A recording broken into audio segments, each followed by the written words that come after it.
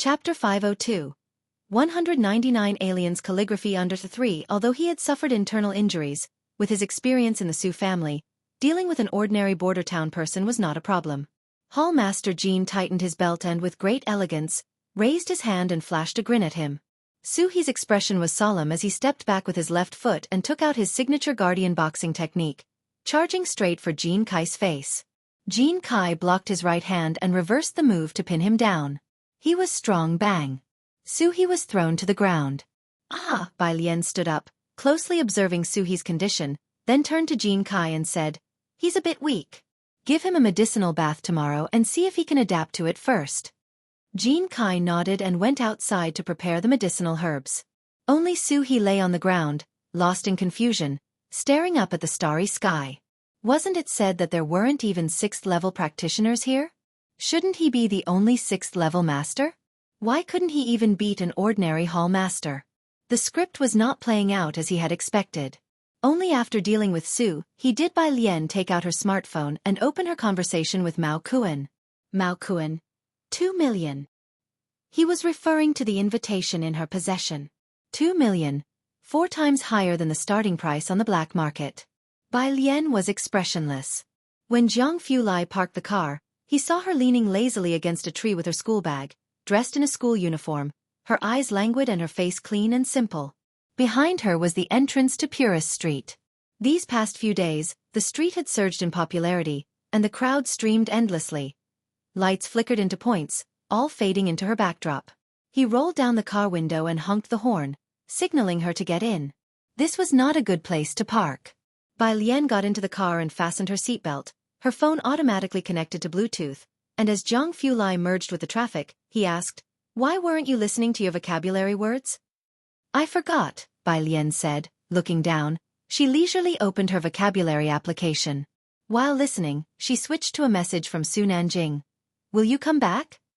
On the other side of the phone, Su Nanjing had just boarded the plane and was about to shut it off when he received Bai Lian's message, which amused him. "I can't come back for a short while, it takes too much time." Bai Lian tapped on her smartphone. "Give me an address, I'll send something." He sent her an address and then asked, "Are you going to send me some local specialty?" "Bai Lian." She leaned back and asked Zhang Fulai, "Are you familiar with Xueqi?" Zhang Fulai's driving was steady. Nanjing mentioned him. "He's a collateral member of the Sioux family, trustworthy." Su Nanjing knew that the martial arts training hall was Bai Lian's place, so he would naturally inform Zhang Fulai when sending someone over. On the phone, Su Wenyo's concerned message popped up, asking if the pressure from her studies was too much recently. Bai Lian replied that it was manageable. As the car was nearing Heiress Street, Zhang Fulai tapped his fingers leisurely on the steering wheel and asked, "Not going to eat first?" "It's still early today," Bai Lian said with lowered eyes, scrolling on her smartphone screen. She was planning to go back home today.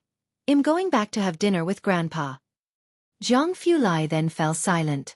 When the car reached Heiress Street, Zhang Fulai parked and walked with Bai Lian into the area, enjoying a moment of rare tranquility. Zhang Fulai stood to the left of Bai Lian, walking at an unhurried pace, the street lights and moonlight above. His profile bathed in the light, his features sparse and handsome, quiet yet emanating a sense of cool detachment. The two stopped under a street lamp at the corner. Zhang Fulai stopped and turned his head to look at her, slightly reaching out his hand. Meanwhile, in Jiangjing, at the residence of the Sioux family matriarch, it was rare for the entire Sioux family to dine together. The Sioux family matriarch looked at Su Wenyao with discontent. "It's been several months now, how long are you planning to make trouble with Shuyun?" Su Wenyao put down his smartphone and picked up his chopsticks, stating plainly, "Grandma, we broke up." The Qi family was a connection the Su family matriarch made with great effort, and she would not allow Su Wenyao to be foolish at this critical juncture. The Su family matriarch was on the verge of exploding. Suen looked up to stop her. "Mom, the patriarch's big birthday celebration this year is important, and what gift we should give him still needs your discerning eye. The board of directors and I have not decided yet." The main family? Ji Mulan had married into the Su family and it was the first time she had heard this term. She couldn't help but look up. She naturally knew that in a place like Jiangjing, the Su family was just a marginal clan, but even such a marginal clan was a target she and the Bai and Song families had chased for so long. So what was this main family that the Su family was talking about? That's true. The issue had been classified as a top priority by the Su family this year, which diverted the Su family matriarch's attention. You should bring some gifts and ask the Chi family, and also your old classmate's daughter, the talented girl from the Calligraphy Association, right? See if among their acquaintances, there is a collector whose calligraphy or paintings we can buy. The butler nodded in agreement. If we could get authentic works from Liang Zuan or by Shangjuan, that would be even better. Mr. Chen favored the style of Liang, so that circle had a certain preference for works in that style. Su En knew the Su family matriarch was referring to Su Yejun. I'll ask them. It's a pity we don't have anyone in our family who practices calligraphy. The Su family matriarch set down her chopsticks, feeling quite regretful. Compared to the wealthy families of Xinjiang district, we can't match them in terms of valuable gifts. It would be best to give something that resonates with the patriarch's taste. Maybe if he's pleased, we could move back home. Something that met the patriarch's taste, be it a person or an object, would do. Hearing this, Su Wenyo's mind stirred, turning to Ji Mulan. Alien used to learn calligraphy, right? Chapter 503, 200 Express, Retreat for the College Entrance Exam, Second Update. Underscore 1 Su Wanyao had seen Bai Lian's handwriting. Neat and yet with her own style, it was very attractive. Yes, I remember too, Su En nodded as well. This time, old Madame Su looked at Ji Mulan with some surprise, calculating something in her mind. What style of calligraphy did she learn? Ji Mulan's smile was a bit awkward. Bai Lian hadn't formally studied calligraphy at all. No, it's just the style of the Jianghu. Ji Mulan herself had never seen the imperial script. Jianghu style? Old Madame Su didn't know much about it, but she knew it wasn't mainstream. She lost interest and turned to Su Jiue, who was sitting beside her. Yeah, eat more.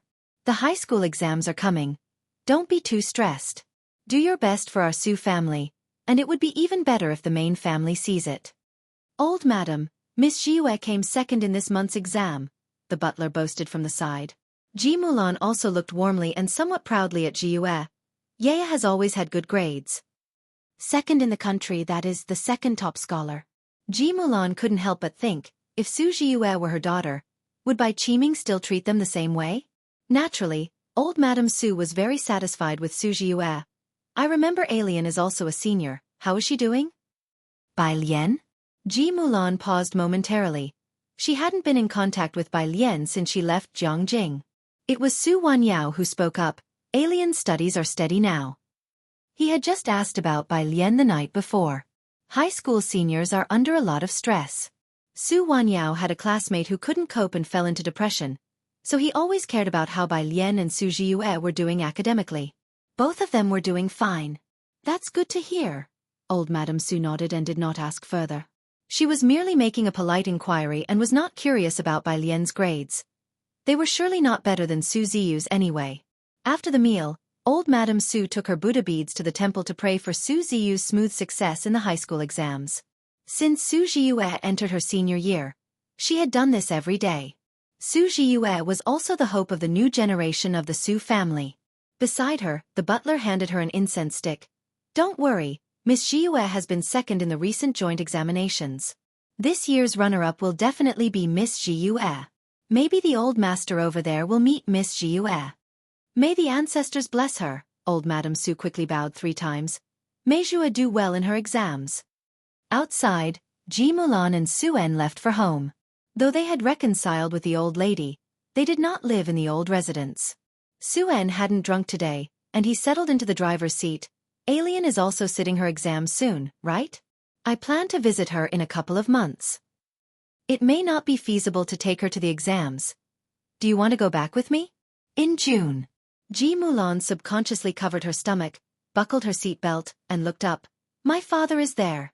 The doctor said my pregnancy is unstable. The baby was still in the early months, and she was an older mother. Xiangqing was too far. After the flight, it would be several hours car ride, and the roads in Xiangqing were rough. If Bai Lian had been as close and excellent as Su Jiue, she might have gone back, but Ji Mulan didn't want to take the risk of returning to Xiangqing. She wanted to avoid the topic. You just mentioned main family, and that is... You know about the circles in Jiangjing. Su En drove out of the gate. Old Master Chen is from the Chen family. You've studied history. You should know the Chen family. Descendants of General Chen Yi? Ji Mulan gasped. Yep, Suen nodded, his gaze deep. And our main Su family is on par with the Chen family. Our clan is too large to imagine. We were once a collateral branch of theirs, but have since separated. It's quite difficult to rejoin the main family. Suen sighed. Ji Mulan stared at the road ahead, as Suen's sparse words painted a world she had never encountered. The Su family, the Chen family. The next day, when Bai Lian arrived at Xueqi Martial Arts School in the evening, a group of young men and women were queuing outside. They were students planning to apply to arts colleges next year and were registering this year. She carried her book bag across the corridor to the back. In the backyard, a large wooden tub was placed, and Jean Kai was throwing herbs into it. Suhi stood beside him, not as cold and proud as yesterday but with a hint of unease. Seeing Bai Lian, both looked over to her. Miss Bai. Bai Lian put down her book bag and played with a white handkerchief in her hand. Standing in front of the tub, she asked casually, "Why would you be willing to come to Xiangqing?" Logically speaking, Xiangqing is so remote that even people from Beijing aren't willing to come here. Suhi never lied. I've been seriously injured before and it left complications. My father sent me here. And I don't want to stay with the Su family anymore. Miss Bai, rest assured, I won't have any second thoughts. Chapter 504, 200 Express Delivery, Preparing for College Entrance Exam in Seclusion, Second Update. _2 His voice was bitter. He used to be full of vigor at the Su family's home, and all the relatives believed he could stand out and reach the old master Su, becoming the right-hand man of the next family head. But after his injury remained untreated, his father no longer valued him. To them, he was nothing more than a dispensable cast-off. Bai Lian laid out a handkerchief in her hand. She turned her head to Su He. Want to be treated? Want to be treated? Su He was stunned. Years ago, he had thought about seeking treatment, but he had been to various hospitals in Jiangjing, underwent numerous tests and had many blood samples taken. The doctors only prescribed him medicine to replenish blood and boost his energy for recuperation. At first, his father also sought out various famous doctors for him, who all said that was all they could do, and the illness that had settled in only allowed for slow recovery. Su He looked at Bai Lian, feeling a tightness in his throat. Miss Bai, can it be cured? It can be, but it will take time. Bai Lian had already noticed the night before that he had a floating gait and weak lung and heart energies. This was the kind of chronic illness common among old soldiers, which she was quite familiar with. She had studied it with an army doctor back in the day. The girl before him was overly young, clad in a plain school uniform. She held a silver needle in her hand, and when she looked over, those serene eyes inexplicably inspired confidence. Su He clenched his fists. Miss Bai, am not afraid to wait. I can wait even 10 years. Bai Lian fell silent. It won't take that long. She pointed to a stone bench next to them, motioning him to sit. Let me examine you first. Su He placed his hands flat on the stone table. Bai Lian reached out to take his pulse, her eyes lowered in contemplation. Su He watched her face anxiously. After 5 minutes, Bai Lian withdrew her hand. It's about what I expected. It would improve faster with the help of medicinal baths and acupuncture. Let me give you an acupuncture treatment now. She rolled up the sleeve of her school uniform carelessly. A few strands of fringe fell over her forehead, casting a trace of indolence. Her slender fingers held the needle, and located the Zhongxian point on his body. She inserted the needles one by one, the last one at the Zusani point, to supplement earth to produce metal. A principle in traditional Chinese medicine that treatment must target the root cause. How does it feel? Bai Lian stepped back and observed him. Su He opened his eyes. It doesn't feel like much. Bai Lian slowly redirected her gaze, noting that being able to speak was a good sign. No paralysis. Outside. Pu Xiaohan was shooting the local customs and flavors outside. When Bai Lian came over, Pu Xiaohan was just packing up her camera. Are you done? She walked towards Bai Lian with the camera in hand. Not yet. Bai Lian remembered there was a cluster of courier stations at the street corner, convenient for travelers wanting to send local products home. I'm looking for a courier station. You're sending a courier? Pu Xiaohan greeted old Mr. Tao at the street corner before taking Bai Lian's sleeve and leading her towards the front. It's this way. Which company do you want to use? All kinds of courier stations were available here. Bai Lian followed Pu Xiaohan, looking to the side. Which courier is the cheapest? The post office. Pu Xiaohan led her to the far end. They passed by stations for SF Express, Zhongtong, and others before stopping in front of the Green Postal Express. It's the cheapest. The post office had the fewest people, with several couriers inside. Seeing someone approaching, the woman inside put down the package and took a couple of steps forward. Her eyes landed on Bai Lian. Are you sending a courier? Yes. Bai Lian took out her backpack and pulled out a golden red invitation. Just this. The woman took a look, saw it was an invitation, and without much notice, bent down to rummage on the floor, finding a not too battered box. Can I use this to mail it for you, beauty? Bai Lian was not picky. That's fine. The woman handed her the form to fill out. Bai Lian, not wanting the writing to be unclear to others, filled out the courier form in very neat handwriting, and once finished, handed it over. The woman took it, and upon seeing Bai Lian's calligraphy, stared in surprise, then took an extra look at her. Then her eyes fell on the address. Is this going to Jiangjing? Yes. Bai Lian nodded, remembering Nanjing had said he wouldn't be returning this time. The woman, not further inquiring into private matters, packed it skillfully. Out of concern for the invitation, she even carefully wrapped it in a layer of plastic film, 9 yuan. Bai Lian scanned the QR code with efficiency. Pu Xiaohan watched the woman pack the item, and after Bai Lian paid and walked out, she hesitantly asked, "The one you just sent, why does it look so much like the invitation used by good people playing ping-pong?" When Zhang Xiai showed Pu Xiaohan Bai Lian's invitation, she remembered it clearly. The wind blew, carrying a hint of chill. Bai Lian played with her phone, her voice casual, pretty much. 500,000? Pu Xiaohan's voice shifted, and she was a bit flustered. You just mailed it out like that? No insurance? Bai Lian. There was also a possibility, it could be 2 million. Pu Xiaohan immediately turned around and went back to the courier store. Bai Lian's phone rang.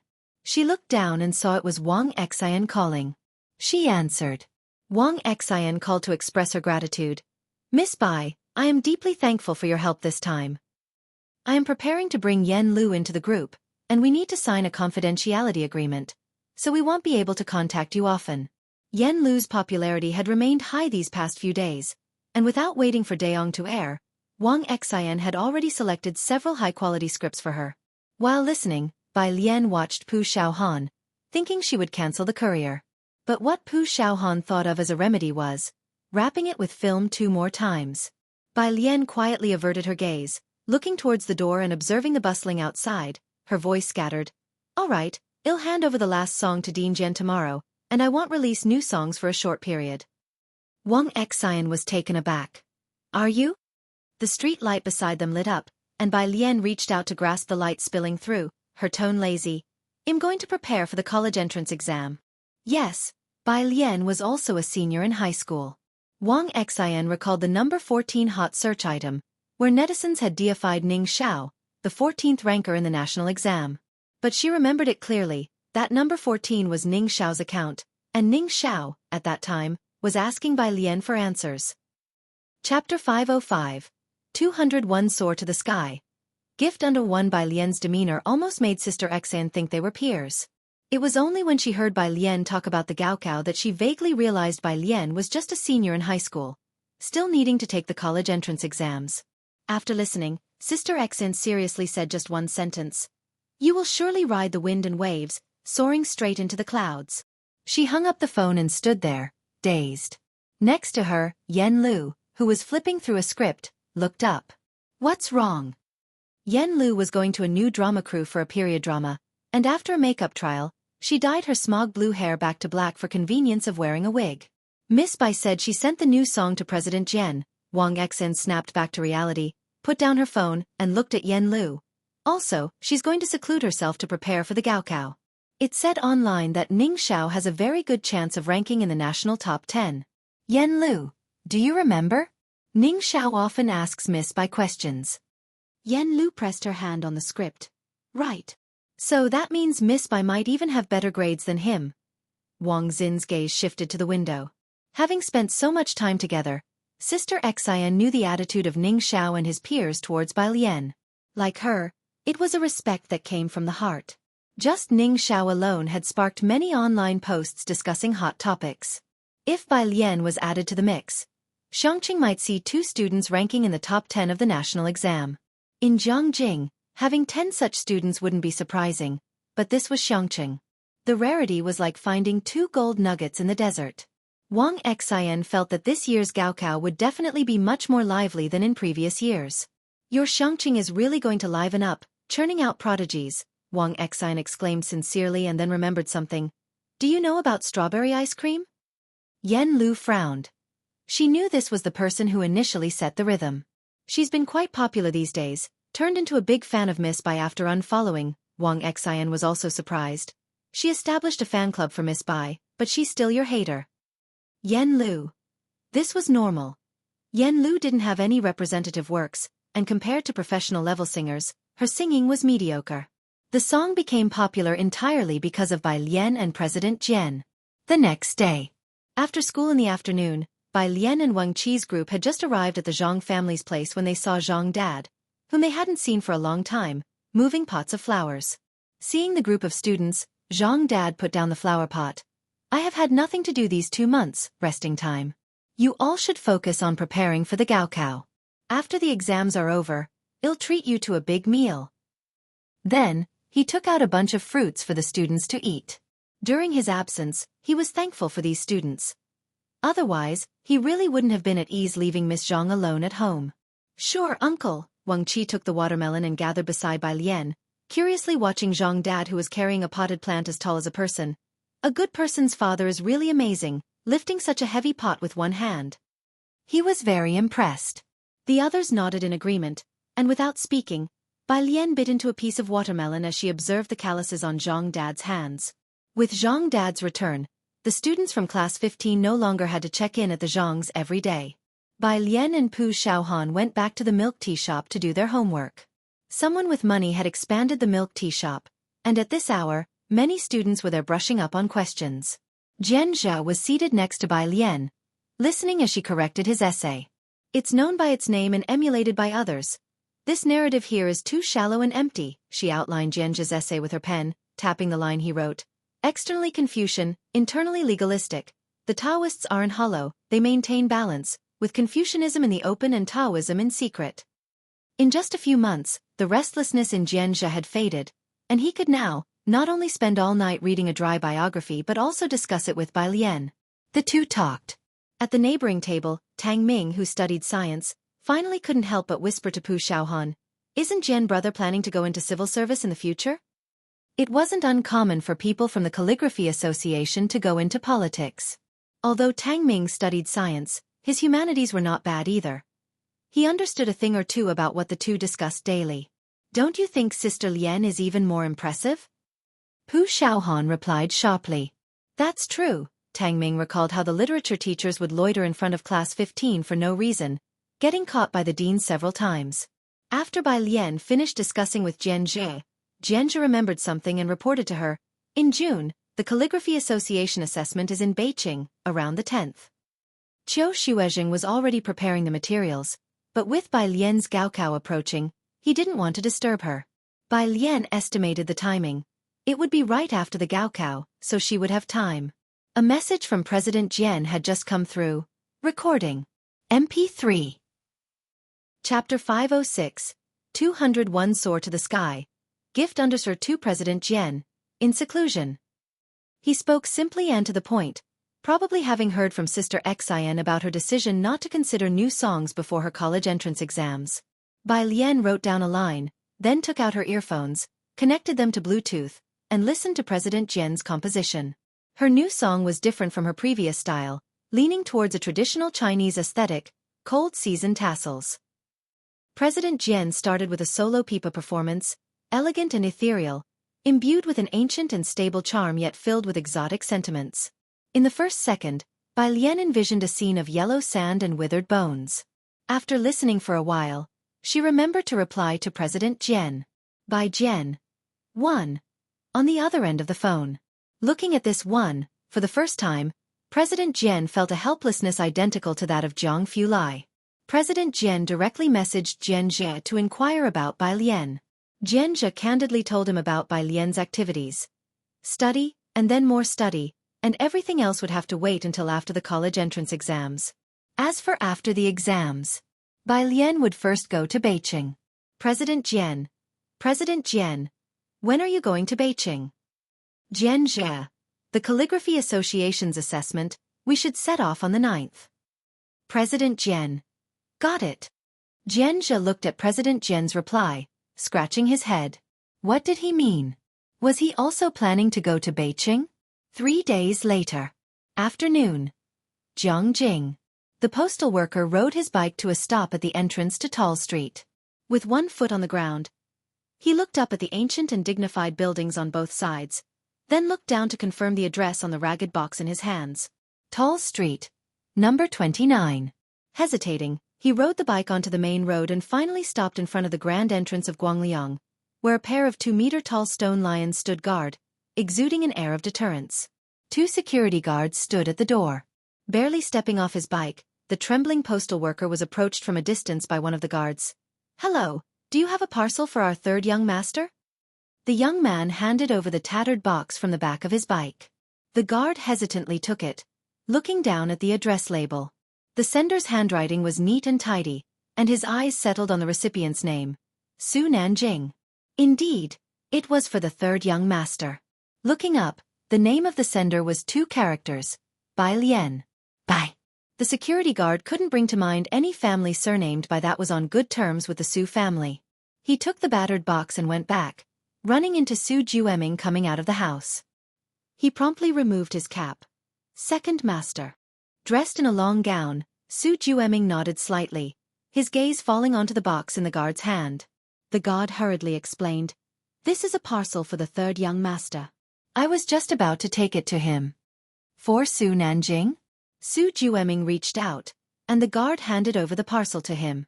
Looking down at the sender, Su Juming's eyes landed on the place of dispatch.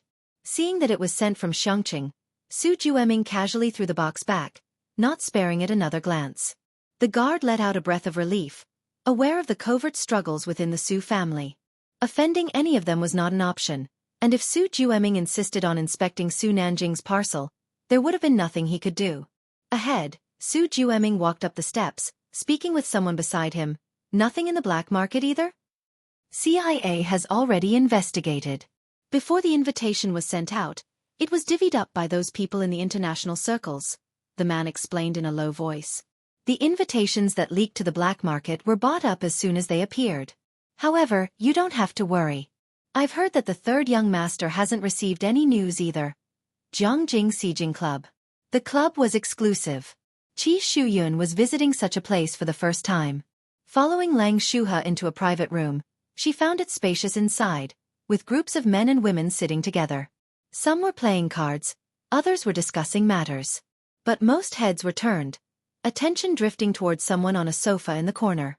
There, a young man sat, his coat removed, wearing only a light blue hoodie, leaning on the sofa, casually holding a rather tattered paper box. Mr. Xiao.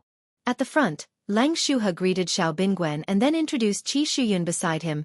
This is the daughter of a teacher I knew long ago. Xiao Bingwen, who had gathered everyone, was still holding a pair of small scissors, moving briskly.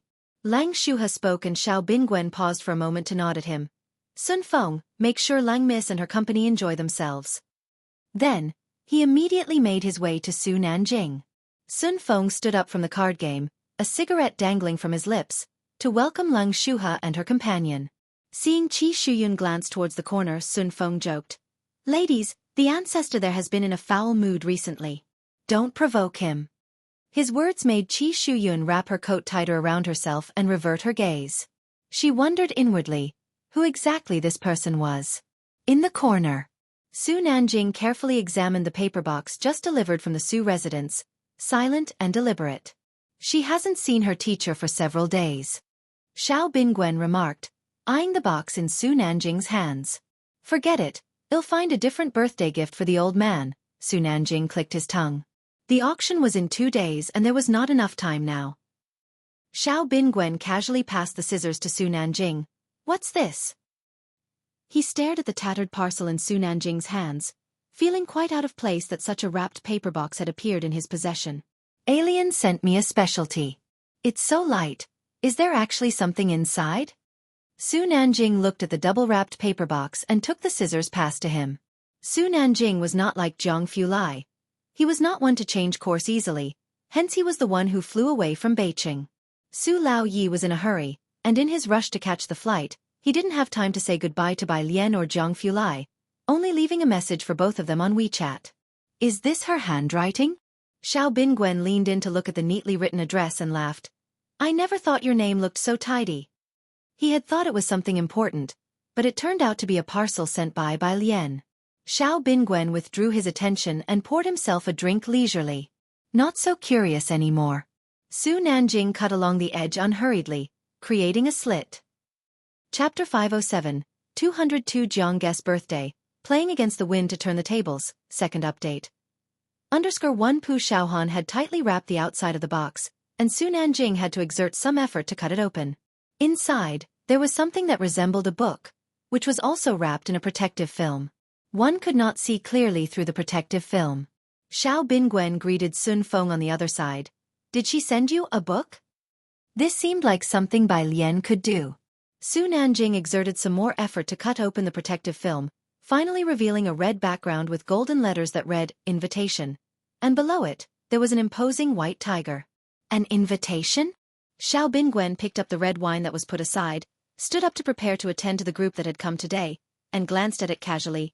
What kind of invitation is this? A white tiger from the White Tiger Auction House, huh? He said it off-handedly. In mid-sentence, his steps abruptly came to a halt. Then with a snap, he set down the wine glass. His gaze fixed unblinkingly on the invitation. There had never been a moment where he felt the sound of his heartbeat so clearly. His throat tightened, and his voice trembled. This is... They didn't have invitations, but they had seen them before. The White Tiger Auction House was a place where they could buy almost everything they wanted. Occasionally, certain items were too precious, making the invitations hard to get. But in most cases, the Su and Xiao families were still able to get one through official channels. So at just one glance, they recognized that this was the invitation they had been seeking this time. Did Miss Bai send this to you? Xiao Bingwen looked at the tattered box beside him and then at the understated and mysterious invitation in Su Nanjing's hands, finding it absurdly comical. Su Nanjing immediately took out his phone to call Bai Lian. She picked up after one ring. Little sister Bai Lian, what did you send over? Bai Lian had just finished school, and she was at a milk tea shop ordering a milk tea, while Qi Yundai was passing a plate of cake to her. An invitation. She took the cake that Qi Yundai offered and turned to walk inside, her voice calm and unhurried. Haven't you been looking for it? What's the matter? Su Nanjing. No. Oh, Bai Lian's tone was casual. Is there anything else? Her tone suggested, don't disturb my studies. The two hung up the phone. Xiao Bingwen had listened to the entire conversation, finally came back to his senses, and murmured, where did she get that invitation from? He and Su Nanjing had been busy for half a month, and these last few days they were really about to give up. Then this invitation had fallen from the sky? Was it from Zhang Fulai? Bai Lian was but a high school student at Shengqing First High School. Other than Zhang Fulai, Xiao Bingwen really couldn't think of any other explanation. Bai Lian had been in seclusion and did not attend the auction. Saturday. It was rare for Zhang Fulai to have a day off, and these people were already regulars at the library. The light streamed through the library windows and fell on the table by the window. Today, the library was quite busy, and the table on the right was completely occupied by Bai Lian and her group. Zhang Fulai sat on the very right, with black headphones on his ears. In front of him was a very thin laptop. His slender fingers tapped on the keyboard, and occasionally he turned his head to speak with Bai Lian. The sunlight fell on his face, his eyelashes cast down, giving his usually cold features a touch of entanglement. Tang Ming across him raised his hand, looking cautiously towards Zhang Fulai. Teacher Zhang, we're having hot pot for lunch. Zhang Fulai was used to being cold, and his demeanor didn't seem to fit someone who would join them in bustling eateries. Although they had had hot pot together many times, inviting Zhang Fulai still took a lot of courage from Tang Ming. Sure, Zhang Fulai nodded indifferently. Tang Ming finally sighed with relief and quickly sat down. At noon, the hot pot restaurant in the next mall. To ensure everyone could eat properly, Tang Ming and the others booked a private room. The group wasn't large. Bai Lian, Zhang Fulai, Pu Xiaohan, Ning Xiao, Tang Ming, and Jiang He. They had ordered a dual-flavored hot pot, to which Zhang Fulai was indifferent. He held a pencil, scanned the menu, and ticked a few dishes Bai Lian would eat. As he continued scrolling, Bai Lian reached out to press down on his fingers. Zhang Fulai's fingers were always cool, due to spending too much time in the underground laboratory. Even in Xueqi, it didn't change his constitution. His naturally pale and cold fingers seemed even more like white jade. Feeling a warmth, he looked at Bai Lian's finger pressing on his hand, then watched her leisurely pull the pencil from his grip. Bai Lian rested her chin on her other hand, tilting her head slightly. "Teacher Zhang, no need to order more, they've ordered more than we can finish." She spoke from experience. Zhang Fulai let go of the menu. "All right then." He didn't continue ordering. Having known each other for so long, aside from when Zhang Fulai was teaching them and prone to teasing, during meals, he generally did not disrupt everyone's good time and was trying to contain the coldness he emanated. Chapter 508. Zhang Guest's 202nd birthday. It's all about turning the tables against the wind. Second update. _2 at the dining table. Pu Xiaohan was posting pictures in the group chat. Pu Xiaohan, Grandpa's clothes are almost done. After sending the message, she looked up at the people around the dining table. Grandpa's class uniform is ready. I've reserved a set for the good guy, but he won't be able to take the graduation photo with us next month. Especially Zhang Xiai's. Given the current atmosphere in Class 15, the merit of Zhang Xiai's and Wang Qi cannot be overstated. To take a graduation photo without Zhang Xiai's would make Class 15 seem somewhat imperfect, Pu Xiaohan felt. Although they joked and laughed when mentioning Zhang Xiai's, Pu Xiaohan and the others knew they could only adopt such an attitude. A year in jail would have too large a psychological impact on a high school student. Don't worry, Bai Lian said as she picked up public chopsticks to serve food. Xiaobei mentioned that they've prepared a banner for the good guy. Banner. The mood livened up at the mention of Wang Qi. Tang Ming, curious, asked, "What kind of banner?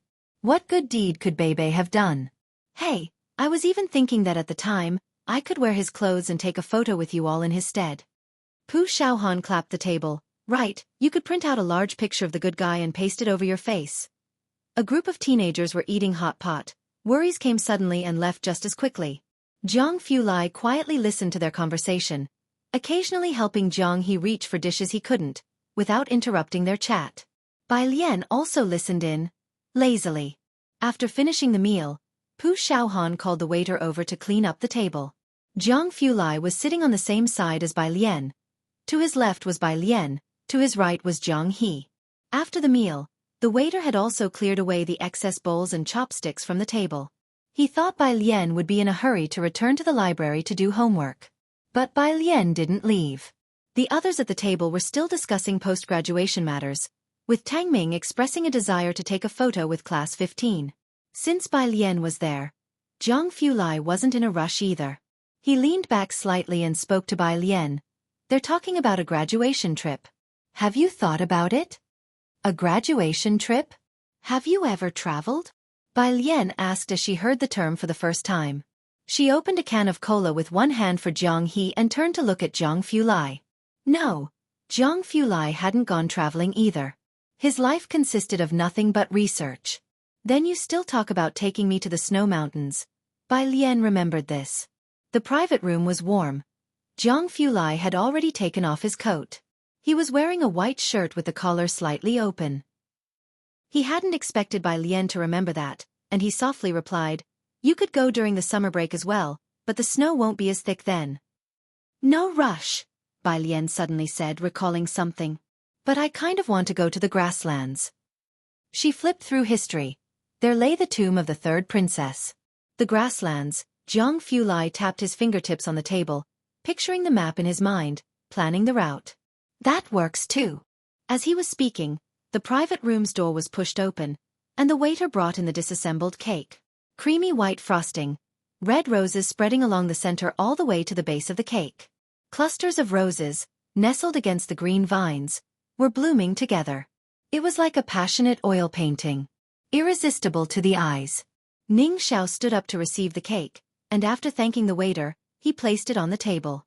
But the waiter didn't leave, instead looking longingly at the cake that resembled a handicraft. "Handsome, where did you buy your cake from?" "This wasn't bought." Pu Xiaohan smiled at her. It was made by our friend. The cake maker, of course, was Qi Lu. Tang Ming motioned to Jiang Fulai to blow out the candles. Happy birthday, brother Jiang. Blow out the candles and make a wish. Jiang Fulai looked at the slowly burning candles. For the first time, the usually calm and composed him didn't know how to react. Perhaps because his family was no longer around, he didn't celebrate his birthday. He usually spent his birthdays in the lab to avoid trouble. If others couldn't find him, it would just be dropped. Even Su Nanjing and Jiang Shijue would only send a gift when the time came. Blowing out candles and making a wish. This was his first experience. The windows in the private room were closed. The candlelight reflected on his cold face. Under the urging of Tang Ming and the others, Jiang Fulai slowly closed his eyes and made a wish. He didn't have any particular wishes. If it were before, he might have wished to find dark matter. But now he quietly thought, may Miss Bai be safe and sound year after year. Jiang He stood by his side and helped him blow out the candles. In the evening, Jiang Fulai leisurely strolled in the setting sun. He escorted Bai Lian back to the Ji family. Ji Heng invited them to have dinner. He had specially gone fishing with Chief Chen that day, and the neighbor auntie helped with cooking. By the time the two returned, the meal was ready. Chapter 509, Jiang Ge's 202nd birthday. It's all about turning the tables against the wind. Second update. Under the three, the dishes were very rich. At the dining table, Ji Heng gave Jiang Fulai the set of clothes meant for him, a silver-gray overcoat, made of silk-like material that looked very high-end, fastened with Chinese frog buttons. Patterns were embroidered across the middle of the sleeves and the front. Jiang Fulai carefully accepted the set of clothes, his fingertips grazing the cool fabric. One glance was enough to see the dense stitches. Ji Heng had put a lot of thought into it. Chief Chen and Ji Heng both enjoyed drinking. The two chatted as they sipped their liquor, and an hour passed by without finishing their meal. That's when Jiang He found time to go to his room and bring out his Lego for him. The Lego was a custom-designed castle tower. The blueprint was drawn by Jiang He, and his teacher helped him make numerous revisions. It was 30 centimeters wide and about 40 centimeters tall. The intricate bricks and the connecting beams could be seen. Jiang Fulai said thank you twice today. After giving the gift, Jiang He couldn't take his eyes off him. Jiang Fulai took it and pointed at a spot, looking at Jiang He and casually remarked, this part isn't drawn well. Jiang He decided to sleep with Ji Heng tonight. Ji Heng had drunk too much today. Bai Lian made an exception and walked Jiang Fulai to the door. At 9 o'clock, Jiang Fulai looked down the long, dark alley. Just as he reached the bend at the entrance, he stopped and told Bai Lian to go back first. Bai Lian was dressed in a pale green outfit today, her jet-black hair half up. She stopped, stretched out her left hand and opened it. A piece of Kailan jade almost melting under the lamplight appeared before Jiang Fulai. Happy birthday, Teacher Jiang. Jiang Fulai was taken aback, presumably not expecting her to have prepared a gift for him. He reached out to take it, still able to feel the warmth of the jade in his palm. End of May. With the college entrance examination approaching, the school arranged for a graduation photo to be taken. The location was the central stone of the school, with 5 steps beneath it, perfectly accommodating the students to line up. Class 15 prepared uniform attire. The girls' dresses featured a mandarin collar, with a white undergarment, embroidered with ivy at the edges, covered by a red, sleeveless waistcoat adorned with delicate vine patterns. The buttons were matching Chinese frog buttons. Below was a white skirt, the hem embroidered with vivid clusters of roses, red and pink rosebuds in full bloom nestled among green leaves. As the girls stepped forward, the rose bushes hidden in the folds of their skirts burst into full bloom. The boys' clothes? Skip. The students of Class 14 were currently taking their graduation photos below, while the photographer snapped pictures and they stood on the steps, involuntarily gazing at the students of Class 15, their eyes resting on the last tall girl. Bai Lian, with her phone in hand, nonchalantly followed Lu Lingxi at the end of the line. Her hair, still half up as usual, her almond-shaped eyes half closed. Her hair was too long, loosely curling over her shoulders beneath the wooden hairpin. Bai Lian, who was used to wearing plain clothes, wore such a brightly colored outfit for the first time today. The traditional Chinese-style clothes seemed to have been tailored specifically for her, set against a backdrop of blue sky and white clouds. The wind scattered her skirt's hem. A girl of roses, blossoming in the wind. More than half the students from Class 14 were stunned.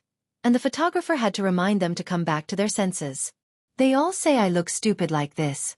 Lian Jie, Xiaohan, take a look, do I look dumb? Wang Qi unfurled his custom-made banner, about 70 centimeters long, with the words written on it. Posing with Zhang Shi eyes, a Mr. Nice Guy. Red background with white characters.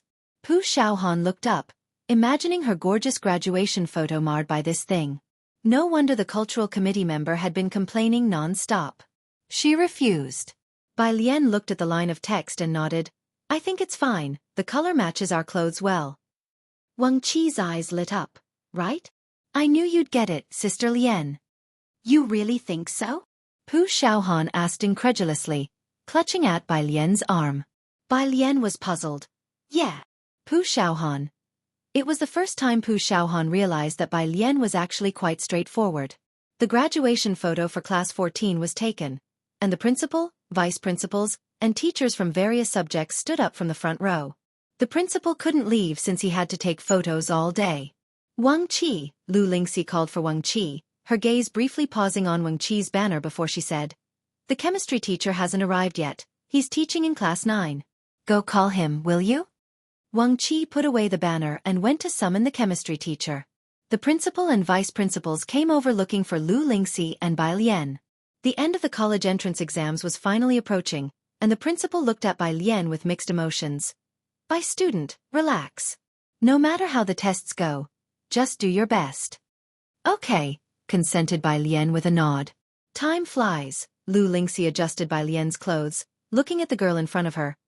I remember the first time you came to take the test, you scored 50 points in comprehensive science. Back then, I thought you would need to repeat a year. From the nearby steps, Pu Xiaohan called Bai Lian over to line up. Bai Lian walked over. The principal watched her walk away, musing. From 50 points to now, I wonder how she will fare in the college entrance exams. She hasn't been in the joint exams, so I have no idea how much Song Min has improved. I have a feeling this year's exams won't be easy. The vice principal had now become a die-hard supporter of Lian. There's no need for won't be easy. The valedictorian will definitely be our Bai student. As he spoke, he murmured to himself, don't think I don't know you've already prepared the valedictorian banner. The principal. The homeroom teacher of Class 8 stood next to the principal, watching Bai Lian in the crowd without saying anything. Bai Lian stood in the second row, next to Pu Xiaohan, the breeze gently lifting the wisps of hair on her forehead, with a stone carved with Bai Xiangjin's words behind her, flaunting the youthful spirit and ambition of their generation. Wang Qi had called the chemistry teacher over. The students of Class 15 had already lined up. He stood behind Bai Lian and Pu Xiaohan holding a flag, whispering, they were just discussing how Sister Lian managed to come this far from 50 points in comprehensive science. How did she come this far? Bai Lian slightly tilted her head towards Wang Qi, raising an eyebrow in her usual casual way, yet with a hint of playful arrogance Wang Qi had never seen before. She didn't speak but looked through the gap at the line of poetry on the stone behind. The Bai family's army won many battles by turning defeat into victory. That was what she was best at. Playing the game of turning the tides against the wind, do you understand, young one? Requesting monthly votes, dear readers. Chapter 510, Battle 203 commences. A clash of two champions under one at 10 in the morning. The sun was plenty strong. Light passed through the clouds and settled on Xiangqing No. 1 Middle School, falling upon the boulder that had stood for 1,000 years. Bai Lian reached out her hand to shield her eyes from the glare, her gaze fixed on the powerful and resonant characters inscribed on the stone. In the interplay of light and shadow, it was as if she saw the comrades who had fought the last battle with her 1,000 years ago. The interweaving of light and shadow was blurry. 1,000 years later, Bai Lian stood beneath the line of poetry she had written with her spear raised, about to fight her first battle. The photographer held up the camera, intending to check the framing in the viewfinder, but his attention was captured by the girl inside the lens. She stood amid the crowd, her face slightly turned, with half-tied hair resting on her shoulder. The girl in the lens had eyes that held the fierceness of war horses and iron soldiers, as if she had traversed mountains and rivers, emerging from the battleground to split open hills of corpses and seas of blood on horseback. Despite the crowd of students around her, rowdy and joking, in that instant, they all but became her backdrop. The photographer involuntarily focused the lens and pressed the shutter. After capturing the moment, he reviewed the photo just taken. The composition was beautiful, like a destiny revolving through a millennium, filled with a mysterious sense of story. He admired it for a while, planning to send it to the student later. The students of Class 15 had mostly lined up, and the photographer put down his camera, amplifying his voice.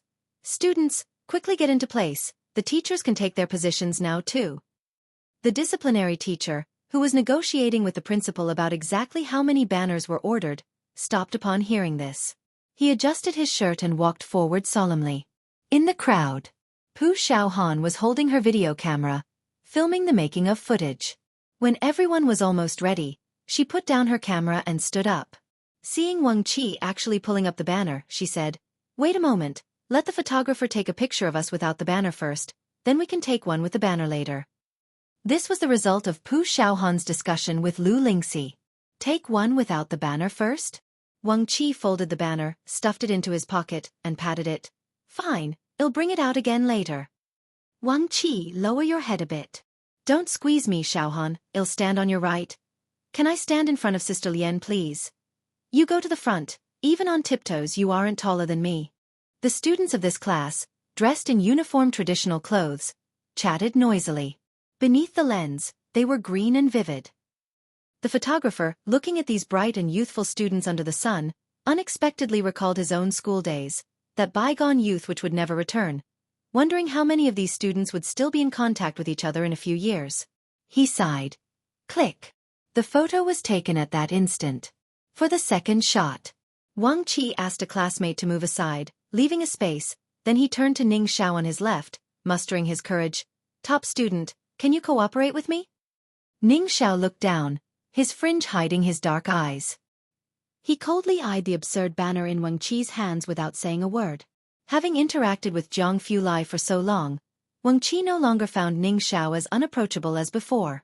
"Top student," Wang Qi passed one corner of the banner to him, assessing the distance of roughly one person between him and Ning Xiao, he tentatively asked, "Good man is your deskmate, so if you hold it, isn't it like he's here too?" As he spoke, he cautiously lifted the banner in his hand. Ning Xiao stared at the red banner and still said nothing. Bai Lian stood in front of the two, with the space Wang Qi and Ning Xiao left behind her. She tilted her head back. "Ning Xiao, help him hold it." Ning Xiao coolly extended a finger and hooked the corner of the banner. His expression was especially somber as he held the banner. Wang Qi gave Bai Lian a hand gesture of thanks before waving at the photographer. "We're ready now, you can take the picture." The photographer lifted the camera and was drawn to the banner. Seeing the symbol that read "One Good Man" on it, he thought to himself about how serious students' nicknames are nowadays, as in their time they were things like Fart Prince or Crazy Wild Boar. After all the photos were taken, Lu Lingxi sent a student to call down Class 16 for their group photo. Pu Xiaohan, meanwhile, took out her camera to film the class candid shots, and Wang Qi called the boys to stand on the roadside and shouted to Pu Xiaohan, hurry, take a group shot for us guys." Pu Xiaohan readied her camera and turned to point it at them. Wang Qi stood in front of everyone, directing them to pose. Before he could speak, a few taller boys hoisted him up as they shouted, "Taro Xiaobei!" Chapter 511, 203 starts the first battle. A pair of heroes under Sir Tu Pu Xiaohan captured this scene on video from the side. Class 16 students came down. They were on the 4th floor, and hadn't seen Class 15's graduation outfits that morning. Upon coming down now, the girls immediately gasped in astonishment. The photographer taking the graduation photos was discussing the placement positions with Class 16's teacher. Two girls from Class 16 walked over with their smartphones and stopped beside Bai Lian. "Bai Lian, could we take a picture with you?" There were many photos of Bai Lian in the school forum, most of which were of her back. Students from other senior classes would often visit Class 15 to seek blessings from the two exam gods, and as the college entrance exam approached, they were seizing the last chances to take photos together, which might not come again after the exams. "How come Tang Ming hasn't come down yet?" Wang Qi, who had been ditched for quite a while, finally managed to get close to Bai Lian to seek salvation. "Wasn't he supposed to take a photo with us?" Just as she was speaking, Tang Ming hurried over, still draped in his school jacket, muttering, I made it." Wang Qi, overwhelmed, pointed at Tang Ming and said, "Everybody, go swarm him." Tang Ming was an unofficial member of Class 15. He had just come down and was still unclear about what was happening when he was surrounded by a crowd from Class 15. A lot of them had brought smartphones and took many photos to share in the group chat. Bai Lian looked through the group for a few photos and finally found one where she was with Zhang Shi's banner and Pu Xiaohan and others, and she sent it to Zhang Fulai. Print it out and bring it to the good person tomorrow. Zhang Fulai replied quickly. Graduation photo? 1. While this group was fooling around, Lu Lingxi stood by watching for quite a while without urging them back to class. Considering the pressure students of class 15 had placed on themselves this half year, it was good for them to relax a bit before the exams. Her gaze landed on Bai Lian, who was standing to the side looking down at her phone, and she walked over to her pausing. Just perform normally without pressure during the college entrance exam, and try to relax now that it's almost here. She thought Bai Lian was studying. Bai Lian silently put away her phone. Okay. The Research Institute. Zhang Fulai waited for quite a while, but Bai Lian hadn't replied, so he couldn't help but click to open the photo Bai Lian had sent him. The photo was taken with a smartphone, with Wang Qi and Pu Xiaohan holding up Zhang Shi's banner standing to the left of Bai Lian, and another girl standing to her right, while Ning Xiao and Tang Ming and others were in the background. The sunlight above was just right, making the group of young boys and girls radiate with youth. He looked at the girl in the center, who stood amidst the crowd, her dark apricot eyes looking at the camera, a smile playing on her lips, her posture slightly lazy and facing the wind, with her half-tied ink-black hair fluttering, blending in with the surrounding youngsters. A group of spirited senior high school students. Zhang Fulai tapped on the photo with his fingertip, then reached out to press save. After exiting, he opened up the Beiqing High School forum. Since Bai Lian arrived at Beiqing High School, she had become a frequenter on the forum. What score she got, what she wore today, encountering her in the cafeteria. At first, Zhang Fulai intended to delete it, but as he scrolled through, the forum seemed like a journal of her growth. From the first mention of Bai the Great to now the graduation photo, Zhang Fulai lowered his head, thinking about checking for new posts from today. He instantly saw the pinned photo. Ah, I took a photo with Senior Bai. She's super beautiful. Scrolling down, there were more photos with her. It was one thing with senior students, but even the first and second year students went to take photos? Zhang Fulai looked on coldly. After school in the afternoon, Class 15 students had a 100% head-turning rate as they walked on the street.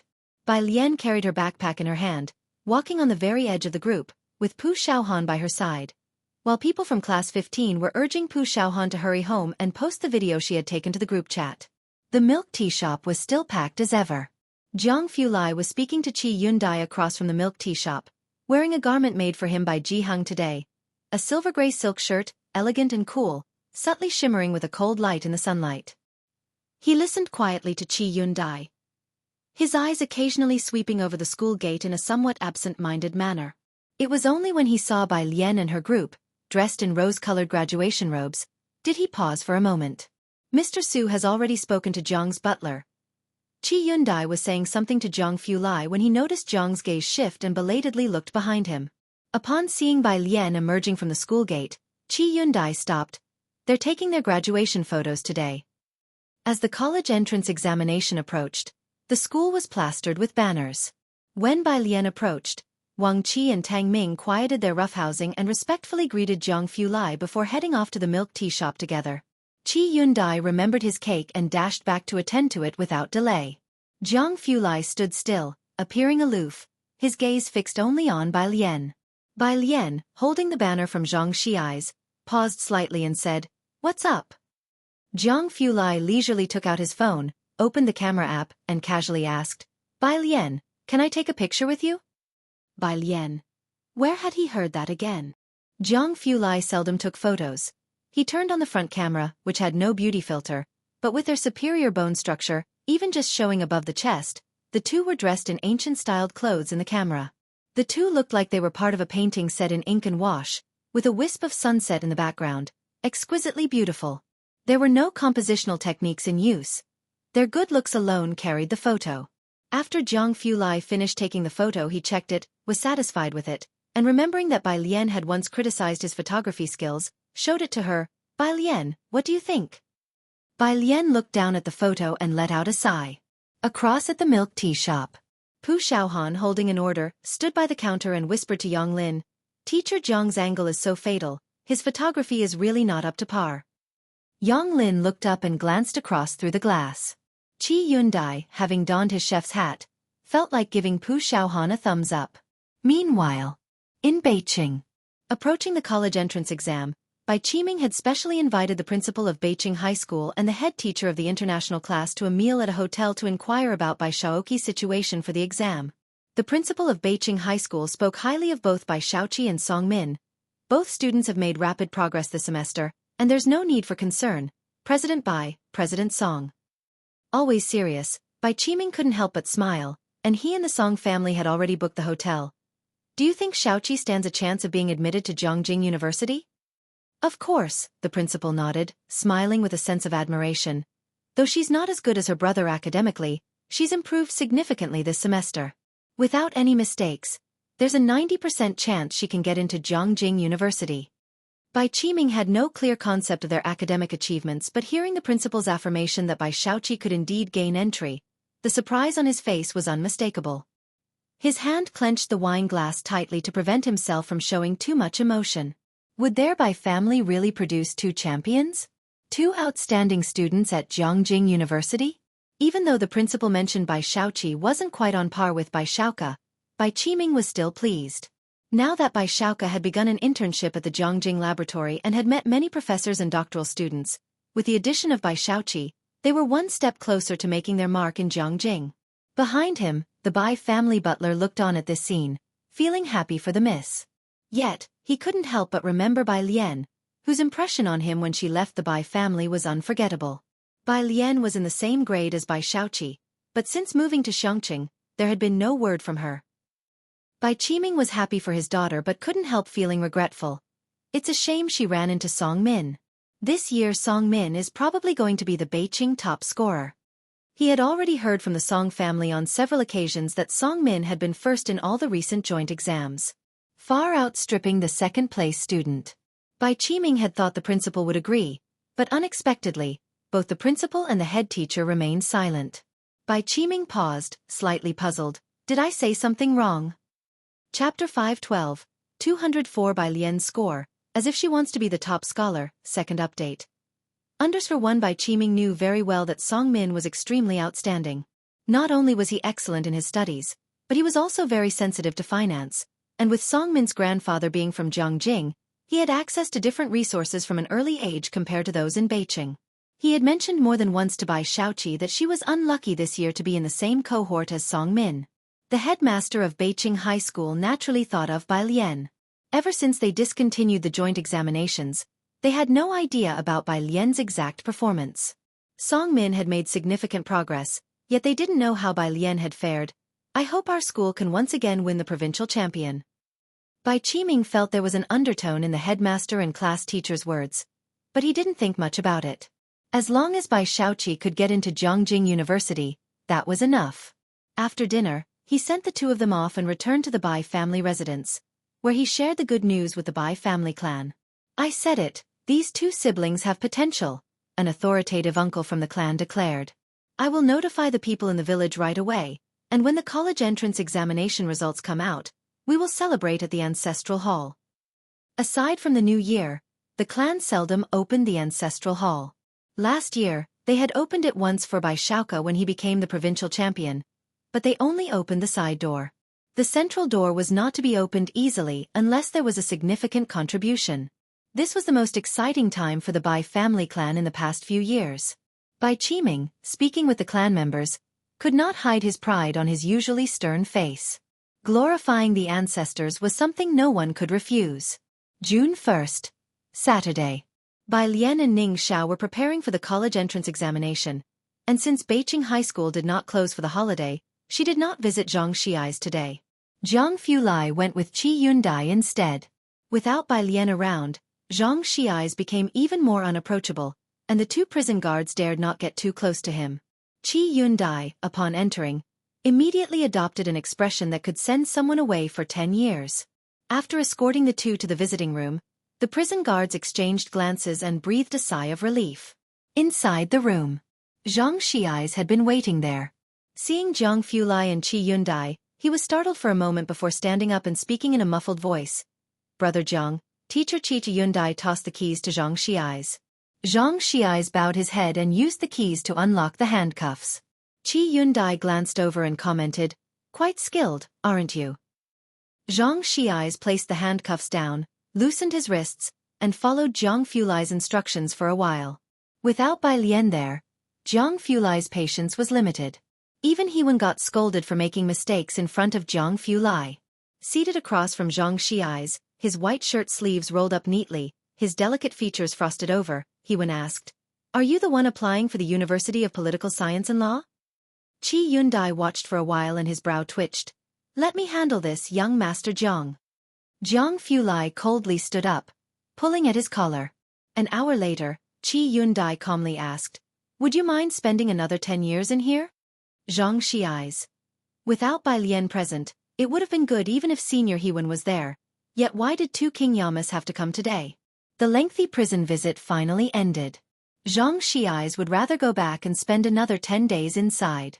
As he was leaving, Zhang Fulai handed him 2 items. Zhang Xiai's took them and looked. He opened the red banner first. "What's this?" As he unfolded it, he soon saw the words written on it. "Take a picture with Zhang Xiai's, a good man, Zhang Xiai's." At this moment, he turned his attention to the other item, a photograph.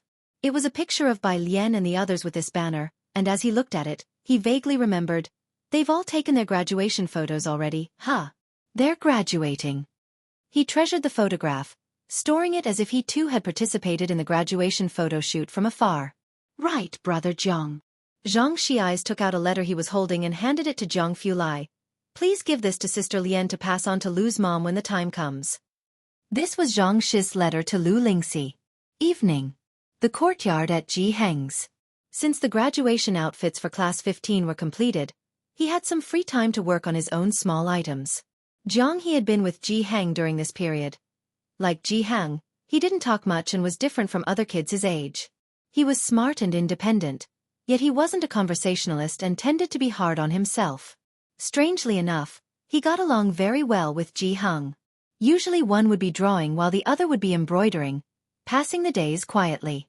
When Xueqi arrived carrying a bunch of gifts, the courtyard gate was open, and he immediately noticed Zhang He sitting leisurely at the stone table with his paintbrush. Ji Heng looked up, saw Xueqi, and was somewhat surprised. "Why did you suddenly come back?" He stood up. Zu's assistant followed Xueqi, also carrying a lot of items. "Chairman Su was worried about disturbing Miss Bei's exam preparation and didn't inform you in advance." "I don't plan to stay long. Just came to see you and Alien. Alien has her exams, so I have to rush back tomorrow." Xueqi placed the heap of gifts in the living room, pausing when he saw the TV there. "You bought a television?" He had thought Ji Heng didn't enjoy watching TV, so he had not considered buying one for them. Xueqi had brought a bunch of gifts this time, including tobacco as well as clothes and accessories prepared for by Lian. Alien bought it. Ji Heng brewed 2 cups of tea and asked them to sit down. After a long wait without anyone else showing up, he pondered for a moment. "Has Mulan not come back?" Xueqi placed the items down and replied, "Xiangqing is far, and the doctor said her pregnancy is not stable, so I didn't let her come back." Ji Heng glanced at Xueqi as he lit his tobacco pipe.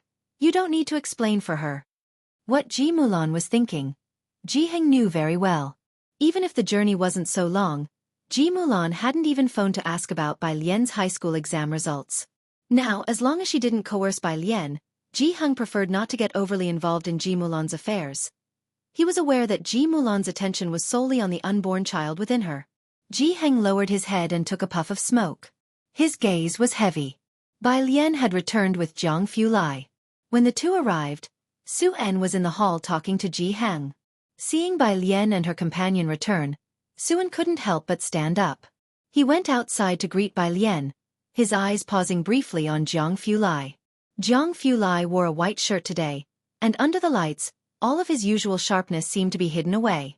Yet, those light-colored eyes that glanced over still felt very oppressive. Xueqi pondered deep down, wondering exactly who Mr. Zhang was. Zhang. Surname Zhang. Xueqi pondered for only a moment before shifting his thoughts. He reached out and handed a gold top of the list pendant to Bai Lian. "Your high school exams are in a couple of days. I wish you success in leaping through the Dragon's Gate in advance." He had the pendant specially made by a goldsmith, and both Su Jiue and Bai Lian had one. Beside him, Zu's assistant chimed in with auspicious words. "Miss Jiue said that with Miss Bei's math skills, you will surely make it to the top of the list."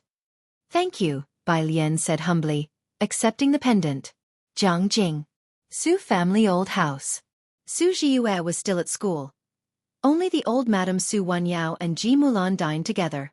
"I'll be sending Zhiyue to the exams on the day of her high school exams." The old lady held chopsticks in her right hand while turning Buddha beads in her left. "Wanyao, you're busy with school, so there's no need to rush back especially." Su Wanyao nodded in agreement. With the high school exams approaching, the old Madame Su was also anxious. After having a few bites, she suddenly remembered something. "What about your father?" "He's gone back to Xiangqing," began Su Wanyao. "Alien also has her high school exams, so he went back to visit them in advance." The old Madame Su knew about Bai Lian's exams, but she never expected Su En to make a special trip back for it.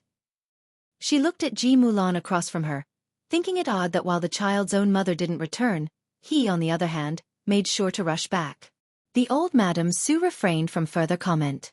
After finishing the meal, the old lady still went to the temple at the back to offer incense to the Buddha, praying for Su Ziyu's exam results.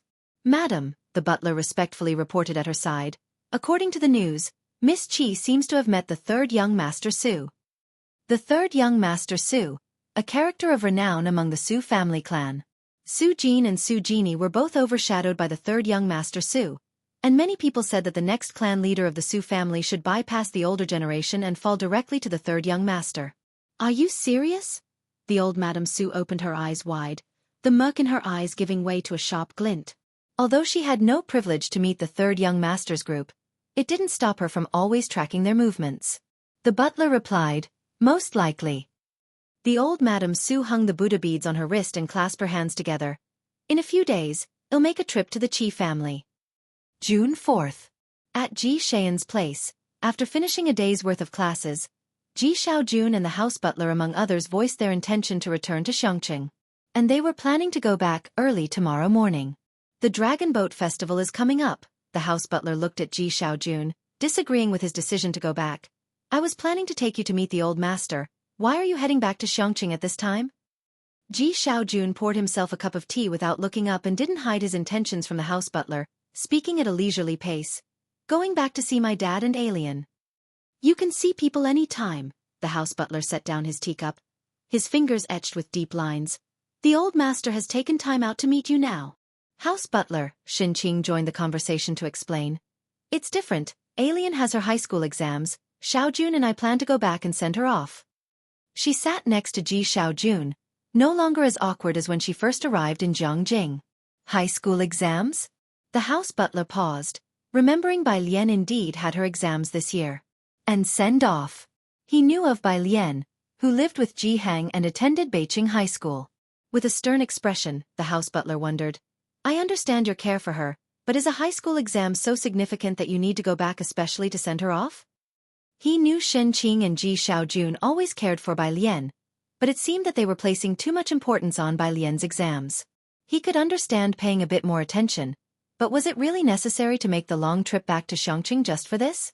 Why were Shen Qing and Ji Xiaojun so agitated, as if she were vying for the top scholar position? "It's a holiday today, so let's ask for monthly votes to update more." Chapter 513, 205 College Entrance Exam. Go against the current straight to the clouds. Extra chapter for monthly pass. Under one, Shen Qing opened her mouth, looked at the butler, and explained, "Alien is a good student." Last time at the Su family, Su Zhiyue had mentioned that Bai Lian was at some Yuan base, and as Shen Qing wasn't highly educated, she had almost forgotten about it after half a year. She couldn't remember what that base was, but she knew that Bai Lian was very likely to be directly admitted to Jiangjing University. For her, the fact that Bai Lian could attend Beijing University was already surprising enough, let alone Jiangjing University. "I know," the butler said upon hearing this, only glancing at Shen Qing with a perfunctory tone. He had heard Shen Qing brag about Bai Lian's good grades more than once.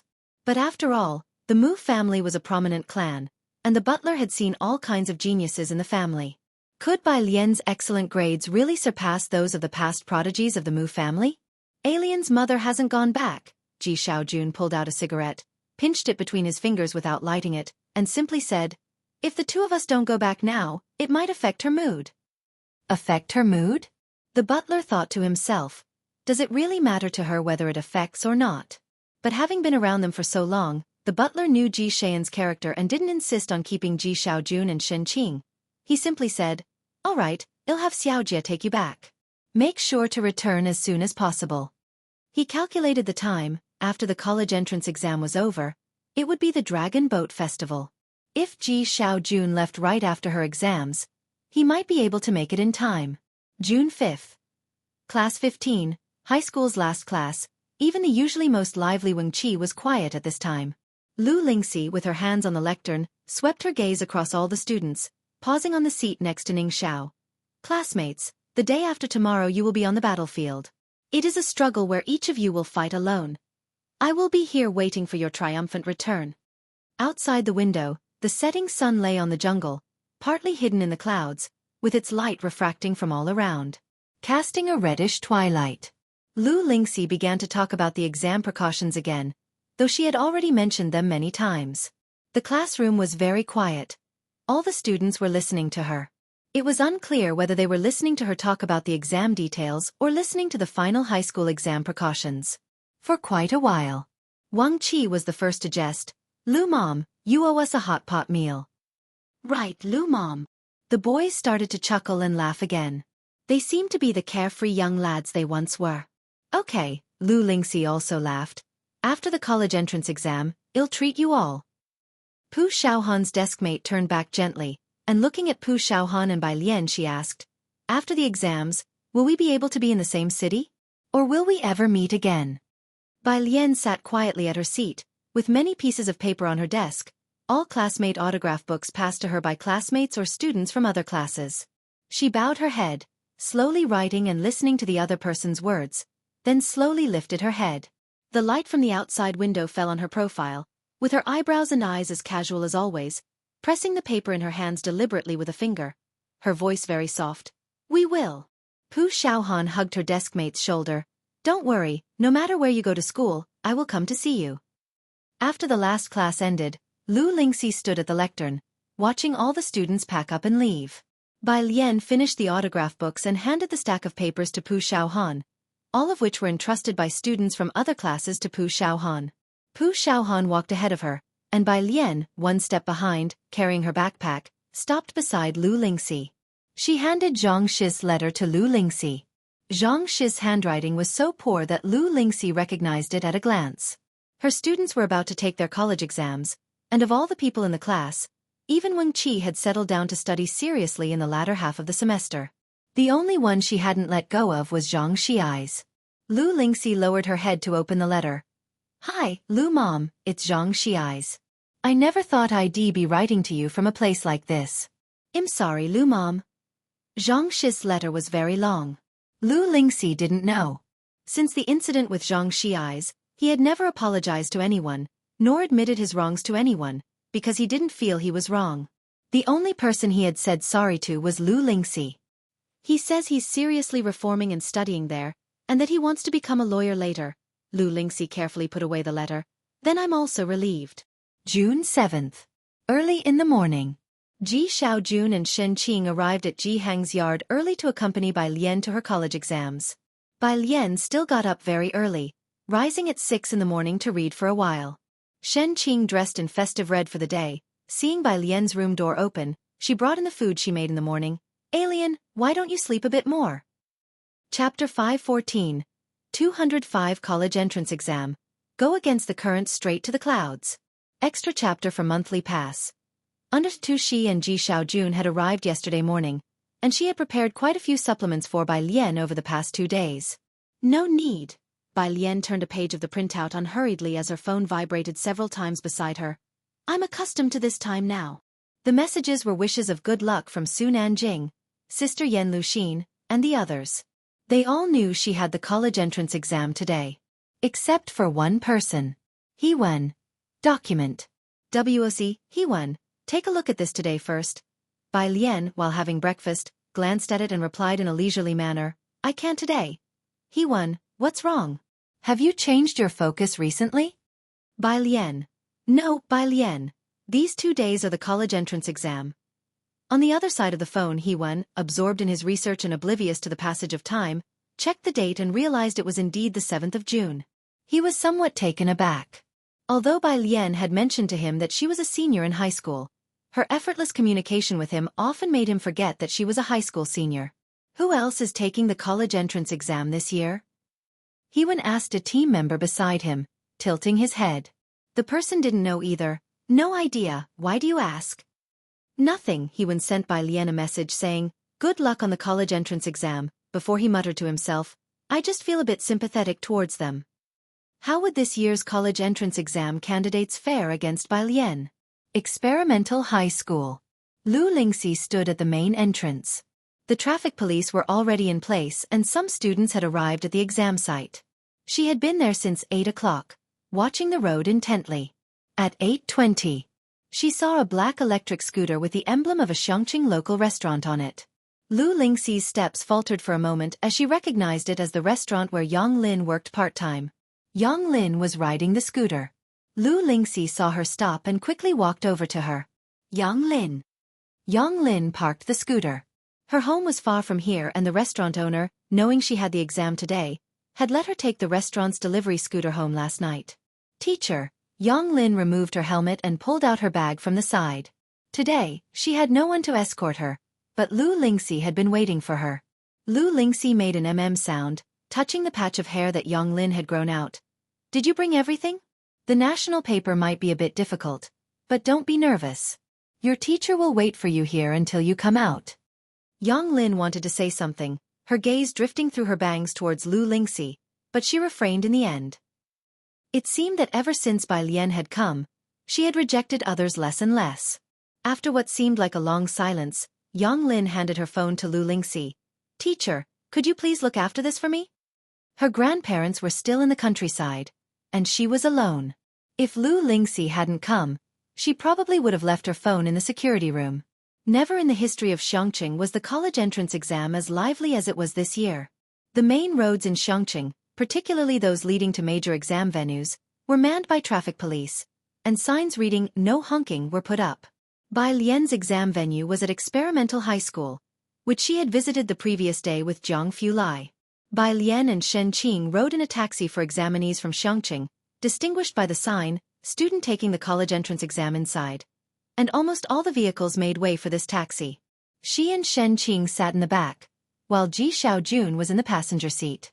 It was Bai Lian's first time taking the college entrance exam, and the cars behind their taxi didn't honk their horns, a scene she had never witnessed before. Today, everyone was making way for these high school seniors heading to their battlefield. The people here really cared about their students. At 8:30, their taxi stopped at Experimental High School. There were many people there to see off the examinees. As soon as Bai Lian got out of the car, she saw Zhang Fulai standing under a tree. Today, he wore a deep gray casual jacket, his silhouette tall and straight. Amidst the bustling school entrance, only the space around him was serene. Xiaojiang. Shen Qing called out to Zhang Fulai and led Bai Lian toward him. Today Bai Lian wore a white satin blouse embroidered with light yellow flowers at the cuffs and collar, and a peach-colored long skirt that shimmered delicately in the vivid daylight, as though she was wearing jade the color of peach blossoms, the fabric smooth and the luster warm. It seemed that after the graduation photo, she became less resistant to wearing brightly colored clothes. Zhang Fulai stood under the tree, quietly watching Bai Lian approach. Her figure was backlit, her face somewhat indistinct. Watching her walk towards him, he felt momentarily disoriented. Once they reached him, he greeted Shen Qing and Ji Xiaojun before looking down at Bai Lian. Did you bring your pen, ID card, and admission ticket? Bai Lian raised an eyebrow, not expecting him to say that. I did. Good. Zhang Fulai's eyelashes drooped as he said. You go to the exam room and I will watch you go in.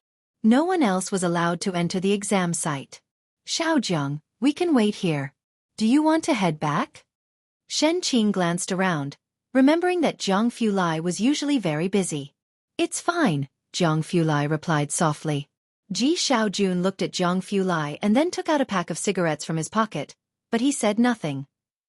Zhang Fulai just stood there, watching Bai Lian carry only a pencil case as she walked step by step into the exam room, her silhouette calm and resolute. She marched into battle alone, yet it was as if she had the support of a mighty army at her back. Bai Lian remembered her exam room and seat, and after going through the security check and showing her admission ticket, she went inside. Most of the candidates were already there, and her arrival still drew quite a bit of attention. At 8:50, the two invigilators had calm expressions.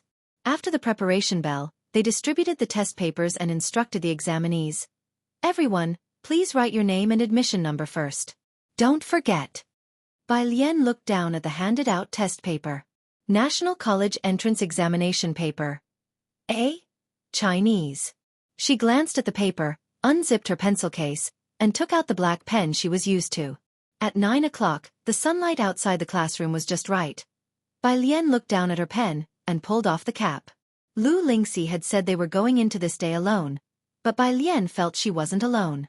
She took the pen and wrote her name on the answer sheet with bold strokes, Bai Lian. She began what she had truly come to this world for, her first real battle. Today her pen would be her spear, aiming straight for the top amidst the trials. Chapter 5:15, 206 The Insurmountable College Entrance Examination, First Update, Underscore 1. The first exam was Chinese language. The test paper began with a piece on technology. Its sentences interspersed with numerous professional terms. Bai Lian glanced over the test and estimated its difficulty, feeling a bit worried for Wang Qi. As she pondered, she began writing down answers on her test paper. The proctor made a round and paused for a few seconds next to Bai Lian. Since the Guanga style lacked uniqueness and was not accepted into the Calligraphy Association, fewer people studied it. Guanga style emphasizes brushwork and endurance, as well as layout. Bai Lian's Guanga calligraphy, infused with the techniques of the Liang style, was considered excellent wherever it was placed. They had never seen such neat and pretty test papers. Proctors during the national examination are not allowed to stand beside a student for too long, to avoid pressuring the examinees, or else the proctor would have liked to take another look at that test paper. Time slowly passed. Having completed the previous questions, Bai Lian finally turned to the essay. The proctor at the lectern had been keeping an eye on this girl whose writing was very pretty. Seeing her flipping through the test paper for a long time without writing, he couldn't help but be surprised. Was the national exam hard by default? But he had seen that student writing smoothly all along, so why was she stuck on the essay? Was this year's essay particularly difficult? He wondered. At 11:30, the bell rang, and the proctor instructed all students to put down their pens and stop working on the test. Two teachers began collecting answer sheets, starting from both ends of the classroom. When they reached Bai Lian, the proctor saw the girl pressing down on the test paper with her left hand, tapping her fingertips on the desk intermittently, while supporting her chin with her right hand, her long eyelashes casting shadows, seemingly looking at the test paper, yet possibly lost in thought. "Student, it's time to hand in your answer sheet," the proctor reminded. Bai Lian finally snapped back to reality, pulling out her answer sheet from under the test paper and handing it to the teacher. After finishing the exam, Ji Xiaojun and Xin Qing went home early to cook, leaving only Zhang Fulai waiting for her at the gate. Zhang Fulai was still standing under that tree, looking at his phone with his black fringe slightly drooping. The temperature difference between morning and noon was big, so he had taken off his jacket, wearing only a loose white t-shirt. The midday heat was intense, and the other parents waiting around seemed restless and anxious, yet he was casually laid back with a natural cool aura. When he saw Bai Lian approach, he turned off his phone, looked up, and walked her way, asking, "Was it difficult?" Zhang Fulai handed her the water he was holding. She hadn't turned in her paper early, so it was inevitable that he was curious about the difficulty of the questions. Bai Lian came back to her senses and followed Zhang Fulai to the parking area. Remembering Zhang Fulai's question, she belatedly answered, "Not difficult." By noon, after the morning exam, Weibo Hot Search was already synchronizing with the news. National exam essay question. A post from the news network, followed closely by an explosive indicator. Below it, comments flooded in from onlookers and college students. There weren't many high school seniors commenting because they were preparing for the afternoon math exam. Xinjia, who was in the entertainment industry, knew that today was Bai Lian's college entrance exam and had been following the hot search. Seeing that the Chinese composition topic had exploded, she discussed with Yen Lu. Netizens are saying this year's essay question was too simple, but the reading comprehension and classical Chinese sections were simply brutal. I wonder how Miss Bai did. Miss Bai has a profound foundation in literature. Yen Lu closed the script book, seriously commenting. The afternoon exam was mathematics. Math has always been the most feared subject by students in both the arts and sciences, And this year's last 3 questions were progressively more difficult. Bai Lian worked her way from the front to the back, not using much of the draft paper on the desk for multiple choice and fill-in-the-blank questions, only starting to use it for the major problems. This year's 3rd major problem was to prove an inequality where xyz equals 1, to demonstrate that a certain quartic equation in 3 variables was greater than 1. Almost all students in the examination hall wrote solution when they encountered this problem. Until it was time to collect the answer sheets and test papers, not a single student spoke. Journalists had been crouching early at the entrance to Xueqi First High School. Seeing the first student come out, a reporter hurriedly approached with a microphone, asking, "Student, was the math test difficult this year?" Every year, the national exam papers are criticized. The student looked up, and after seeing the camera, he even adjusted his hair. "Don't know." "Don't know." The reporter found this interesting. "Do you feel that it's difficult to evaluate?" Student, "No, it's that I didn't understand a single question." Reporter, "Math was indeed difficult, and the expressions on the students' faces as they left the examination room were wilted." After finishing the exam, Lu Lingxi immediately sent a message in the group. "Everyone forget about this exam as soon as you're done and rest well. Be at peace to welcome the final 2 exams tomorrow." Most students were quite devastated as they exited the examination hall. If you find any errors, ads pop up, ads redirect, broken links, non-standard content, etc., please let us know. Report so we can fix it as soon as possible. Chapter 516, 206 Difficult to Surpass College Entrance Examination, First Update. _2 Mathematics and Mandarin are always headline news during the annual college entrance examination. After the math exam, National College Entrance Mathematics exam quickly topped the trending searches, and the high school seniors who had held in their anxiety all day finally let loose, venting about the difficulty of the math exam. Top comment: frowny face. I've competed in math contests, but I only managed to draw an auxiliary line on the penultimate problem. Smile. Netizens clicked in and indeed saw the provincial team medal that this student had boasted about last year. They were somewhat surprised.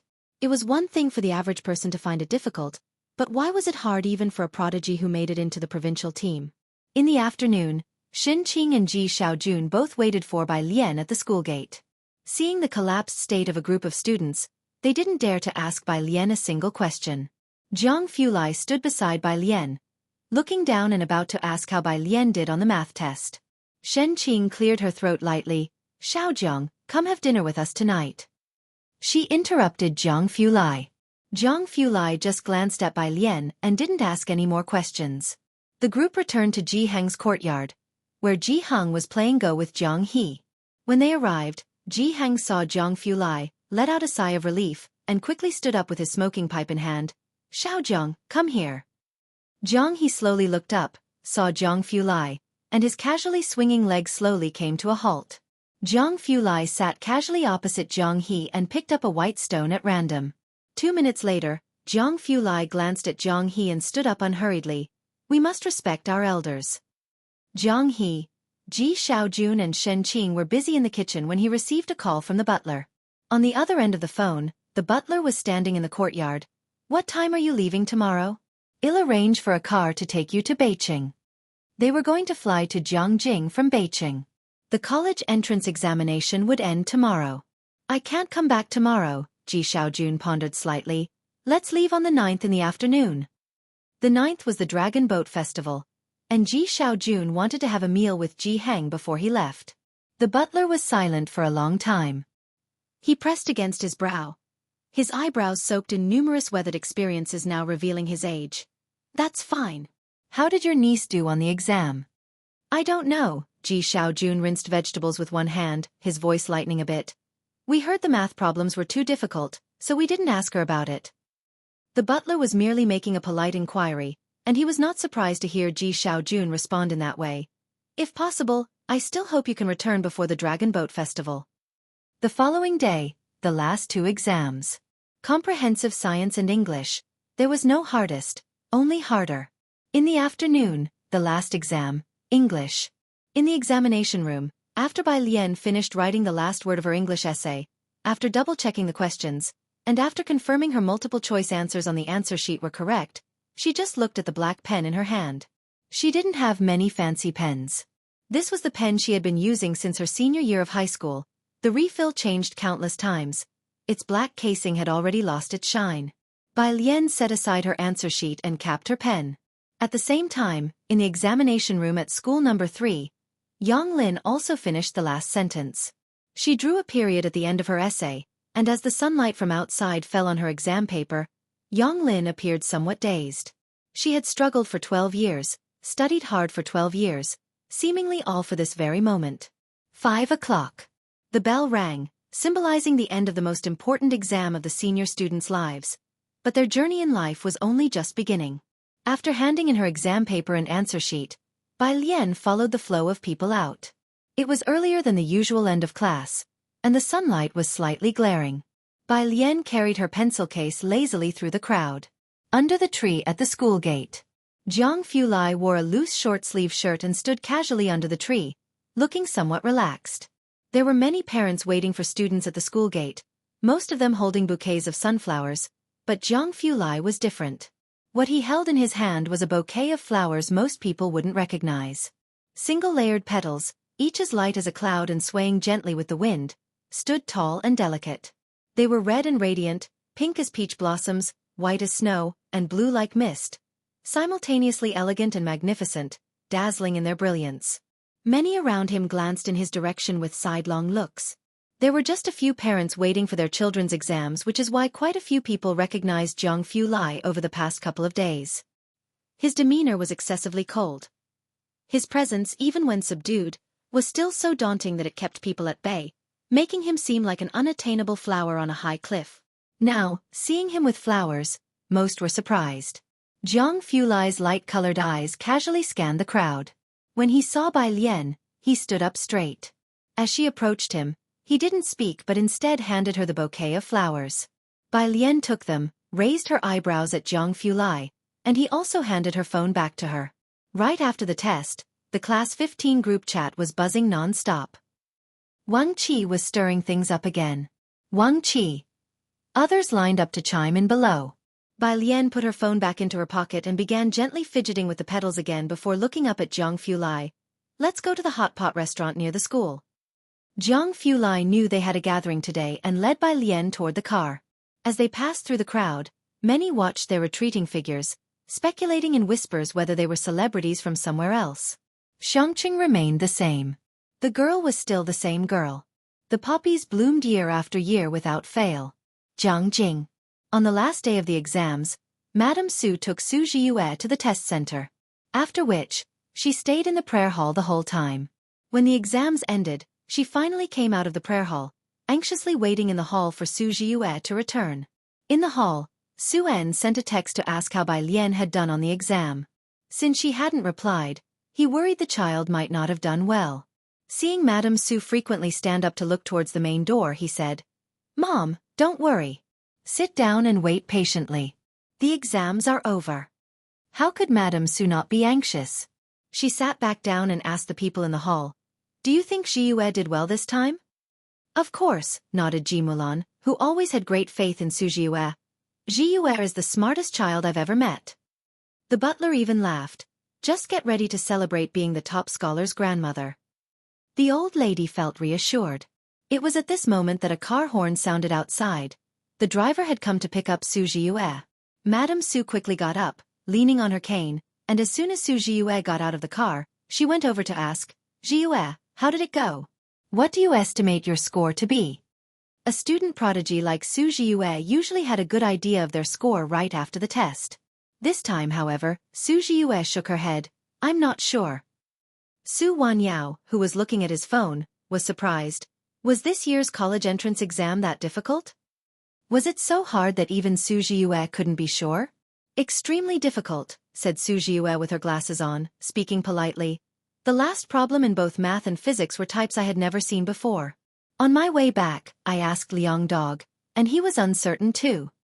Su Zhiyue and Liang Wuyu were both considered geniuses in Su Wenyo's eyes, especially Liang Wuyu, who had been participating in various competitions since middle school, finished high school curriculum in his freshman year, and by his senior year, he was studying in a laboratory with a mentor. One could say his knowledge had surpassed 99.9% of senior students. Even Liang Wuyu was unsure. How difficult were the questions this year? That hard. Su Wenyao clenched his phone, standing up, surprised. What happened? The difficulty level of the college entrance exam was usually similar each year, unless there was an exception. Su Wenyao remembered that several years ago, there was a particularly hard set of exam questions that came to be known as the toughest college entrance exam ever. And to this day, no other exams had surpassed its difficulty. But this year, what happened? If you find any errors, ads pop up, ads redirect, broken links, non-standard content, etc., please let us know. Report so we can fix it as soon as possible. Chapter 517. 207 by Family Clan. Return to Beijing, second watch. Under one as they were talking, Su-en glanced at his phone, which lay in his hands. On the screen was the WeChat interface. He had sent several messages to Bai Lian, asking about her gaokao and when she would be coming to Zhongjing. But she hadn't replied the whole time. Listening to Su Wenyao and Su Ziyu's conversation, he opened Bai Lian's profile picture and then sent another message. Su-en, even Jiyue and others say this gaokao was tough. Don't dwell on it if you've passed. No one from the affiliated school did well, Su-en, #%. He sent a long string of comforting words. Nothing much is going on at our school, Su Jiyue put down her pencil case, speaking slowly and softly. The students in our class are all discussing this, many didn't do well. That's strange indeed, Su Wenyao narrowed his eyes slightly.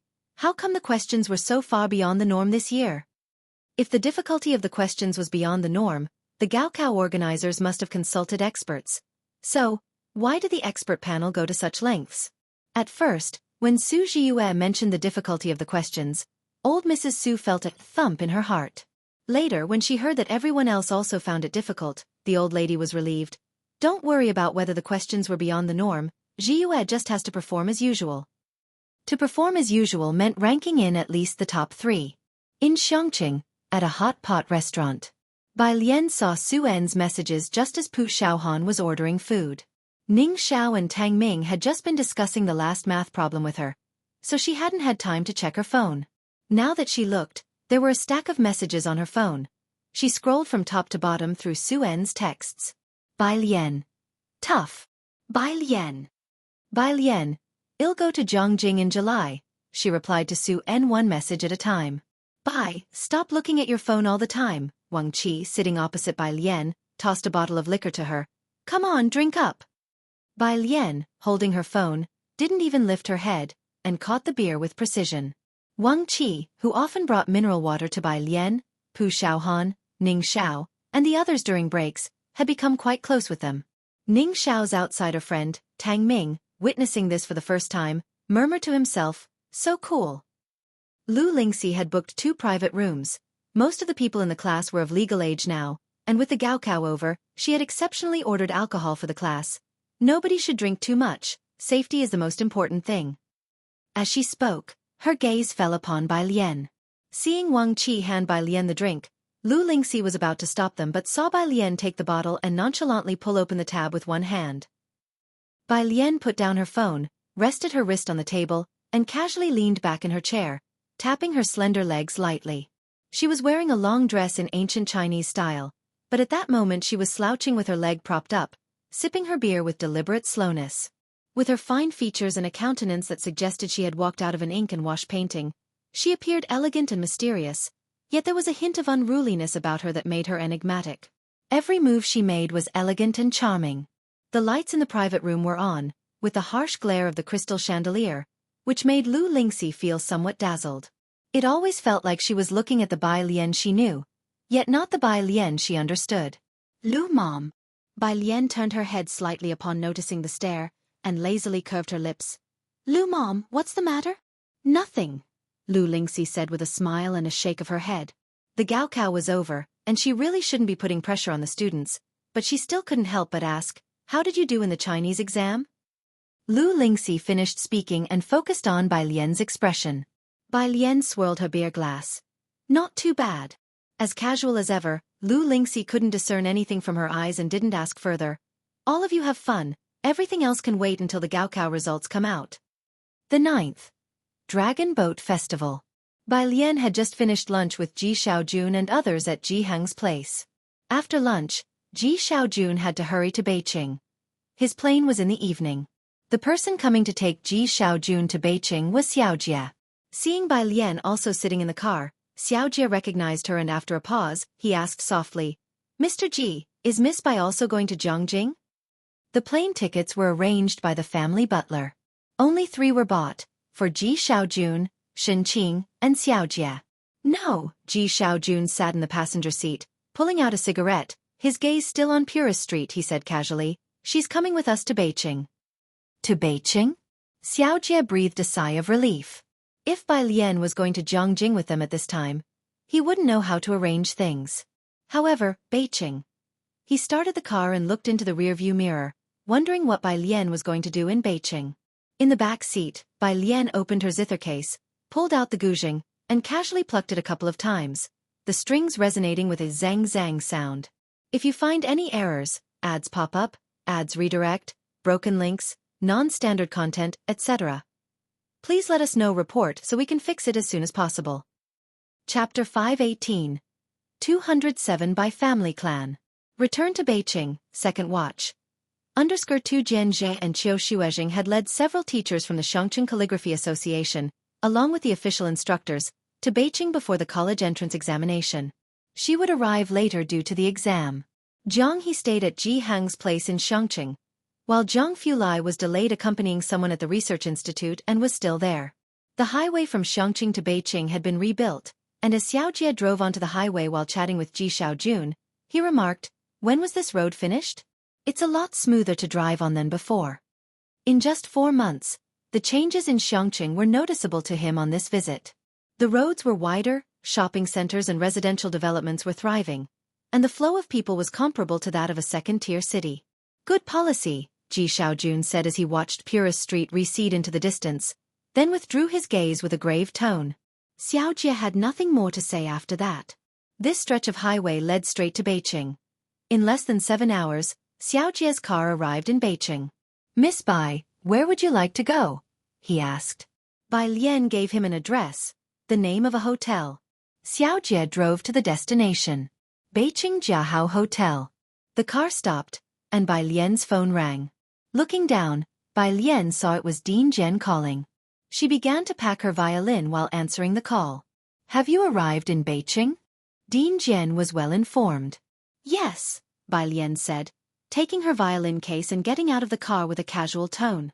Dean Zhen hummed in response, "You've finished your exams too. Remember the composition you owe Yen Lu. My flight is tomorrow."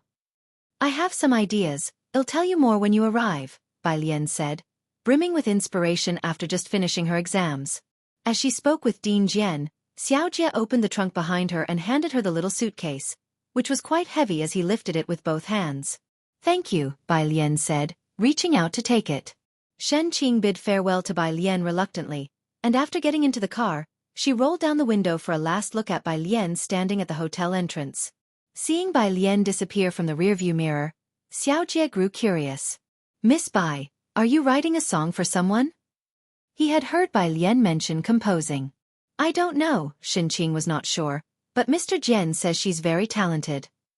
"Mr. Jian? Who was that?" Xiaojie had not heard of him before. Jiahao Hotel, a nationwide chain of 5-star hotels, was also the accommodation chosen by the Shangqing Calligraphy Association for this trip, located close to the headquarters of the Beijing Writers Association.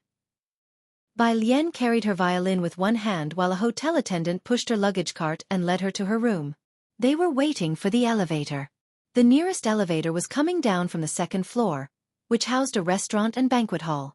Many classes chose to gather there for celebrations right after finishing their exams yesterday. Inside the elevator, there were 2 boys and 1 girl. "Without young Master Song it's dull," the boy shrugged. He was the class president of Beijing International Class. "You know, apart from Bai Xueqi, no one else can invite him, and Xueqi couldn't make it today because she's busy." The boy with a buzz cut beside him rubbed his head. "I heard Song Min didn't do well in math this time." "A top student's bad score is still number 1, the girl fiddled with her phone and spoke casually. "And with that crazy question, even the class teacher said it was tough. Who could do well?" The 3 of them were talking when the elevator door opened with a ding. The moment the door opened, it seemed to brighten. Standing outside the elevator was a girl in plain, long dress clothes with her hair pulled back, casually holding a long box.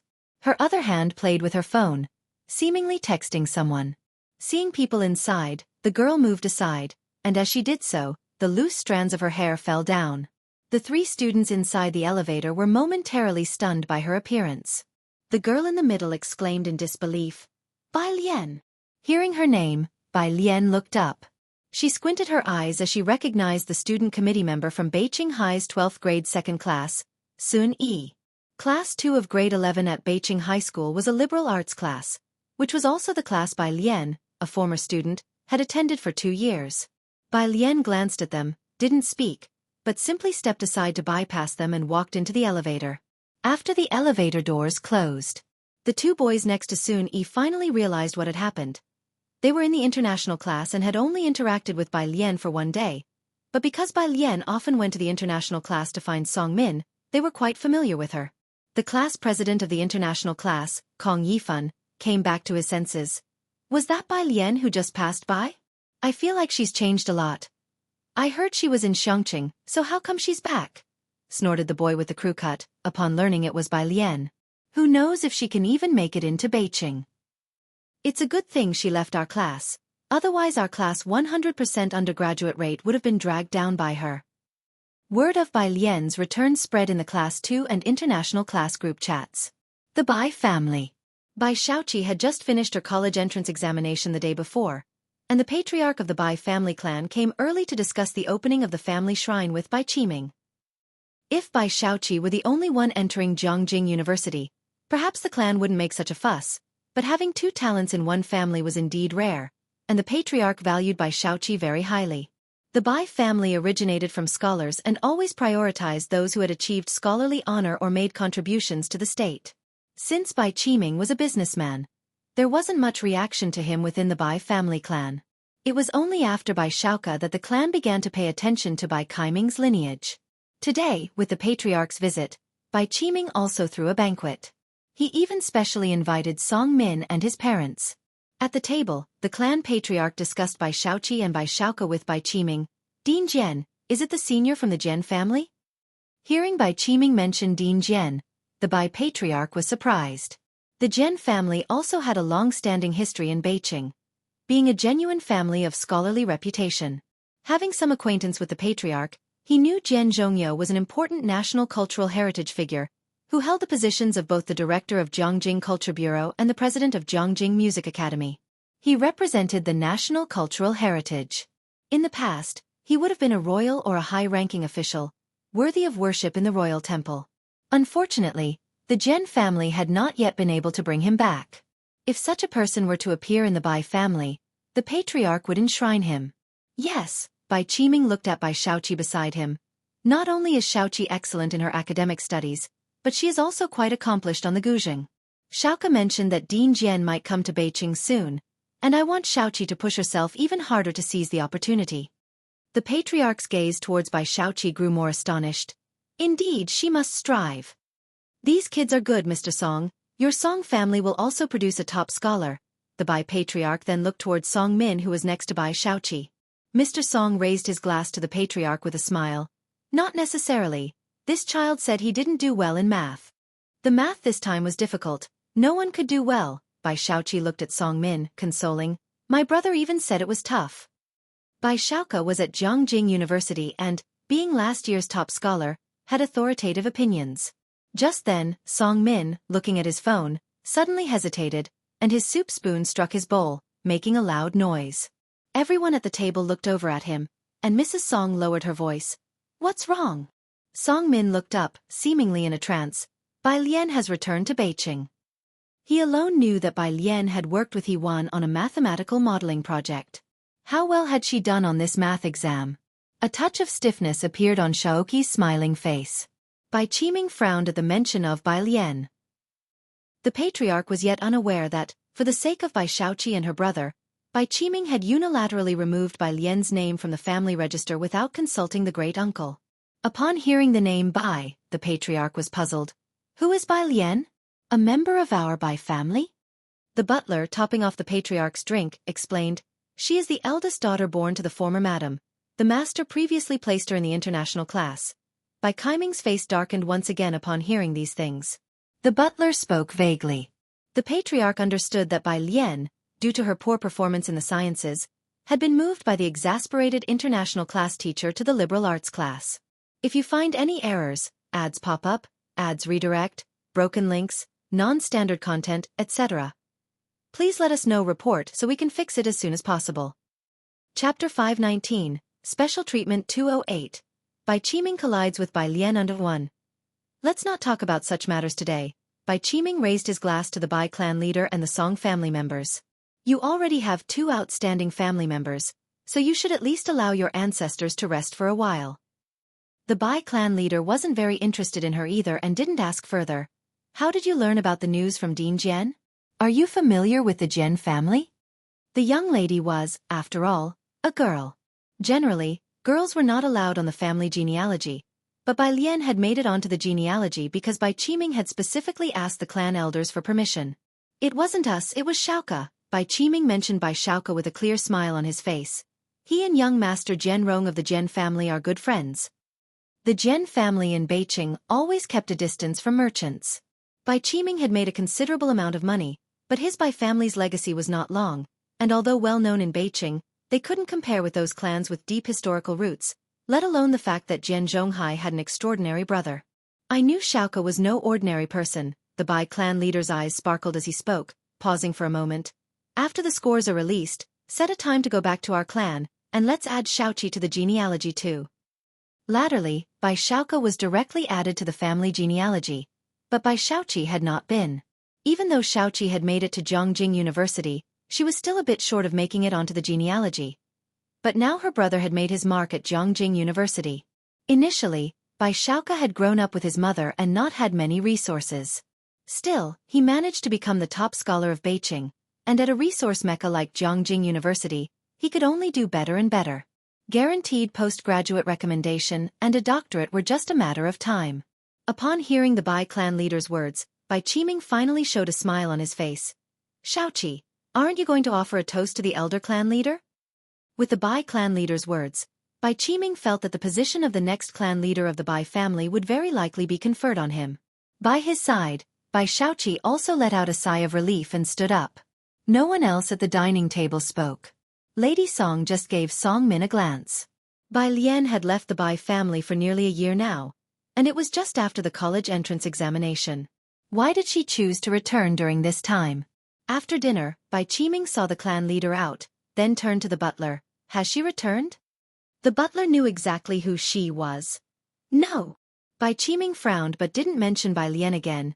Did the young master say anything else? That Dean Jian, the butler remembered the matter, is coming to attend the traditional music concert in Beiqing. It's an official engagement that was confirmed last month. A concert?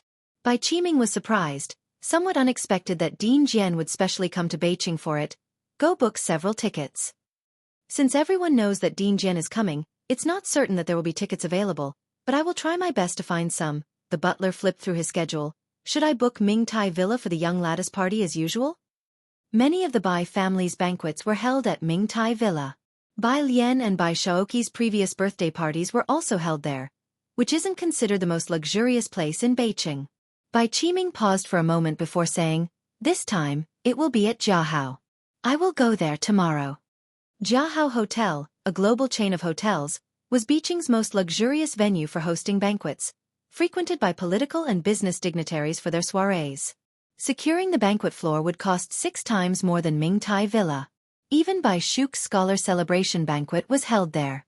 This wasn't something the butler could simply secure with a phone call. Not expecting Bai Qiming to choose this, the butler bowed his head, thinking that Bai Xueqi's status in the Bai family was different from before. Added to the family genealogy, the celebration banquet to be held at Jiahao.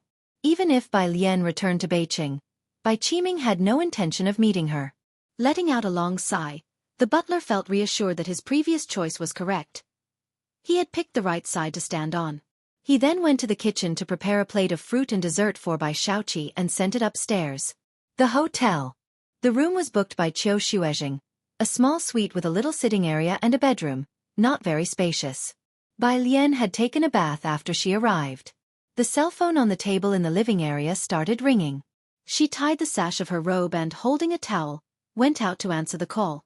The curtains in the room were drawn, and she leaned casually against the table. On seeing the caller ID, it was Su Nanjing. Little sister Bai Lian, today is the Dragon Boat Festival. Su Nanjing's voice was cheerful. Bai Lian's thoughts drifted back, and she wiped her hair leisurely. Su Nanjing, picking up on her tone, tried to gauge her mood.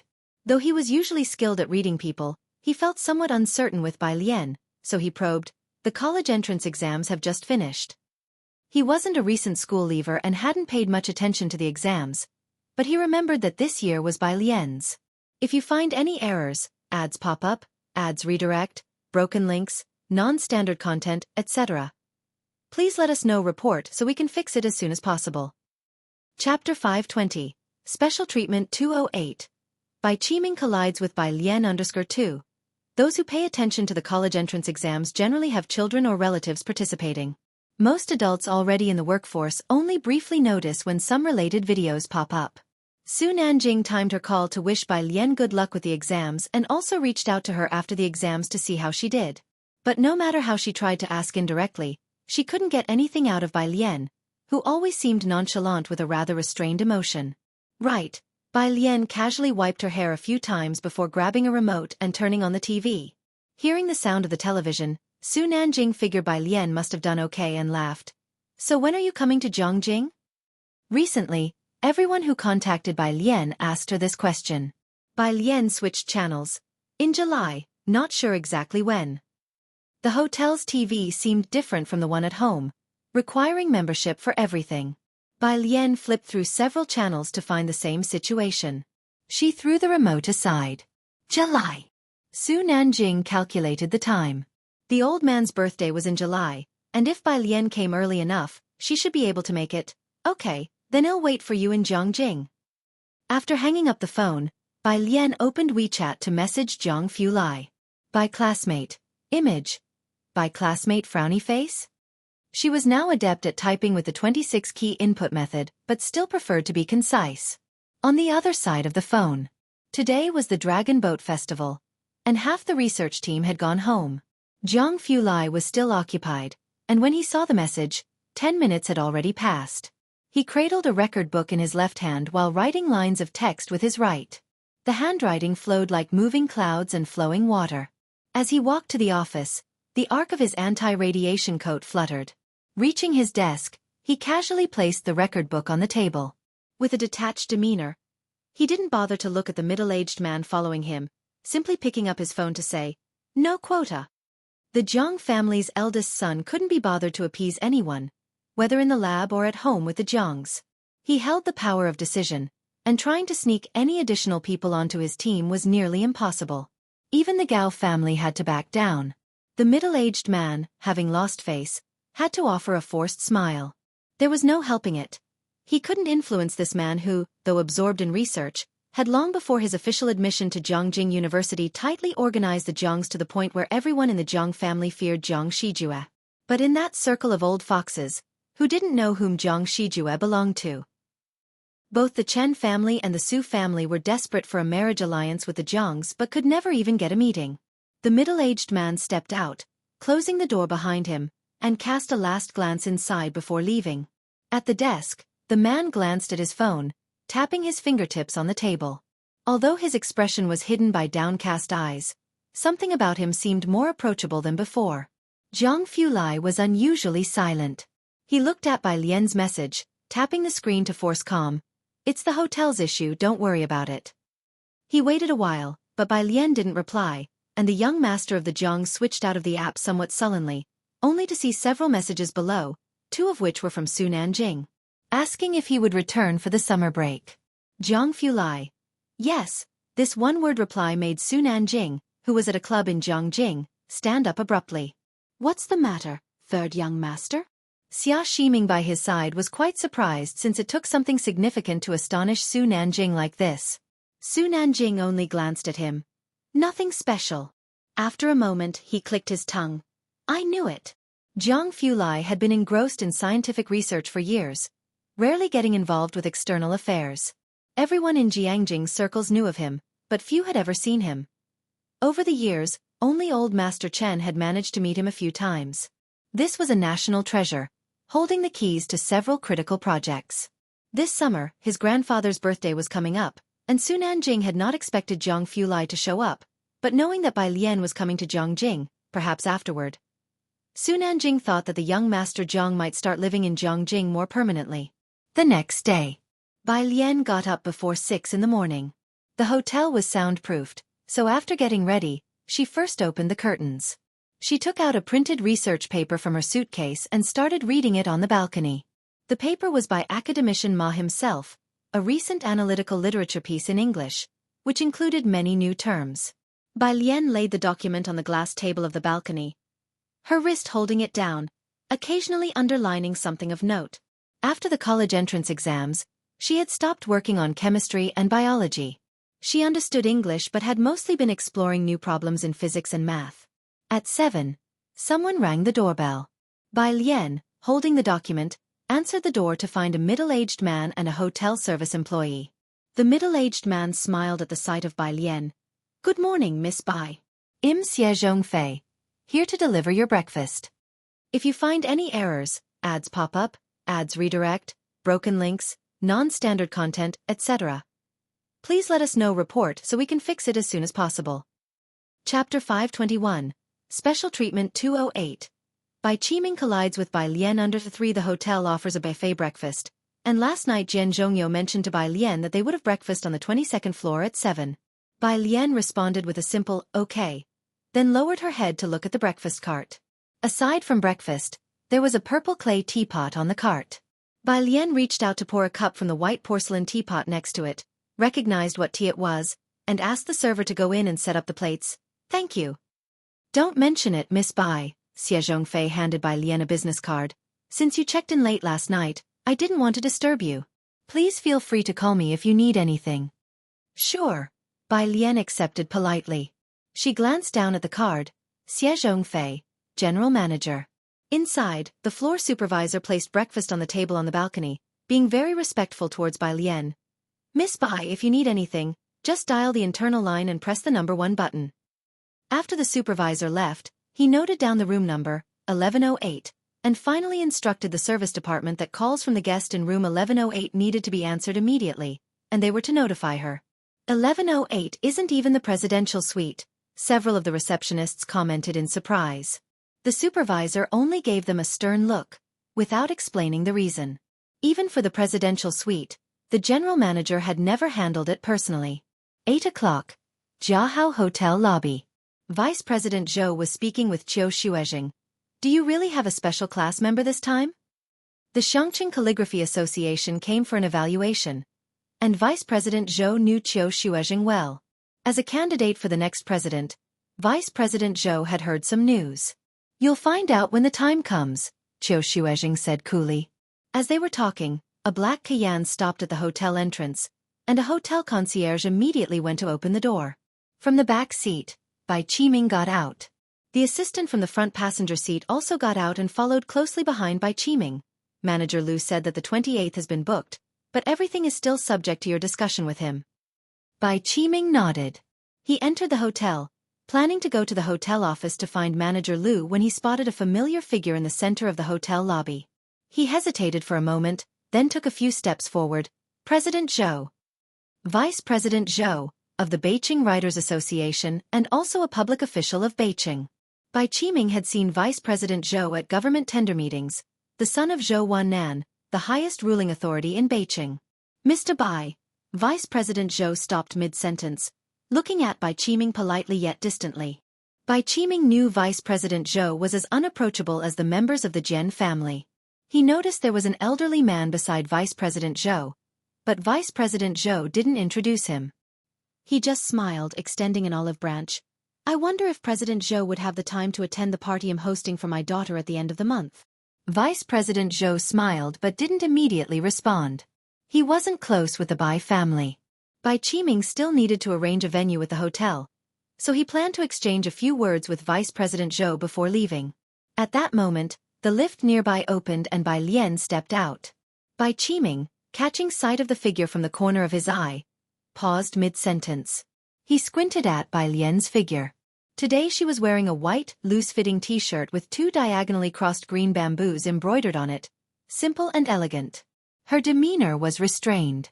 She was a stark contrast to the rebellious and uneducated Bai Lian in Bai Kaiming's memory. When he first saw Bai Lian, Bai Qiming was taken aback for quite some time. Beside Bai Qiming, Vice President Zhou took a step forward as Xueqi said to Bai Lian, "Perfect timing, the car is waiting outside." "I'm late, I'm sorry." Bai Lian didn't look at Bai Qiming but apologized to Xueqi. "I didn't realize you were waiting for me downstairs." Vice President Zhou smiled and explained to Bai Lian, "Miss Bai, I told Master Qiu not to disturb you, worried that it might interrupt your practice." Xueqi led Bai Lian outside. "Vice President, I'll take her to wait outside for you." As he escorted Bai Lian out, they both ignored Bai Qiming. Vice President Zhou was still curious who the special class member was, so he said to Bai Qiming, "Mr. Bai, let's meet again some other time." As Vice President Zhou spoke to Bai Qiming, the smile on his face faded, becoming more formal. It was clear that he had a good relationship with Bai Lian. Bai Qiming came to his senses, almost subconsciously asking, "President Zhou, how do you know my daughter? If you find any errors, ads pop up, ads redirect, broken links, non-standard content, etc. please let us know report so we can fix it as soon as possible." Chapter 522. 209. It's your turn, Bai Jian. Second update. _1 Bai Qiming had not seen Bai Lian for a very long time. In his memory, Bai Lian was too extravagant, never studying properly from childhood. She only hung around a bunch of bad influences, frequenting bars and racing cars. Even when Ji Mulan personally taught her calligraphy and painting, she couldn't learn, dozing off at the sight of books. She could even infuriate her music teachers. Her academic performance at school was poor, and she couldn't even understand the Bai family's financial reports. She was practically good for nothing. At first, Bai Qiming thought that with his and Ji Mulan's intelligence, they could produce a genius, but he gradually became disappointed when Xueqi brought Bai Xueqi and Bai Shaoke into the picture. Merchants prioritize profits. After weighing the pros and cons, it was clear that Bai Shaoke and Bai Xueqi were more important than Bai Lian. He could abandon Ji Mulan. What more of Bai Lian? Yet now, Bai Qiming was shocked to find that the Bai Lian he knew only as a partygoer and racer seemed very familiar with Vice President Zhou. Vice President Zhou was also quite well known in Beijing, said to be the next president of the Calligraphy Association, having organized several calligraphy exhibitions. From a family involved in politics, no one who entered the high ranks of the Calligraphy Association was simple. Jian Zhonghai was one such example. But the Jian family was even more inaccessible than the Zhou family. How did someone like her come to know President Zhou? Your daughter. Vice President Zhou was about to leave, but upon hearing Bai Kaiming's words, he couldn't hide his surprise. You mean Bai Lian? Vice President Zhou remembered that Bai Lian came from Xiangqing. When she took the assessment in Jiangjing, she caused a sensation. Vice President Zhou had specifically checked her profile. From Xiangqing with her household registration also in Xiangqing. Bai Qiming shifted his gaze away from Bai Lian. Yes. Bai Lian, she's a member of the Calligraphy Association. Vice President Zhou glanced at Bai Qiming, then said, "She won first place in the youth category at last year's Lanting Award. None of the young talents from the Jiangjing Calligraphy Association could surpass her. I came here today especially to take her to the Calligraphy Association." A special member of the Jiangjing Calligraphy Association had joined the Xiangqing Calligraphy Association, and Vice President Zhou believed Bai Lian had great potential for the future. Her talent not only gained Vice President Zhou's recognition, but her potential also made it natural for him to personally come to the hotel to pick her up. After saying this, he smiled at Bai Qiming and left. Bai Lian's residence was in Xiangqing, and the way she acted as if she didn't know Bai Qiming indicated something to Vice President Zhou. Vice President Zhou left with a carefree attitude. In the hotel lobby, it took Bai Qiming a long time to come back to his senses. He knew nothing about calligraphy, nor the significance of the Lanting Award, and was only shocked by Vice President Zhou's remark about specially taking her to the Calligraphy Association. Bai Lian. She knew calligraphy? In his memory, Bai Lian seemed to have never learned it, and Vice President Zhou appeared to hold her in high esteem. President Bai, the assistant, who had also been watching Bai Lian leave, softly called out to Bai Qiming. Bai Qiming snapped back to reality, remembering that today was for Bai Xueqi's celebratory banquet. Jiangjing University's celebratory banquet. Jiangjing University. He let go of the matter with Bai Lian. In the hotel manager's office behind the lobby, the manager was out, and Bai Qiming waited for an extra 10 minutes. The Bai family was a VIP client of the hotel, so as soon as the manager came in, he greeted Bai Qiming with an apologetic smile. President Bai, sorry for the wait, Mr. Xie was delayed by an impromptu meeting. Mr. Xie is here? Bai Qiming set down his teacup, temporarily shelving the matter about Bai Lian, surprised. Yes, whispered the lobby manager. The hotel is hosting a VIP, and Mr. Xie is personally attending to them. To whom exactly was a detail the lobby manager had no clearance to know. He only knew Mr. Xie and the floor manager were personally hosting, not even the floor they were on. Bai Qiming looked up. Might it be that Dean Jian? 5 in the afternoon. At Beijing Airport, Dean Jian got off the airplane. A middle-aged man with a suitcase followed him. Dean Jian, are we heading to the Beiying guest house? Their car is waiting.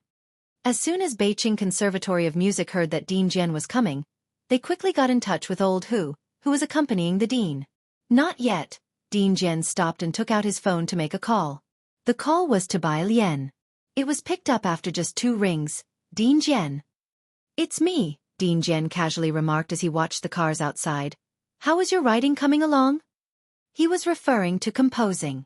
Bai Lian always refrained from writing new songs, which made Dean Jian anxious. I had some inspiration last night and wrote a segment. Bai Lian had just returned from a trip to the Calligraphy Association with Xueqi, and the qualification assessment of the Shangqing Calligraphy Association would take a few more days. Is that so? Hearing that she had written a segment, Dean Jian quickly said, Where are you staying? He was eager to know what style Bai Lian had composed this time. Jiahao. Okay, Dean Jian hung up the call and then told old Hu, let's go to Jiahao. Dean Jian had 2 personal assistants, being a busy man with 3 students, a school to manage, and the Cultural Bureau's gouging issues. His assistants were people who had been with him for a while. If you find any errors, ads pop up, ads redirect, broken links, non-standard content, etc., please let us know report so we can fix it as soon as possible.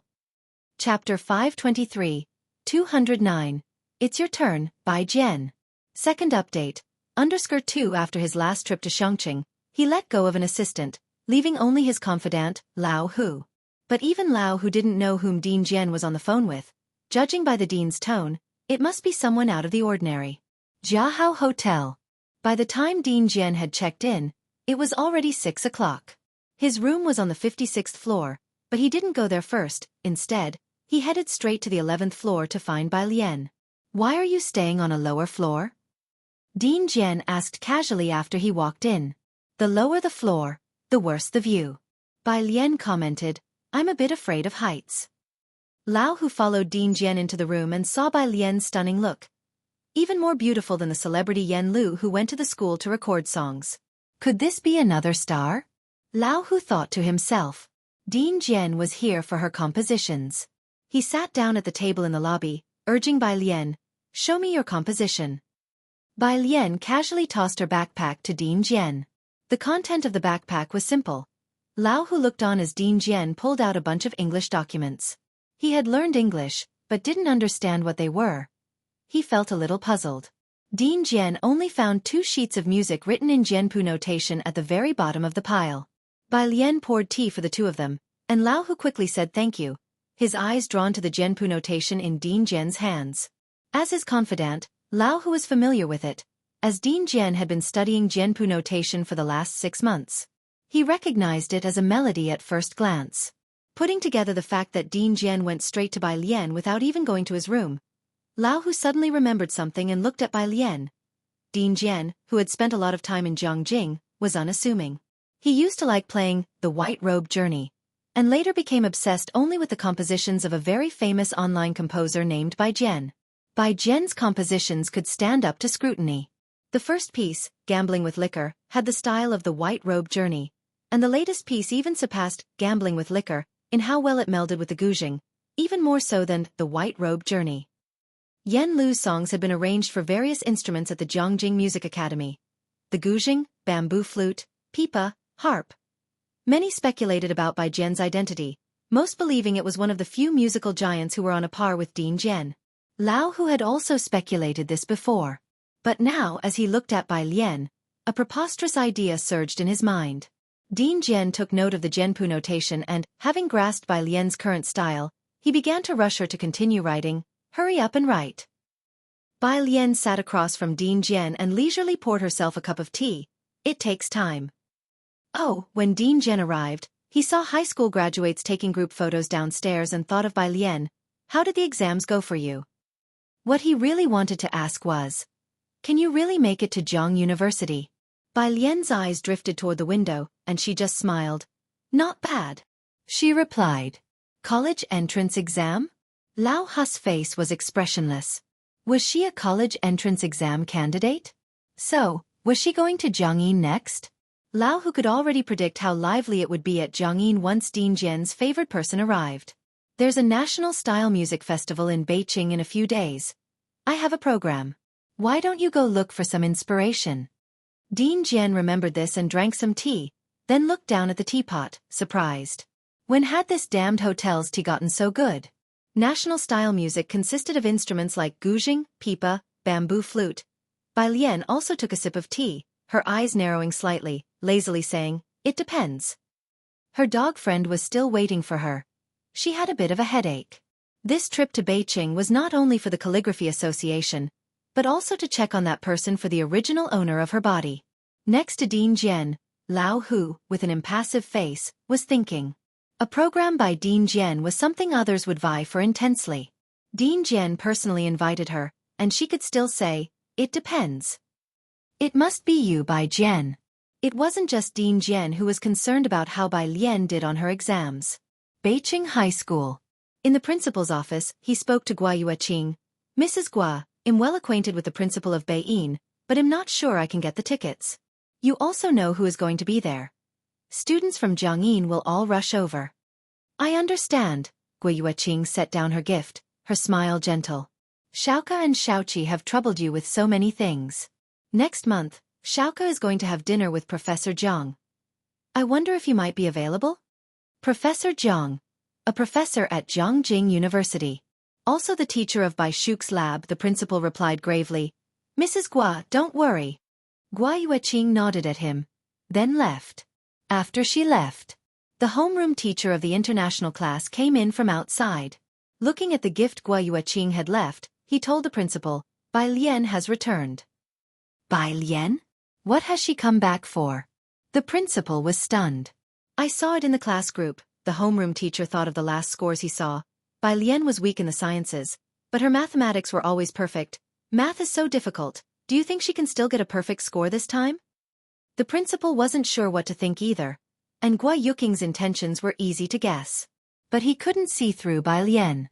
With such good grades, why didn't she show it when she was at Beijing High School? Xiangqing doesn't have teaching resources for 3 months, the principal sat down, his fingers drumming on the desk, shaking his head. The math problems have changed so much, none of us expected this. She probably doesn't have an advantage. And the science part is even harder. Her sciences are weak. Song Min has a very good chance of becoming the provincial top scorer. That made sense. The homeroom teacher of the international class felt unease. But what does it mean for Zhongjing to make the exam so difficult this time? Those in the field of education are much more sensitive than the average person. Zhongjing didn't make its exams difficult often, but this time the difficulty was beyond everyone's expectations. It felt as though a change was coming. They, like the teachers at Xiangqing High School, all thought that Song Min was the one Bai Lian was competing against, not knowing that Bai Lian never set her sights on Beijing. If she really only aimed for the provincial top scorer, Liang Zuan might have to crawl out from the ground to her bedside. Teacher Liang asks for monthly votes at the beginning of the month. If you find any errors, ads pop up, ads redirect, broken links, non-standard content, etc. Please let us know report so we can fix it as soon as possible. Chapter 524. Met with mysterious dog friend at 210. Gift under One Jiahao Hotel. The principal of Beiying carried a box of tea with him, respectfully ringing the doorbell of room 5615. Jian Zhongyo preferred tranquility. He came alone to visit, not bringing along the other bunch from the music association and the school. The room was at the end of the corridor, with soft carpets underfoot. Even though there was no one around him, the Beiying principal maintained an extremely respectful demeanor. The door quickly opened from the inside. Seeing the person, the Beiying principal was very polite. Assistant who? Principal Luo. Old Hu nodded slightly to him and then stepped aside to let Principal Luo in. The room booked by Dean Jian was also a small suite, all for the convenience of meeting guests. He had just finished talking to Bai Lian and hadn't been back in his room for long. After making a round between the small living room and the bedroom, he only saw welcome fruits and tea bags, without any actual tea. He pressed the service phone to have the hotel service bring them tea. Tea! The hotel customer service also found it surprising, but they were eager to satisfy the guest's request. Of course, please wait a moment. Principal Luo saw him hang up the phone before setting down the gift box, saying respectfully, Dean Jian, here are the tickets you asked for, in the first row of the VIP section. He handed over a ticket. Surprised, Jian Zhongyo wondered which big shot this ticket was prepared for. It was the first time in many years that he had asked for a ticket from someone. Thank you for the trouble. Jian Zhongyo accepted the ticket.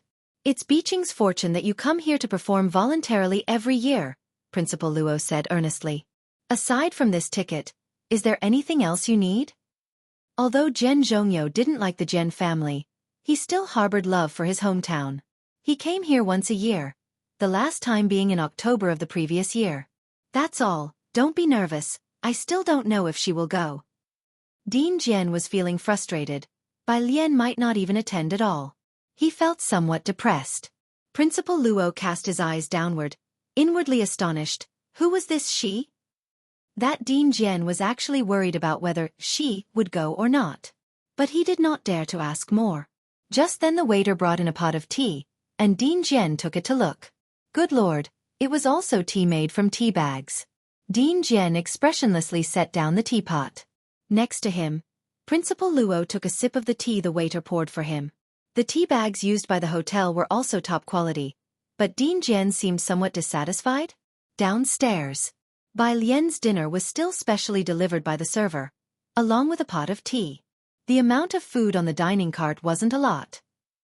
Bai Lian glanced at it and casually snapped a photo to send to Zhang Fulai. Scrolling down the page on her phone, it was still on her chat with her dog friend. Dog friend, 6, by Jen. 1, dog friend. // at. Asterisk and. This was the link to the Cold Season Tassels album. Her dog friend was a fervent fan of Yen Lu, and every time Yen Lu released a collector's edition song, she would have Bai Lian help her snatch it up. But Yen Lu released few collector's discs. The dog friend had only managed to snap up 2. Gambling with liquor was quite unknown at the start, and fewer people vied for it. Bai Lian poured through the sparse memories in her head about her. The original host had known her since childhood. Although they both liked racing, fighting and skipping school, her academic performance was much better than the original host's. She had been admitted to the international class. Bai Lian glanced at the chat window, her eyes narrowing slightly. Ji Heng had hardly interacted with the original host. And Ji Mulan, although she spent a lot of time with the original host, only cared about force-feeding education, paying no mind to the original host's spirit. But this dog friend was different. She was very familiar with the original host. Bai Lian stared at the chat box for a long time before finally typing a line of text. Zhang Fulai's reply came quickly. When are you coming back? Bai Lian thought it over. If things went smoothly, she would probably need about 3 more days. She sent back a number. Teacher Zhang. Oh, meanwhile. In Beijing, rose-colored clubhouse private room. Sorry, I was tied up with a family matter yesterday, Bai Xueqi said, smiling to the students from the international class, and couldn't make it to dine with everyone. Just eat and play as you like today. Xueqi, you're too generous. The class leader, Kong Yifan, holding a glass of wine and looking around the clubhouse, clicked his tongue in amazement. If it wasn't for you and Song Min, I would never have the chance to come to such a place in my life. The rose-colored clubhouse was the best in Beijing, operating on a membership basis. The membership fees alone were 1 million each year. The rest of the class nodded fervently, with people playing board games, drinking, and playing werewolf. It was lively. Bai Xueqi, however, was indifferent. The rose-colored might be the best in Beijing, but she heard from Mrs. Song that there were several clubs in Jiangjing that even the Yin family could not get into. She withdrew her gaze and walked over to where Song Min was.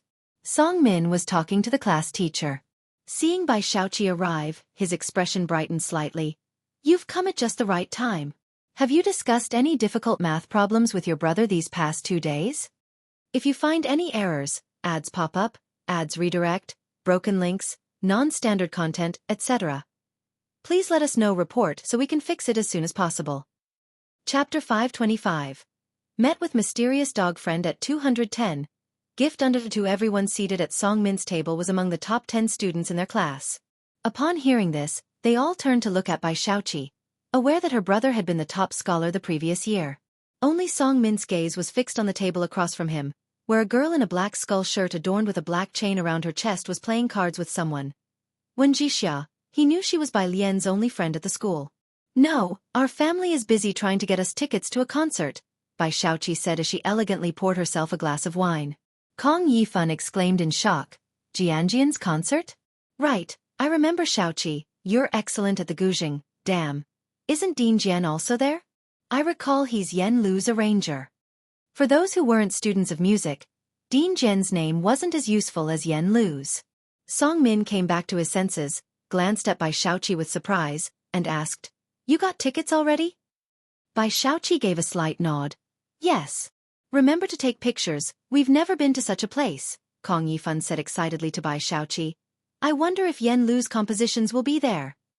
Not sure, Bai Shaoqi sighed when compositions were mentioned. I've tried to contact them many times, but that person is peculiar and refuses to compose for anyone other than Yen Lu. Those who study art often have a bit of temperament, Song Min said softly. Across the room, the long-haired girl sitting beside Wen Jixia sighed as she looked at Song Min's group and said, This is high society for you. Why on earth would Miss Bai think of going to Xiangqing? Oh right, Wen Jixia, you know Bai Lian, don't you? Has she really gone back to Xiangqing?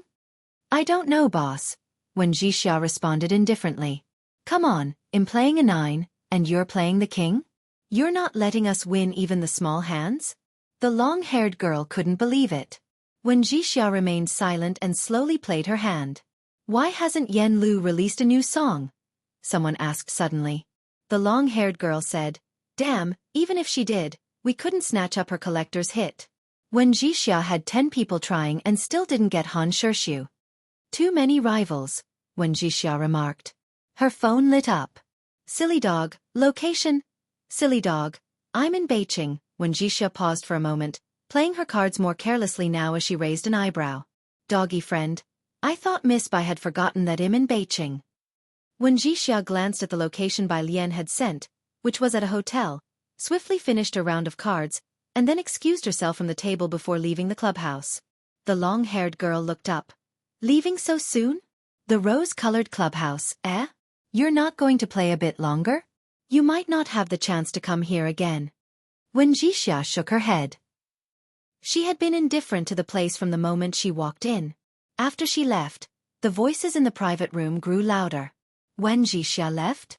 Kong Yifan, who was sitting next to Bai Shaoqi, was surprised. Bai Shaoqi glanced in the direction Wen Jixia had gone. There was no Wen family in Beijing, her family background was average, and she was never on Bai Shaoqi's list of people to ingratiate herself with. Probably something came up.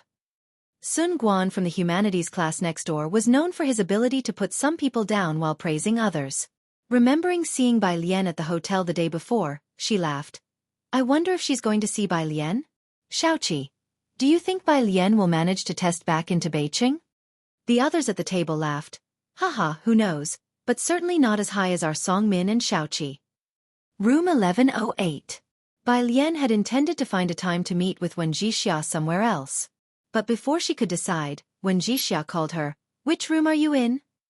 Her voice was crisp and decisive. 5 minutes later. Wen Jixia adjusted the exaggerated chain around her neck, looked up at room 1108. She had a short bob, stood tall, and was dressed in punk-style clothing. Her features were quite androgynous. As she approached room 1108 and was about to press the doorbell, the door opened just then. The person who opened the door was a girl in a white homeware dress, her jet-black hair falling entirely down her back and trailing down to her soft homeware. Her skin tone was a cold white, her eyes lazy, and upon seeing her she merely stepped aside slightly. Arrived? Come in. as if she knew Wen Jixia had just arrived outside the door. Wen Jixia looked at the girl before her. She was very different from her memory, and Wen Jixia paused before following her in. Inside was a small living room with a square table in the center, upon which sat a purple clay teapot surrounded by 4 matching teacups. Next to the sofa was an antique zither. And that was it. Whether it was the purple clay teapot or the zither, they were at odds with Bai Lian from memory. Chapter 526. Met with mysterious dog friend at 210. Gift under 3. Bai Lian opened the door of the mini-fridge, took a glance, grabbed a bottle of Sprite, and handed it to Wen Jixia with one hand. Why did you come so late? Wen Jixia accepted the Sprite from the other person. It was the drink Wen Jixia liked. Wen Jixia leaned against the table, feeling quite strange. She felt that the person in front of her was not the silly dog she knew, but also felt inexplicably familiar. I was afraid you would suddenly return to Xueqi tomorrow. Wen Jixia lowered her eyes and took a sip of Sprite. The living room's lighting wasn't dim. The white light illuminated Bai Lian's face while the air conditioning blew her hair. She sat down on the sofa, too lazy to move, and kicked the trash can to the side. That's unlikely. The casual atmosphere made Wen Jixia relax as well. She fiddled with the Sprite can. You've changed a lot. Bai Lian's fingertips touched the piano strings. She slightly lifted her head and said unhurriedly, one tends to change after dying once. So, did you really jump into the lake for Song Min? Wen Jixia crumpled the Sprite can with a frown, her gaze turning hostile as she looked at Bai Lian. This was a fact. Bai Lian had no counterargument. Wen Jixia seemed to want to scold her for a few more sentences when Bai Lian suddenly stood up. Just as Wen Jixia was about to ask Bai Lian what she was up to. The doorbell rang at the same moment Bai Lian opened the door. Outside stood old Hu had come to deliver tickets to Bai Lian. Miss Bai, the time is the day after tomorrow. Thank you. Bai Lian took them. Inside the house, Wen Jixia felt that strange sensation again, as if Bai Lian knew there was someone outside. Who is it? Uncle Hu. Bai Lian casually placed the tickets on the bar next to the door, spoke offhandedly, and then returned to her room. Wen Jixia had just asked casually. She followed Bai Lian into her room, continuing the topic. Song Min is just a bit better in grades and looks just okay, not as handsome as Mei Yi. She took Bai Lian's jumping into the lake to heart. She saw Bai Lian opening her suitcase. There weren't many things in her suitcase. Half were clothes, the other half were books, mostly thick and esoteric English ones, the titles of which Wen Jixia didn't understand. There were also a few printed documents she couldn't make heads or tails of. On the top, there were several drafts filled with things that looked like text but weren't quite text, something about 4th level up. Wen Jixia looked at the stack of books.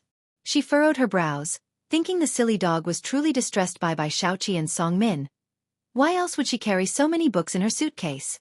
Just as she was about to scold Bai Lian, she saw Bai Lian pull out a white bag from amongst her clothes. The bag even bore the red Durunduo supermarket script on the front.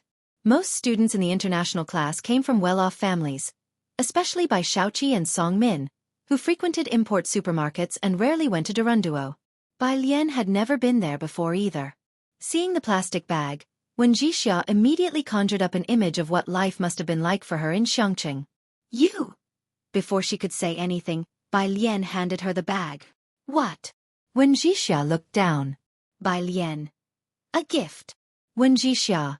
She took the bag, but this time, didn't continue with what she was saying. Logically, after being apart for so long, Wen Jixia should have taken Bai Lian out for a spin on the road. But with the college entrance exams just over, she figured Bai Lian was still saddened by the whole ordeal, so she didn't mention it. She didn't dare ask which university Bai Lian got into either. After seeing off Wen Jixia, Bai Lian returned to the sofa and poured herself a cup of tea. This dog friend turned out differently than she had imagined and wondered how she had become friends with the original owner. But, after finishing her tea, Bai Lian sighed in relief. The matter with the dog friend seemed to have been dealt with for now. Downstairs, Wen Zixia's car was waiting for her. A low-key black business car, at the very back, an elderly face hidden in the shadows. He looked at Wen Jixia sitting in front. Have you finished seeing your classmates and friends, miss? The old lady is asking when you will return. In a day or two, Wen Jixia, with her legs crossed, placed the plastic bag on the fold-down table in front of her. The old man glanced over, the plastic bag seeming out of place. What's this? Chapter 527, Qin Jiu, the Sage of the Zither 211, Her teacher is far more formidable than I am. Second update. Under 1, I don't know. When Jixia looked at the white plastic bag, reached out to open the tied top, and casually said, "A stupid dog's gift to me." The old man didn't understand why when Jixia called her friend a stupid dog, but he didn't comment on it. He knew that when Jixia didn't have many friends here, and this was one of them. "When you go back, don't mention these 2 words in front of the old lady," the old man paused, then reminded. "Got it." When Jixia had an elegant name, but she was not so refined herself. "I know I'm uncivilized and rude." As she spoke, she saw the gift in the bag. It was 4 recorded CDs. Each one was beautifully packaged. When Jixia looked at the top one, and on its blue cover, 2 powerful characters were written, "Gambling on Liquor." Below it the signature was written in black marker in an artistic font. As a fan of Yen Lu, she recognized it as Yen Lu's signature. "What the foo?" She was halfway through the word when she realized the old man was behind her and forcefully changed her words. Hurriedly, she flipped to the next CD, Han Shirshu, the one that had been hyped up to 200,000 apiece online. The Han Shirshu that 800 people had failed to get. Each one had Yen Lu's signature on it. When Jixia cursed silently in her heart, then opened her phone. "Did you get it? Why do you have the signed version? Is it authentic?" Stupid dog. 1, at this time still 1. What the hell does 1 mean? When Jixia looked at the 4 precious CDs wrapped in the plastic bag, temporarily forgetting the heartbreak of the stupid dog. "Today, you can be my dad for a day." Stupid dog. Forget it. Let her full stop herself with a full stop. When Jixia decided not to quarrel with Bai Lian for now, she put her phone aside and then glanced at the albums. She belatedly remembered. She hadn't been able to get them even with someone's help. So how did Bai Lian manage to get these albums? And they all came with signatures? One day later. A music concert in Beijing. The Bai family had gotten 3 tickets, middle seats. The attendees were Bai Xueqi, Song Min, and Mrs. Song. Only the 3 of them from the Bai and Song families could appreciate classical music. Bai Qiming had the sense not to come and fake sophistication. There was a large queue for ticket checking at the venue. Most of them were well-known musicians from Beijing. "Xueqi, I heard your brother is confirmed to be following a Professor Jiang?" Mrs. Song stood beside Bai Xueqi, chatting as they waited in line. Bai Xueqi nodded slightly, her demeanor as calm as a gentle breeze in floating clouds. "That's right." Mrs. Song knew the Bai family valued Bai Xueqi, and that Bai Xueqi was part of the reason. "Who is the distinguished guest your father mentioned from Jiahao? Have you 2 heard anything?" Many from the international class came from impressive backgrounds, which also offered a route. "I don't know," Bai Xueqi replied solemnly, "but the general manager of Jiahao personally greeted him. My dad said it might be Dean Jian." If it was Dean Jian it would make sense. The 3 of them went through the ticket check. The concert hadn't begun yet, and their seats were in the 5th row. These were also VIP seats. Upon entering, Bai Xueqi saw the first row was different from the others, with leather seats and high backs. The first row was also enclosed with a fence, separating it from the VIP seats behind it. "That's..." Bai Xueqi was taken aback. Mrs. Song, who had grown up in Jiangjing and frequented many venues, recognized it immediately. "Those are guest seats. Someone from Jiangjing must have come." Important figures of the concert. It was also strange. Even in past years when Dean Jian came, Beijing wasn't this lively. Meanwhile, Bai Lian held her ticket, but no one checked it. Old Hu directly took her through the staff entrance. "It's crowded at the entrance." Old Hu guessed Bai Lian's identity and was very respectful towards her. "Well, go around from backstage." Old Hu's face was his pass. After all, he was Dean Jian's assistant and represented him. Along the way, everyone would stop to greet Old Hu. They all noticed the girl he was treating with such respect. Though just an assistant, Old Hu could play both the pipa and the guzheng, and he had a bit of fame. Being under Dean Jian's wing, his skills far exceeded those of ordinary people. Even Beiyan's President Luo would call him Mr. Hu. But now he was being so polite to a girl? Who was this girl? Others guessed in their minds, but the girl kept her head down slightly, with a remarkable appearance. She was an unfamiliar face they hadn't seen before. After passing through the backstage, a group surrounded Dean Jian as he was tuning a guzheng. Seeing Bai Lian, he greeted from afar. "You're quite early. Didn't want to keep you waiting." Bai Lian stopped without approaching. She was delighted to come to Dean Jian's residence, and he too was pleased, not saying much, merely waving his hand toward her. Okay, you go sit with old Hu first, I'll come over after explaining things to them.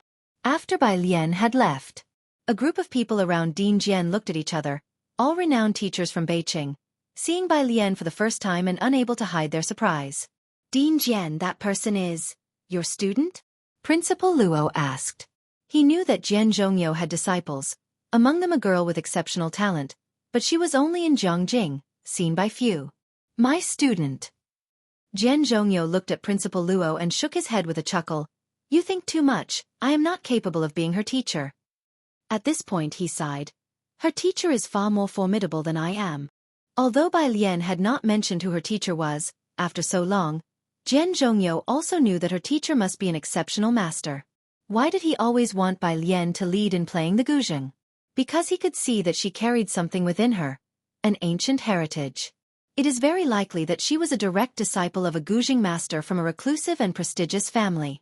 Jian Zhongyou spoke casually, but the few people around him were shocked, especially Principal Luo.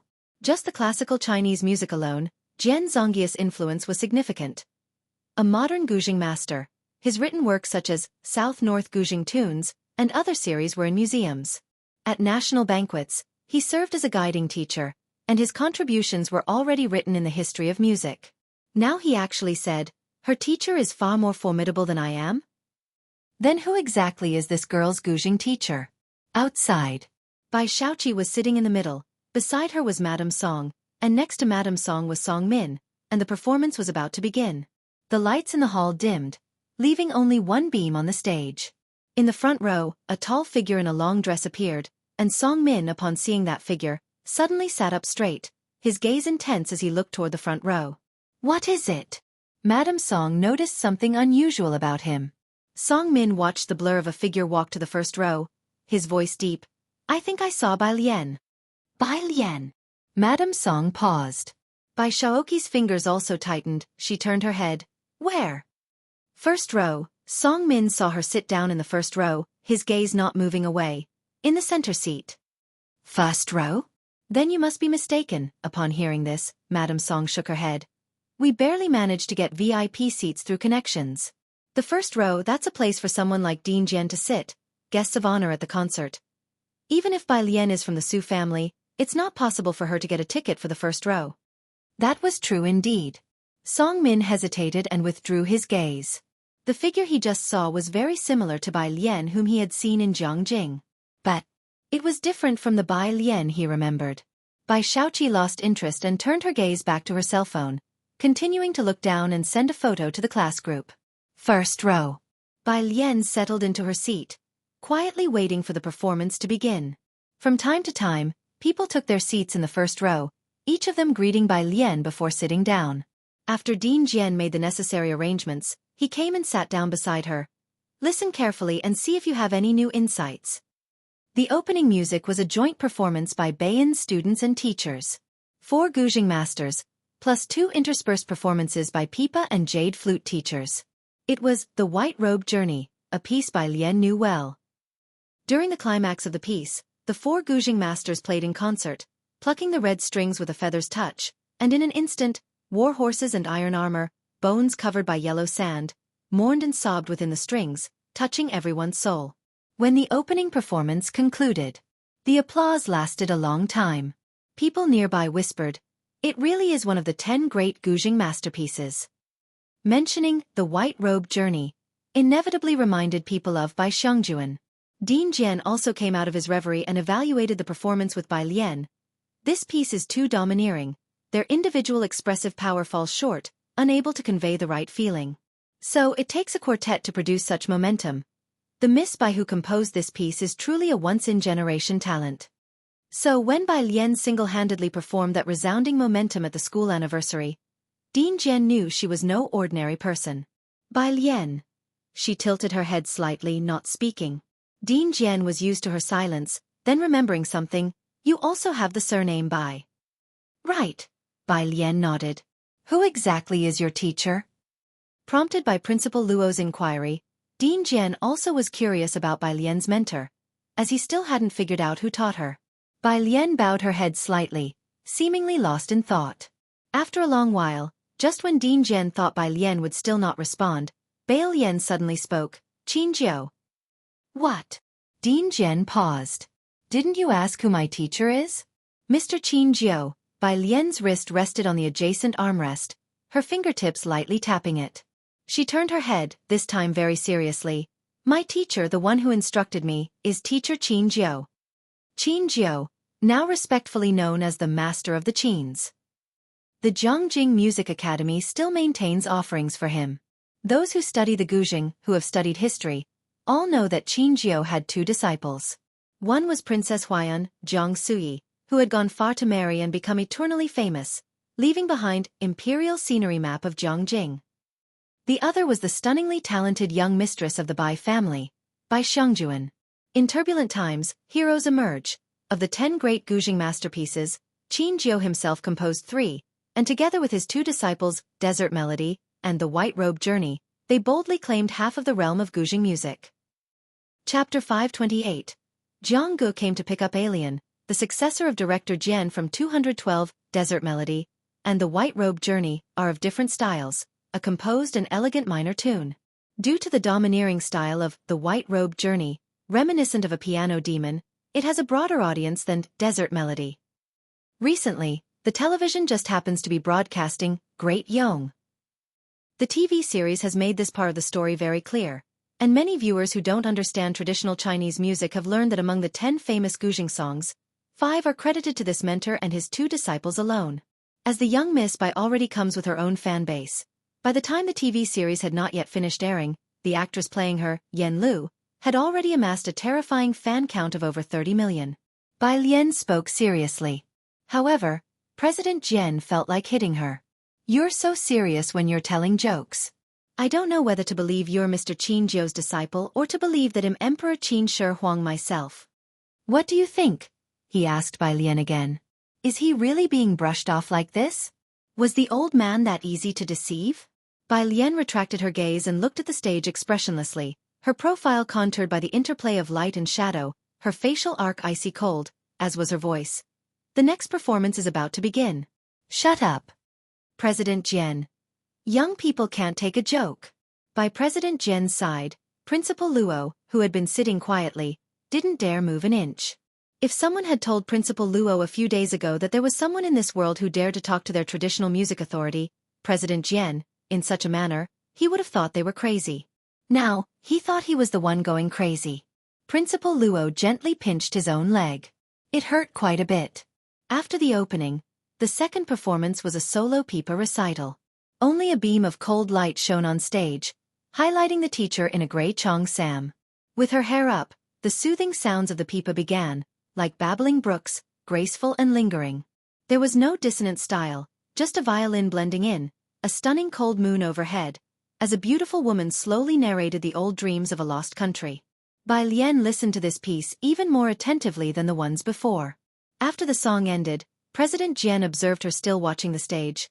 "Old dreams, this style of music is also very beautiful, right?" He originally thought Bai Lian would prefer the kind of music that fought against the elements like a fierce storm. "MHM. Bai Lian nodded. "The sounds of our traditional instruments are all beautiful, the pipa, Guzheng, all rich in meaning," President Jian casually remarked to Bai Lian during the interlude of the next piece. "Look how popular Yen Lu's songs are, and how the number of people learning Guzheng has increased." Indeed, after the Guzheng song, Gambling with Liquor, became popular, many people started learning the Guzheng. As President Jian said this, he glanced at Bai Lian as if it were a casual afterthought. "So what do you think about being a bearer of traditional music heritage?" This was his intent for this visit. The reach of Bai Lian's 4 new songs was too wide, to the point where even 3-year-olds knew they were traditional style songs with Guzheng, pipa, and bamboo flute.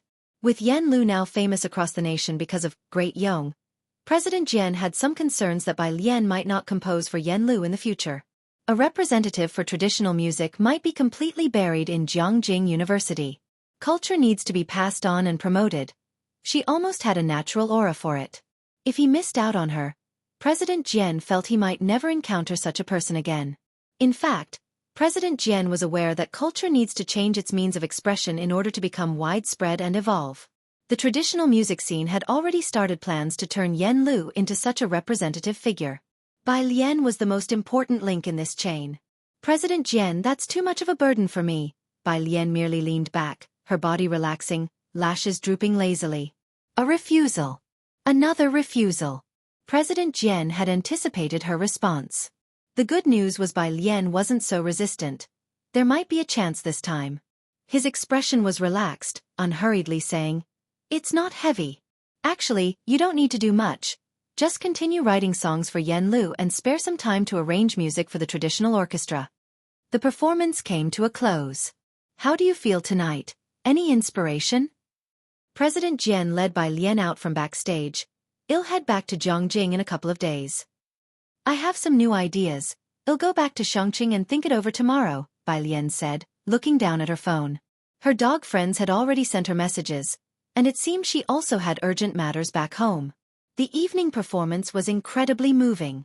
President Jian knew Bai Lian still had to wait for her college entrance exam results.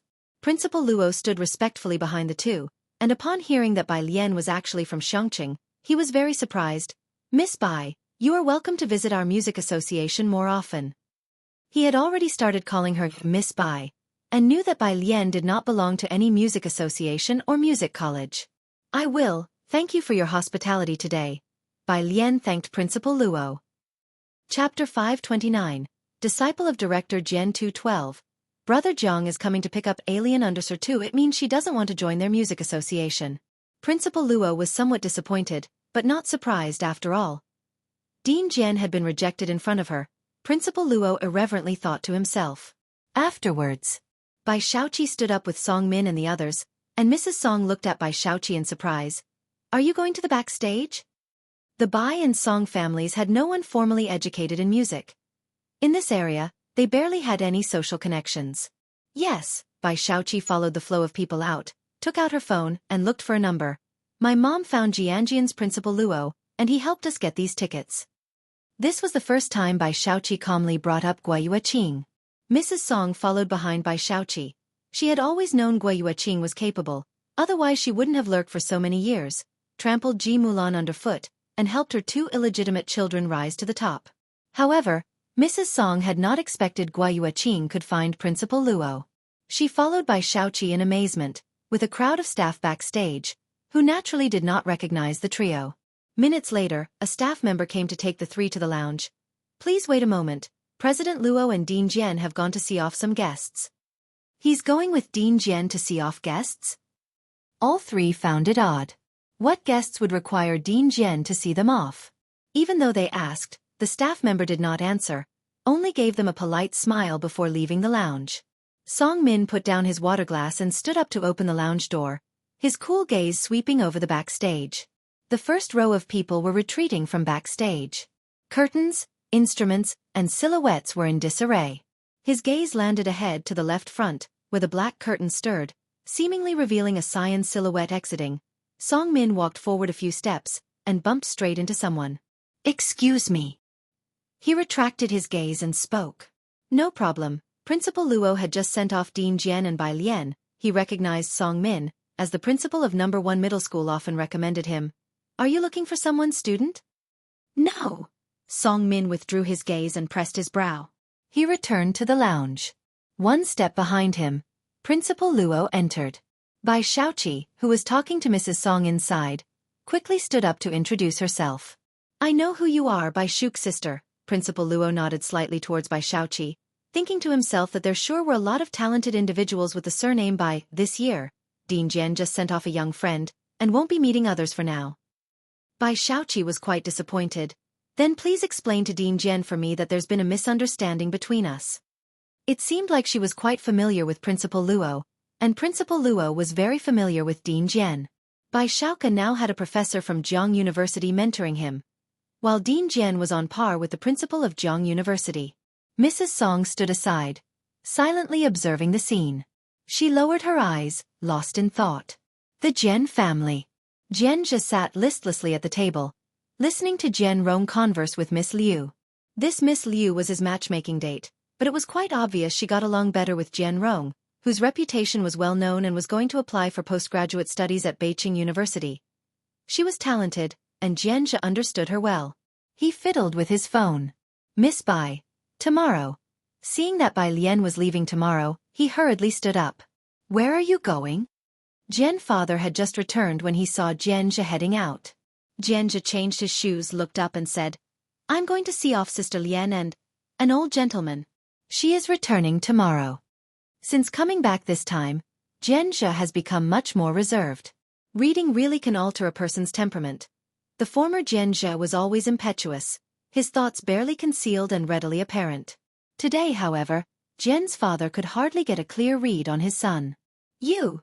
Jian's father looked at Jian Rong chatting with Ms. Lu and said with displeasure, You're just going to leave your guests like this? Ms. Lu gets carsick, Jianzhe explained for Ms. Lu. If you don't believe me, ask Ms. Lu if she wants to come with me to see off Sister Lian and the others.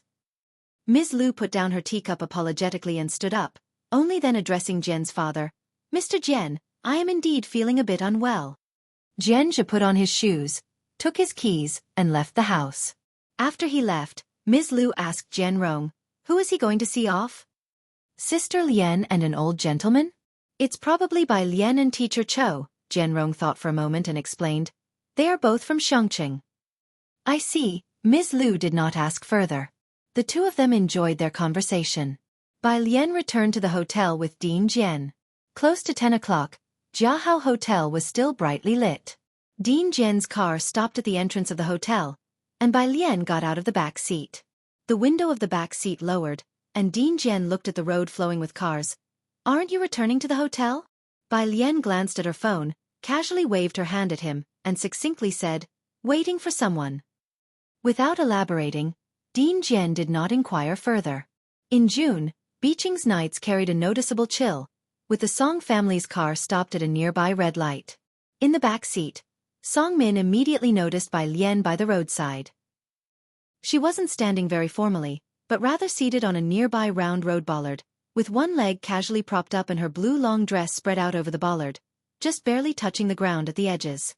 Above her head was a white streetlight, its glow cascading down through the dust in the air, casting a cool light over her attire. She held her phone, seemingly texting someone, her slender fingers intermittently tapping the screen, with her elongated shadow reflected beside her by the street lamp. Song Min got lost in thought, and Bai Xueqi in the back seat quickly noticed it. She followed Song Min's gaze looking out the car window. Even from the back, Bai Lian's distinctive aura was too pronounced not to recognize her. Bai Xueqi had already seen in the class group chat that Bai Lian had come to Beijing. It was her first time seeing Bai Lian in person. She withdrew her gaze and asked Song Min, How many marks do you think she'll score this time? Math and science are equally tough, I really don't know. Song Min came back to his senses, his expression cool and detached. As they talked, a black car pulled up beside Bai Lian. Both Song Min and Bai Xueqi were familiar with the make, a Maybach. But there was something odd about this car, its chassis seemed higher than the standard model, and the material of the body was different from what they were used to, especially the side and front windshields. Song Min was somewhat knowledgeable about cars. His gaze shifted back to the vehicle. When did they release this model? Bai Xueqi didn't know. The driver, however, seemed thoughtful. He knew at a glance, this is a factory-modified vehicle. And the glass, the driver's fingers paused on the steering wheel. Was that bulletproof glass? The car's rear door opened, and a tall, dark figure stepped out. If you find any errors, ads pop up, ads redirect, broken links, non-standard content, etc., please let us know report so we can fix it as soon as possible. Chapter 530, Principle 213, You have not prepared enough banners, second update.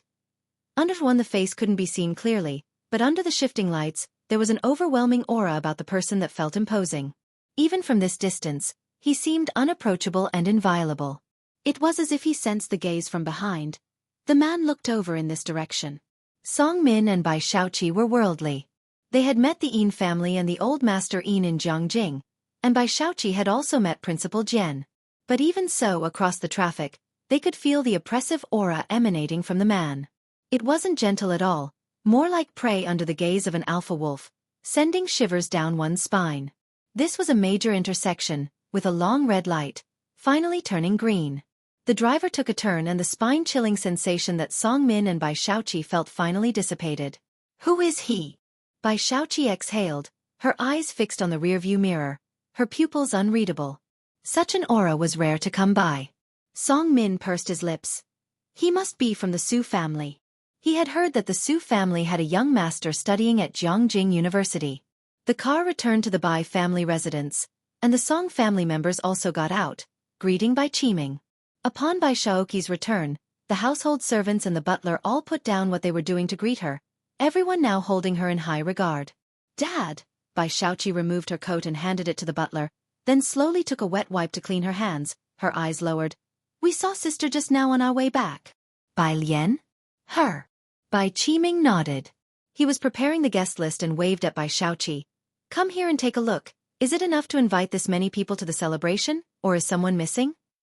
For this celebration, he not only invited the Bai family but also the relatives of Gua Yuking's maternal family.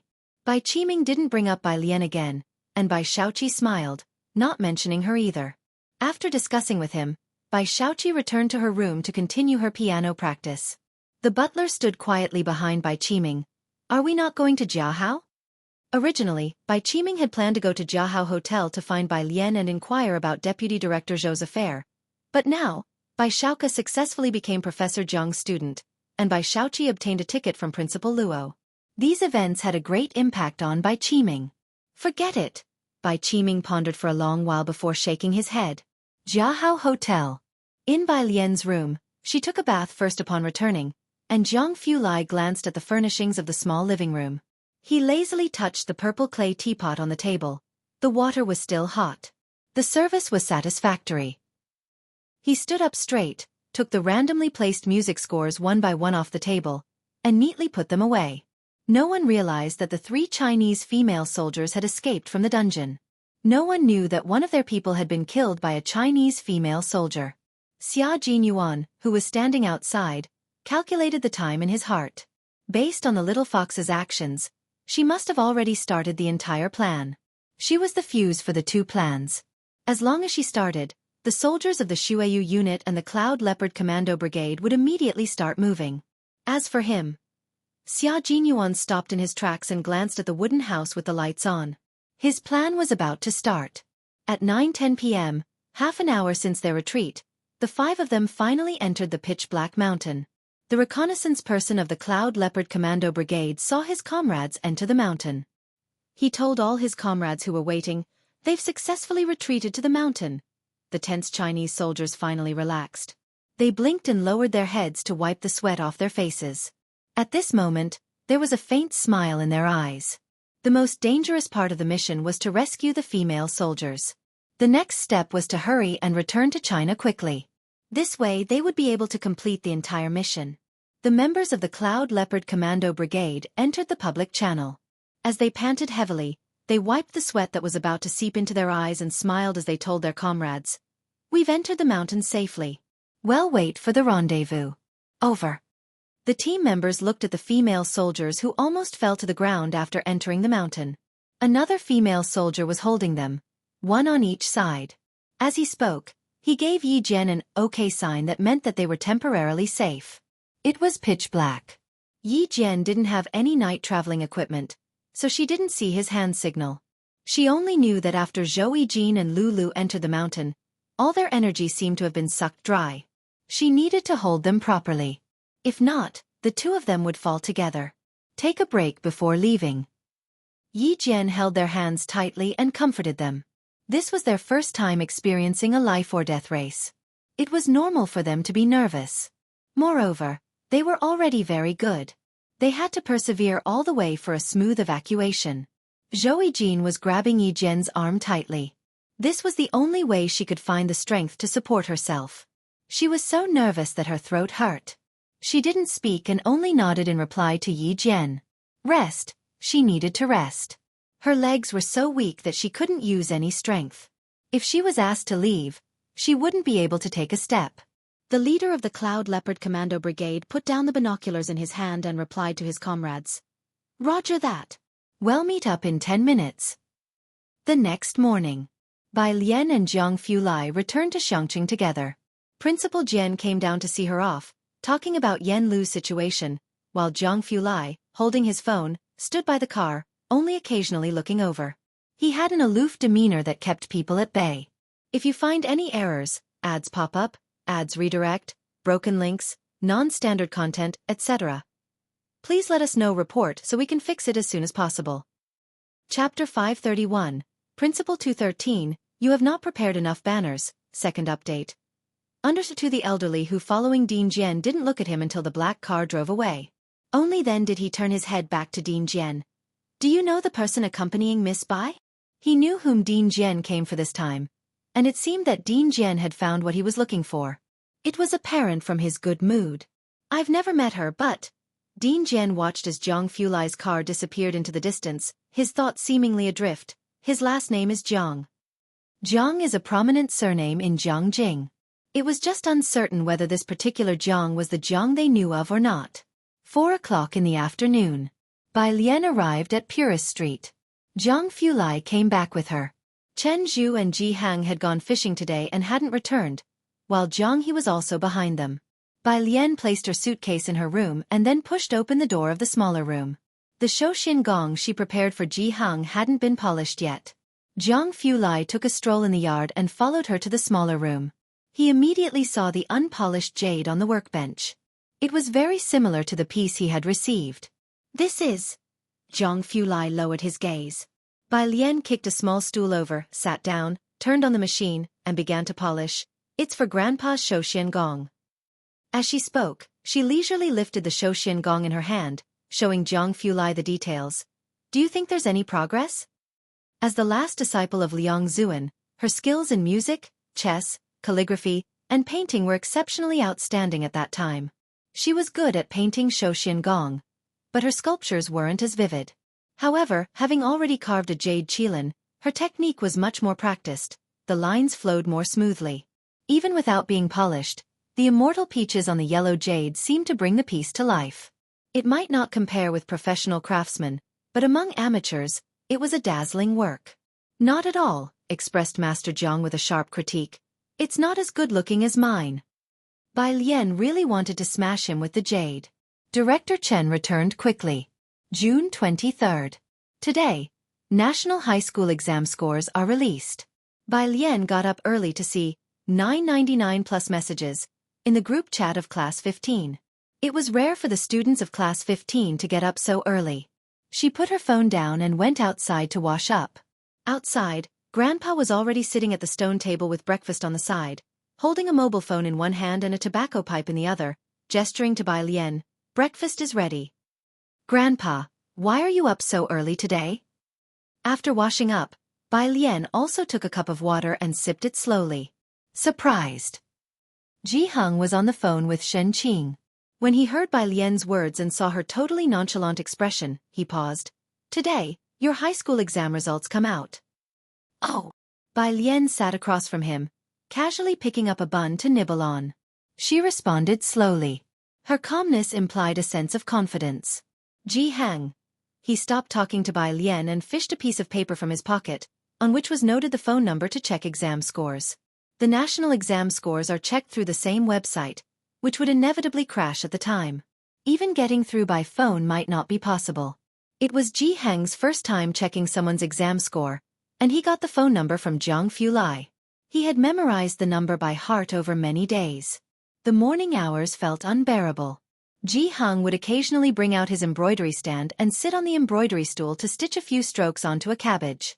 Moments later, he'd stand up again, grab the watering can, and water the few flowers in the yard. Inside the room, Bai Lian's door was open.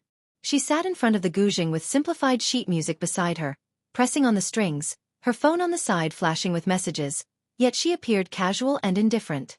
After Ji Hang finished watering the flowers and heard the intermittent guzheng music coming from Bai Lian's room, his mood also calmed.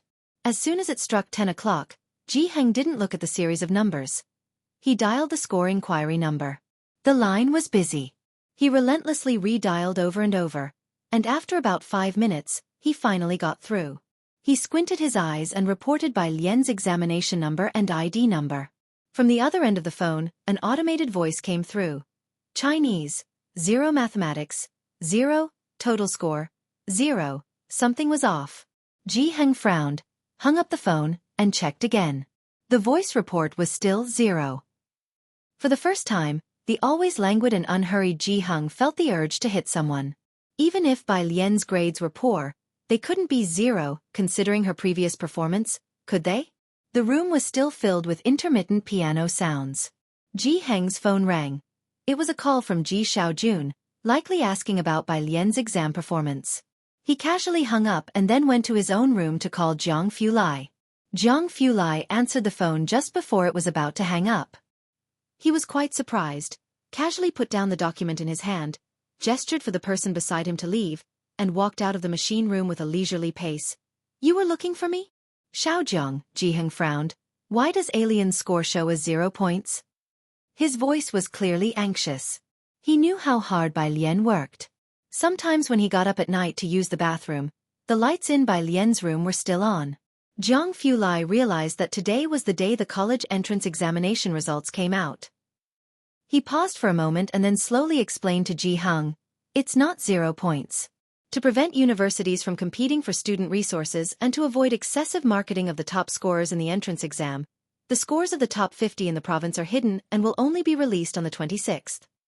"You mean Alien scored in the top 50 of the province?" Ji Heng's mind lingered on the top 50. Although Su Jiyue had said that Bai Lian was very good at math and could be specially recruited into Jiangjing University, still, knowing that Bai Lian scored in the top 50, Ji Hung couldn't help but feel dizzy. Meanwhile, Xiangqing No. 1 High School. Since the end of the college entrance exam, the principal and senior teachers at Xiangqing No. 1 High School had not been sleeping well. Today, as the results were released, the principal arrived at the computer room early in the morning.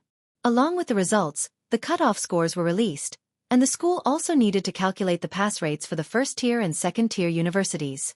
Lu Lingxi also arrived early. When she arrived, the ashtray beside the principal was already filled with cigarette butts. Seeing her, the principal naturally raised his hand to greet her. "Teacher Lu." As soon as the college entrance exam scores were released, they would also be synchronized to the school. By 10 o'clock, some teachers couldn't help but call their top students to ask about their exam scores. The principal, vice principal, and dean of studies all stood behind the technical staff, waiting for them to retrieve the students' entrance exam scores. Today, the scores of Bai Lian, Ning Xiao, and the others probably won't be available, the principal said slowly to Lu Lingxi as he looked at the frozen computer screen. The three of them should rank within the top 50 in the province. The top 50 in the province would not have their scores released for now. Beside him, Tang Ming's homeroom teacher came over with a phone in hand, clearly excited. "I asked Tang Ming, his score has been hidden." Among the three of them, Tang Ming had the weakest scores. If his score was hidden, it was a sure thing for the other two. "Our school will have at least 3 students within the top 50. "Chen Zhu needs to be mentioned separately," the dean of studies said with a cup of hot water in his hand, his face splitting into a grin. "Principal, you've prepared those banners well." The matter of the principal at No. 1 High secretly preparing banners had already been ridiculed several times over the past few days. With a cigarette pinched in his hand, upon hearing that Tang Ming's score was hidden, the principal also relaxed a lot and conversed with Lu Lingxi. "Teacher Lu, have you asked Bai Lian and student Ning Xiao about their estimated scores?" Lu Lingxi shook her head about to speak, when suddenly, the homeroom teacher of Class 8, who was staring at the screen, spoke up. "Principal, the banners you've prepared might not be enough." "What?" The principal suddenly bent down to look at the computer. Half an hour had passed, and the college entrance examination scores had been pulled up. Flipping through the fluorescent computer screen on the first page, 6 names had asterisks behind them: Bai Lian, Ning Xiao, Yang Lin, Tang Ming, Chen Zhu, Pu Xiaohan. Everyone could guess Bai Lian and Ning Xiao's 3. Chen Zhu was also predictable as he was an A student. "No," the principal pointed at Yang Lin's name, his fingers trembling, his voice almost breaking. "Where did these two come from? Especially this Yang Lin. How did she score higher than Tang Ming? This TM. How did another prodigy suddenly appear in their Xiangqing No. 1 High School? Lying down and win principal online begging for votes. If you find any errors, ads pop up, ads redirect, broken links, non-standard content, etc. Please let us know report so we can fix it as soon as possible." Chapter 532. 214 Hot Searches. Perfect Score SA_1 Lu Lingxi stood to the right of the principal and was also taken aback. She could understand Yang Lin's score. With the stakes so high and breaking free from limitations, Lu Lingxi would never be surprised by whatever heights Yang Lin might reach in the future. In this game of chess, Bai Lian and Yang Lin were both the players, and they clearly knew what they wanted. But Lu Lingxi stared at Lu Xiaohan's name, and as the homeroom teacher, she truly couldn't understand. She was well aware of the little things her students did. With the heavy workload of the third year, apart from Bai Lian and the others, very few could complete their weekly papers. And Lu Xiaohan's homework was mostly copied from Bai Lian and Ning Xiao. How did she score in the top 50 of the province? Ms. Lu, how did your students do on the test? Lu Lingxi tapped her head and forced herself to remain calm. Don't ask me, I have no idea. Beijing is a major province for college entrance exams, with 900,000 candidates this year. A ratio that shows how intense the competition is. Having 6 within the top 50 might not be significant for other schools, but this is Xueqi, a border city lagging behind first-tier cities in teaching resources and information. It's difficult to have even one in the top 50 in past years, and now there are 6, with 4 from the same class. Xueqi No. 1 High School had never experienced such an event before. The principal's smile stretched from ear to ear. Set, let's order a few more banners. Although other teachers envied Class 15's 4 treasures, all of Xueqi No. 1 High School's candidates scored well this year. With the scores of the 6 shielded students not yet out, the teachers quickly pulled up their own student scores to check the university admittance rate. This year's exam was difficult. With a perfect score of 750, the second-tier university cutoff line was only 431, and the first-tier 492. Last year's second-tier line was 499. We actually have 15 students above the first-tier line in our class? Our class has 13. The teachers of each class were organizing the class scores, and the computer lab was as lively as the new year, Ms. Lu, thanks to the study materials shared by your class. The study methods and mind maps of top students are also very important, and there's a high chance they are this year's Beijing's top scorers methods. It is rare for a top student to take the time to share study methods and organize mind maps in detail with everyone. This year, Xueqi No. 1 High School performed so well. Bai Lian and Ning Xiao played an indispensable role. Lu Lingxi found an available computer and pulled up the total scores of Class 15. Apart from the 4 students whose scores were not yet available, the other student scores in Class 15 were also frighteningly high.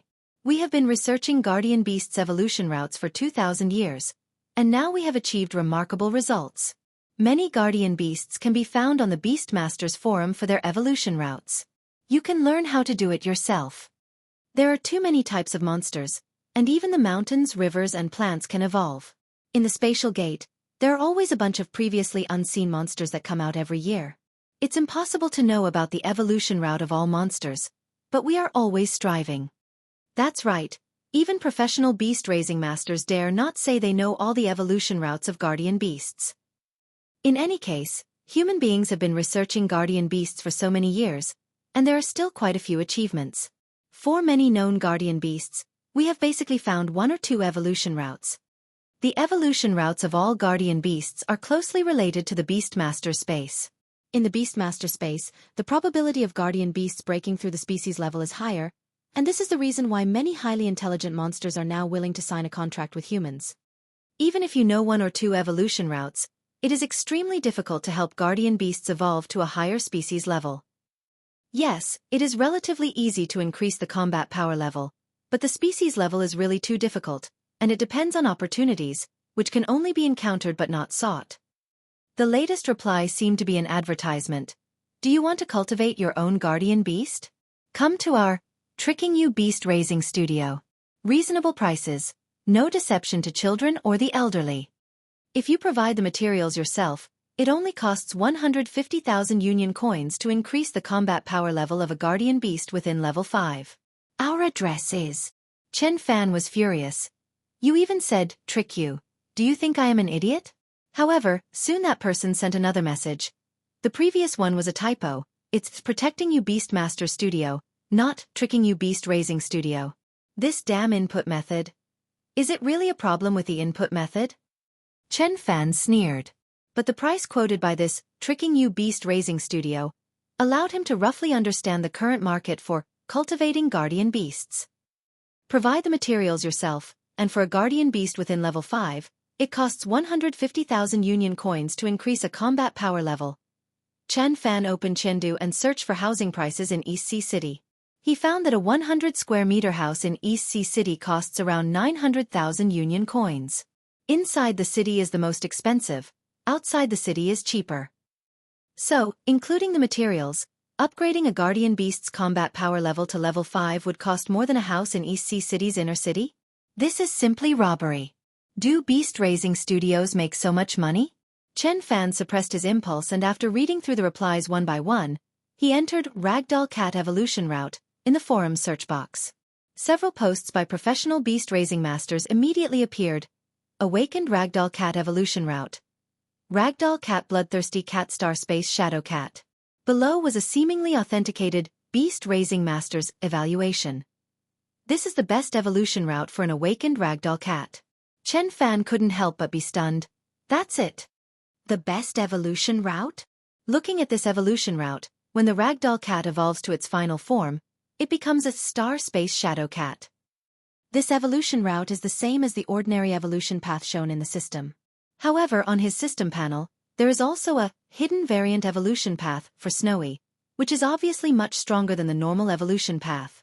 Moreover, on the system panel, Snowy's hidden variant evolution path ends with an ellipsis, obviously indicating that it can break through to even higher levels. But the normal evolution path stops abruptly at the Star Space Shadow Cat. Chen Fan then entered Wild Savage Ape Evolution Route in the forum search box. Wild Savage Ape Evolution Route. Wild Savage Ape Stone Skin Demon Ape Iron Skin Demon Ape. As expected, the ordinary evolution path given by the system is basically consistent with the evolution path searched on the forum. However, according to the forum's information, the Wild Savage Ape has only this one evolution path. But the system also provided a hidden variant evolution path, allowing the Wild Savage Ape to break through to the level of the Primordial Grey Ape and above. The difference between the two evolution paths is huge. Chen Fan took a deep breath, suppressed the shock and ecstasy in his heart once again, and opened 2 pages, entering combat power level and species level, respectively. Guardian Beast levels are divided into combat power levels and species levels. Combat power level 1 to 5, ordinary, 6 to 10, elite, 11 to 15, leader, 16 to 20, war general, 21-25, commander, 26 to 30, king, 31 to 35, overlord, 36 to 40, emperor, 41 to 45, dominator. Species level: awakened, extraordinary, lord, monarch, legend, epic, myth. 7 species levels, each divided into low, medium, high. Combat power level is the strength level of the Guardian Beast, based on star power as a reference, and is only a rough estimate of the Guardian Beast's combat power. Species level represents the innate advantage and development potential of the Guardian Beasts, determining the upper limit for the combat power level of Guardian Beasts. However, this limit is not unbreakable. Once it's broken, it's possible to awaken even more powerful talents and abilities. The same combat power level only indicates that their star power is on the same level, and it does not mean that the actual strength of the Guardian Beasts is exactly the same because the species level needs to be taken into consideration.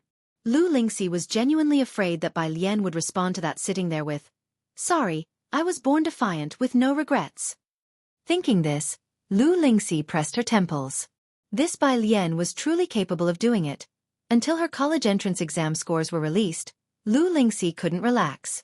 If you find any errors, ads pop up, ads redirect, broken links, non-standard content, etc., please let us know. Report so we can fix it as soon as possible. Chapter 533, 214 Hot Searches.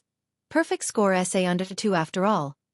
Lu Lingxi had no doubt that she could make it into the top 50 in the province, even without the essay scores. Ji Heng's small courtyard. Upon learning that his exam scores were withheld, he grabbed his Go set and headed out to the streets to find someone to play Go with. Jiang He staggered out of bed and brushed his teeth. Ji Heng had stayed up all night, chatting with Jiang He, who didn't fall asleep until 3 in the morning. After brushing his teeth and washing his face, he stood by the phoenix tree where Ji Heng had recorded his height. Jiang He compared his hand to the mark from last month. There was hardly any change. He was just under 1.2 meters tall, his eyes black and glossy as he gazed at the height line. It took him a while to go to the kitchen with an absent look on his face. There were warm breakfast buns and milk that Ji Hung had left for him in the rice cooker. He took a bun and ate it slowly as he walked to Bai Lian's room. The violin still rested on the stand. Bai Lian sat at the desk with a pile of papers covered in abbreviated music notation beside her, and her phone rested on top of a document in front of her. She hadn't turned on the chat silencer. Today, the exam scores were released, and the messages in Class 15's chat group quickly hit 999 plus. Besides that, her WeChat friends were asking about her exam scores. "You're just getting up now?" Bai Lian noticed Jiang He sitting beside her, nibbling on a bun. Jiang He wore a beige cotton and linen robe with Chinese knot buttons, the buttons shaped like bok choy. He swung his legs gently, feeling introspective and remaining silent due to the lack of growth from staying up all night. Bai Lian watched him stay silent, so she snatched his milk, leisurely inserted a straw, and started drinking. She then gestured for Jiang He to go get another bottle for himself. She sipped the milk through the straw and began taking photos of the completed music pieces with her phone. When she opened WeChat, she saw the group chat mentioning her. Wang Qi. "Damn, our class has 4 students whose scores were withheld. At Bai Lian at Ning Shao. Lian sis, study God, I'll bear with it, but at Pu Shaohan, what's up with you?" Wang Qi.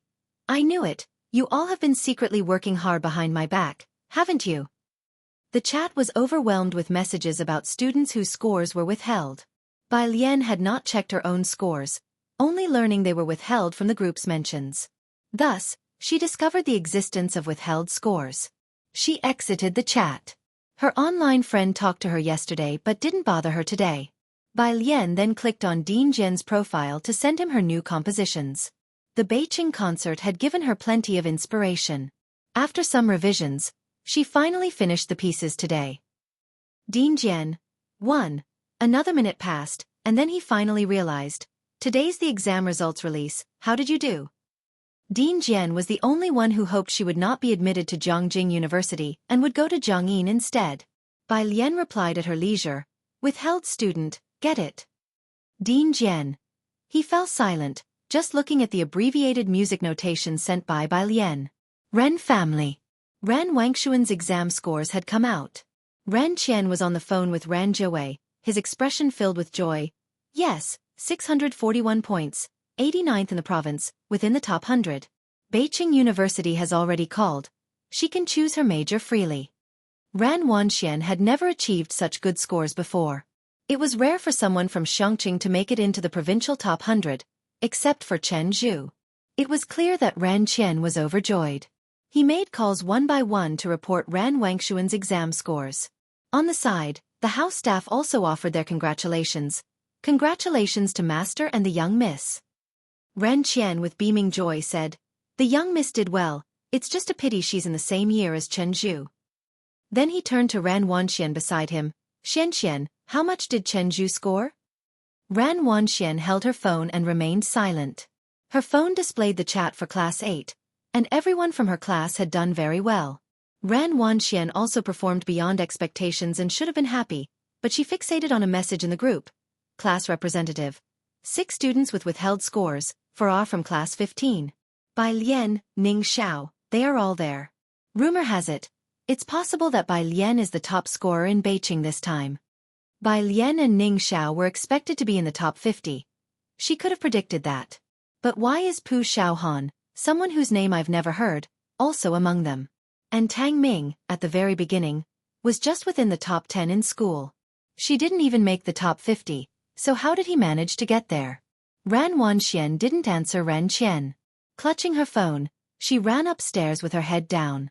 What's with this child? Ran Qian watched Ran Wangshuan's retreating figure, was momentarily stunned, then chuckled, scoring so high and still not satisfied? Someone next to him said, "Miss is just demanding of herself." Holding his phone, Ran Qian squinted slightly. "I wonder how much Ji Heng's granddaughter scored?" He asked Ji Xiaorong and Ren Jiawei, but both said they didn't know. Now that was strange. The 25th. This year, the rate of students from Chongqing High School gaining admission to top universities reached an unprecedented 21%. Although it can't compare with Beijing High School, it is definitely potential provincial key high school material, especially since the scores of 6 students are still to be released. The freshmen and sophomores haven't been let off for summer break yet. The school's teachers are all abuzz, as the experiences and mind maps of the study gods from the senior class have already been photocopied for their use. The homeroom teachers of the senior class are tallying up the subject scores and averages.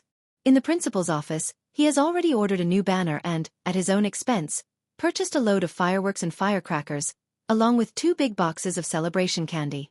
Lu Lingxi, holding the printed results, went to the principal's office and saw the 2 boxes of candy on the floor. Teacher Lu, upon seeing Lu Lingxi, the principal greeted her cheerfully. Did Ning Xiao estimate a score of 700? I just heard that Song Min from Beijing estimated around 690. This year's provincial top scholar is definitely from our school. It's just a question of whether it's Ning Xiao or Bai Lian. Lu Lingxi nodded and handed the report card to the principal. He mentioned it. Why don't you seem happy? The principal was puzzled. Not at all, Lu Lingxi sighed and changed the subject. Is it difficult to be promoted to a provincial key high school? With a 21% rate to top-tier universities and the provincial top scholar in our school, the principal calmly picked up his tea, confident of victory. It's not difficult at all. Being promoted to a provincial key high school is indeed a good thing. After Lu Lingxi delivered the results, she headed to her own office. Along the way, she encountered many teachers who congratulated her. The homeroom teacher of the liberal arts class, who often visited Lu Lingxi's class, also stopped her. How did Bai Lian fare in Chinese this time in your class? There was a full mark composition in the exam this year. What full mark composition? Lu Lingxi stopped. The sunlight spilled onto her face. She was somewhat dazed. A full mark essay from this year's exam was leaked online without the candidate's name, the liberal arts teacher remarked. I've only ever seen full mark essays written by Bai Lian. I wonder how she did on the college entrance exam essay. Getting a full mark in the Chinese essay is no easy feat. Upon hearing about the full mark essay, Lu Lingxi suddenly had a strong premonition. She quickly finished speaking with the liberal arts teacher and opened the short video app on her phone. While some student scores are still unreleased, the full mark essay has been prematurely shared by officials. In recent years, there's rarely been a full mark essay in the college entrance exam, but as soon as the officials showcased it, it climbed to the top of the short video search rankings. Lu Lingxi just clicked in and saw the third on the hot search list. College entrance exam full mark essay, hot. General in the 25th year of Red Yuan, General Bai Li defended Xueqi. The drumbeat abruptly started, rousing the general from sleep at midnight. He dressed and went alone to the high walls, facing 10,000 cavalry enemies ahead and behind, 1,000,000 commoners of Xueqi. Yet Xiangcheng's provisions were incomplete, with survival hanging by a thread. The north has not yet been subdued. The enemy persists. Amidst this dire strait, the general vowed to give his life for the public cause. How to retreat? Thus, he stood with the people, guarding the city gates. The general dedicated half his life to the military, fought across all 9 provinces, willing to face death in battle without regret. What regrets does he have? You've not seen his son abandoning the pen to take up arms and slay the enemy's horses. You've not seen his loyal cavalry drinking to their heart's content in the northern wastes. You've not seen today's serene rivers and a prosperous peaceful Chang'an. The general's sword has drunk the blood of 1,000 autumns, his bones buried in the yellow sand. He now enjoys the sunset's glow. Today, the festive banners fly red over the 4 seas, on an eastern campaign thousands of miles, planting peach blossoms in bloom. Epilogue. General, is today's sunset beautiful beneath the towers of Xueqi? If you find any errors, ads pop up, ads redirect, broken links, non-standard content, etc., please let us know. Report so we can fix it as soon as possible. Chapter 534, National Top Scorer in Exam 215, Second Update. Under 1 seeing the first sentence, Lu Lingxi knew right away who the article was about. Bai Li, the great General Bai Li. The writer had used the most succinct language to recount General Bai Li's last night in Xueqi, and because of the popular show Great Yong, the 3 members of the Bai family were at the height of their fame. This perfect essay was released at just the right time to generate a lot of attention. The comments below. Although the Bai family left no descendants, looking at the words of this student, I suddenly want to believe that there truly is a legacy in this world. Now that you mention it, I suddenly feel so romantic, tearfully running. It seems like the people of the Bai family were born for Xueqi. I suddenly want to go to the Xueqi building to see the sunset too. +1, I didn't go to Internet Celebrity Street in Xueqi last year, Nobody can stop me now. Plus ID number. I've had this thought while watching Great Yong. Lu Lingxi was fixated on the characters on the screen. She recognized the unique library script style. It was by Lien's handwriting. Lu Lingxi put down her phone and finally exhaled. It was unexpected yet also made sense. Xiangqing No. 1 High School liked to assign historical poetry about the Bai family, and even with the most obscure topics, Bai Lien had never made a mistake. It seemed not so surprising that she could write this essay from the perspective of General Bai.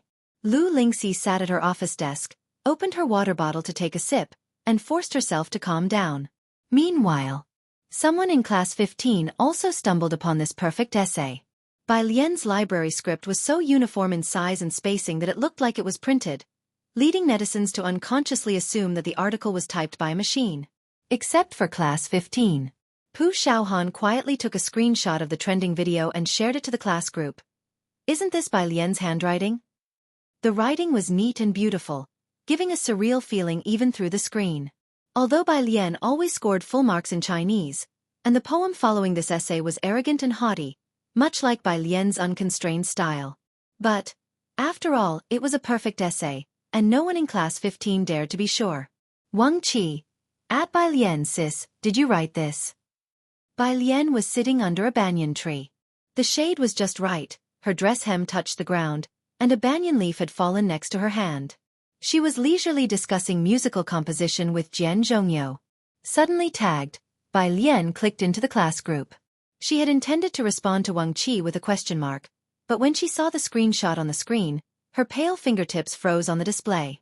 In the courtyard, Director Chen was discussing fishing spots with Ji Heng.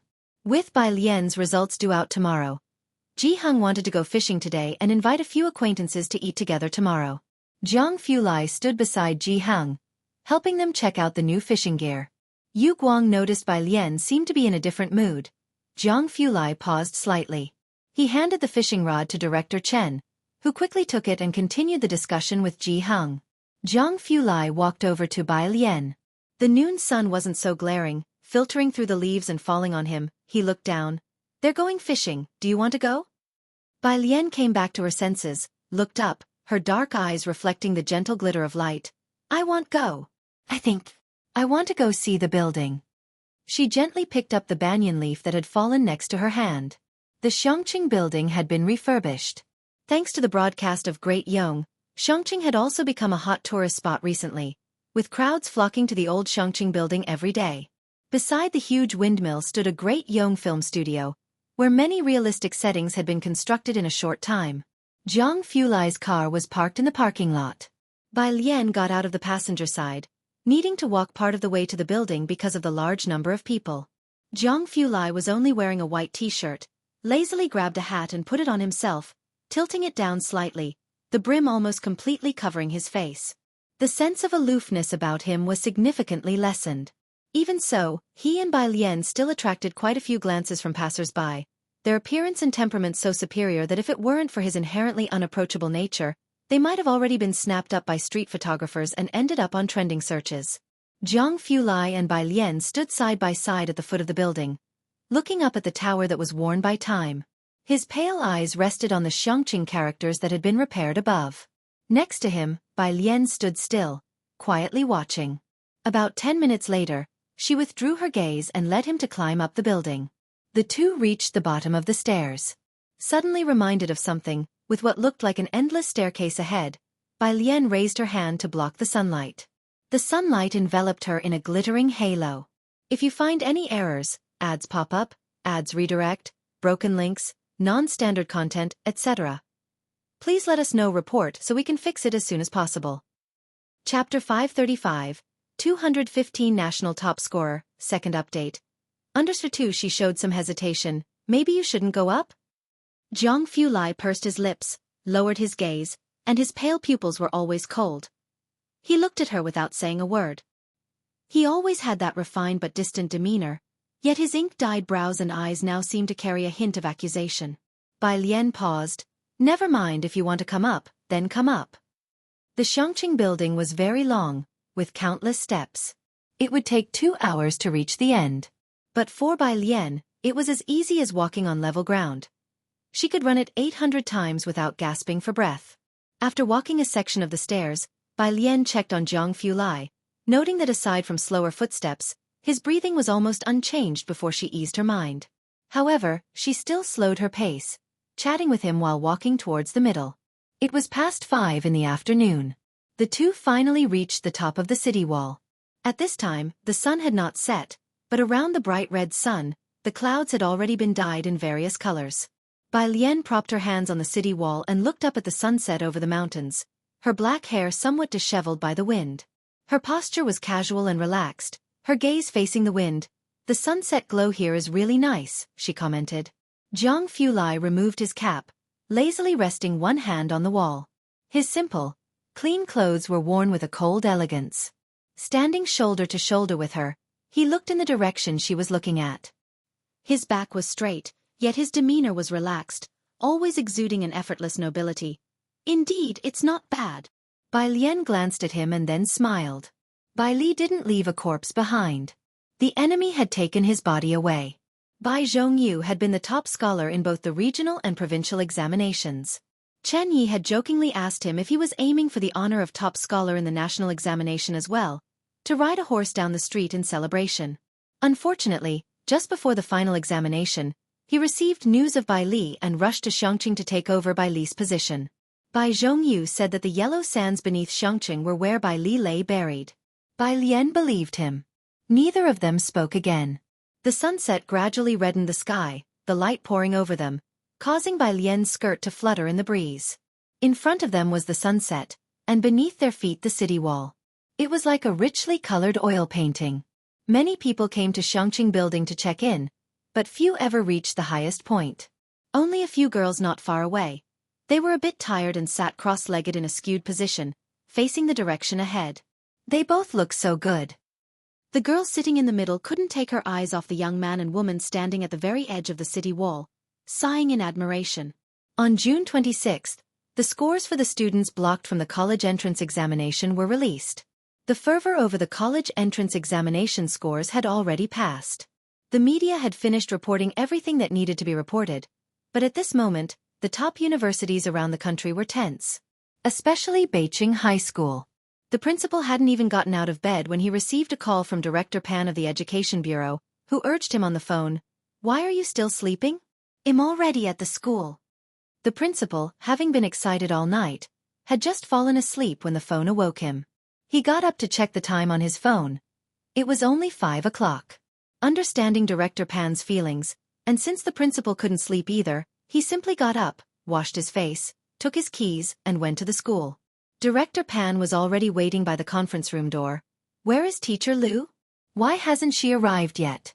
The head of the bureau and the others are waiting for me to report the scores of Bai Lian and Ning Xiao." Beijing High School was being quietly isolated by other schools. Fortunately, the overall results of this exam were good. If either Bai Lian or Ning Xiao secured the top provincial ranking, all the difficulties would be resolved, and the peak moment for Ziyang Cheng's education would arrive. "Don't worry," the principal turned on the lights and boiled a pot of water. "I have already notified Teacher Lu." Lu Lingxi was rushed over by several calls from the principal. She was the homeroom teacher of Bai Lian and Ning Xiao, and their ID cards and admission tickets were in her possession. When Lu Lingxi arrived, the homeroom teachers of Class 8 and Tang Ming's class were already there. On the 26th, there was less traffic on the score-checking website, and it was no longer lagging. As soon as Lu Lingxi arrived, she saw the scores displayed on the computer screen of Class 8's homeroom teacher. They belonged to Chen Zhu. Name: Chen Zhu. Subject: Score: National Ranking Chinese. 127 Mathematics. 121 English. 132 Science. 258 total. 648 Provincial Ranking. 41 National Ranking.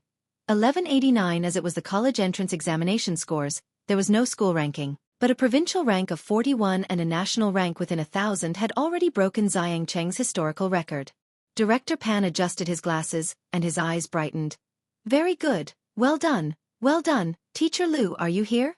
Please check your class student scores quickly." Lu Lingxi clearly couldn't wait for Bai Lian and Ning Xiao either. These two always worked at a snail's pace. Last night, Bai Lian said she was printing her paper when Lu Lingxi sat right in front of the computer, took out the class statistics sheet, and first entered Ning Xiao's name and examination number. Today there was no delay. The school system was faster at releasing scores than any other place. Director Pan watched the page without moving and spoke to the principal. Ning Xiao's estimated score is 700, right? Could he be in the national top 100? Not sure. The principal, the data personnel, and the homeroom teacher of class 8, among others, all stood behind Lu Lingxi, almost holding their breath. Even if not in the top 100, there should be within the top 200. Jingjing University should have. In just 2 seconds, the page appeared. Name, Ning Xiao Chinese, 139 Mathematics, 141 English, 148 Science Comprehensive, 290 total score, 718 provincial rank, 2 national rank. 6 As the scores refreshed, the principal's unfinished words suddenly stopped, and the classroom fell silent, leaving only the beep-beep sound of the printer. And the sound of the air conditioner running. Director Pan stared at the ranking at the bottom and didn't dare utter a word. After a long while, the usually composed class 8 homeroom teacher, Teacher Li, couldn't hold back, exclaiming, "This, national rank 6? No. Teacher Lu, check it again." One teacher found it unbelievable and asked Lu Lingxi to verify once more. Lu Lingxi's fingers stiffly pressed the enter key again. It was indeed national rank 6. The office was still silent. Xiangqing High School had only ever competed with Beijing High School. The teachers, the principal, and the people from the Xiangqing Education Bureau had always hoped that Bai Lian and Ning Xiao would perform a bit better. But even in their wildest dreams, they only hoped to surpass Song Min. As for the national ranking, they had never participated, so they had never even dared to dream of it. Director Pan, leaning on the principal's arm, almost sat down on the ground, murmuring in a daze. "Principal, didn't you say his estimated score of 700 would be about rank 100 in the national papers? With these scores, even Song Min couldn't have achieved this, could he? Is this rank 100? The principal didn't answer. He was fixated on the second-to-last line. Provincial rank 2. Without taking his eyes off of it, the principal spoke. "Lu, Teacher Lu, check Bai Lian's score." As soon as these words were spoken, everyone in the conference room came to their senses, and Director Pan, trembling, said, "Ning Xiao is ranked 2nd in the province. She must be 1st, right?" The director of instruction swallowed and boldly imagined, "Ning Xiao is 6th. She's 5th? Or 4th, 3rd?" Her usual scores were much higher than Ning Xiao's. Lu Lingxi reopened the page, her fingers trembling somewhat. She moved several times without entering the correct numbers. The homeroom teacher of class 8, unable to stand by any longer, directly snatched the mouse from Lu Lingxi's hand, compared Bai Lian's ID number with her examination number, entered the numbers, and pressed enter. As everyone speculated, Bai Lian's score appeared. Name, Bai Lian Chinese, 150 Mathematics, 150 English, 150 Science Comprehensive, 300 total score, 750 provincial rank, 1 national rank. The voices in the office that were still guessing suddenly disappeared, leaving only the sound of breathing. All eyes were on the computer screen, viewing the last line of ranking. National rank 1. National exam champion. In an era when women were not allowed to take part in the imperial examinations, the champion title that Bai Lian was owed from that period, she claimed in this new era. It was as if she was proclaiming to the whole world. The Bai family's young miss from those years had forcefully reoccupied everyone's attention. "Won't you take a ticket to celebrate for Sister Lian? If you find any errors, ads pop up, ads redirect, broken links, non-standard content, etc. Please let us know report so we can fix it as soon as possible."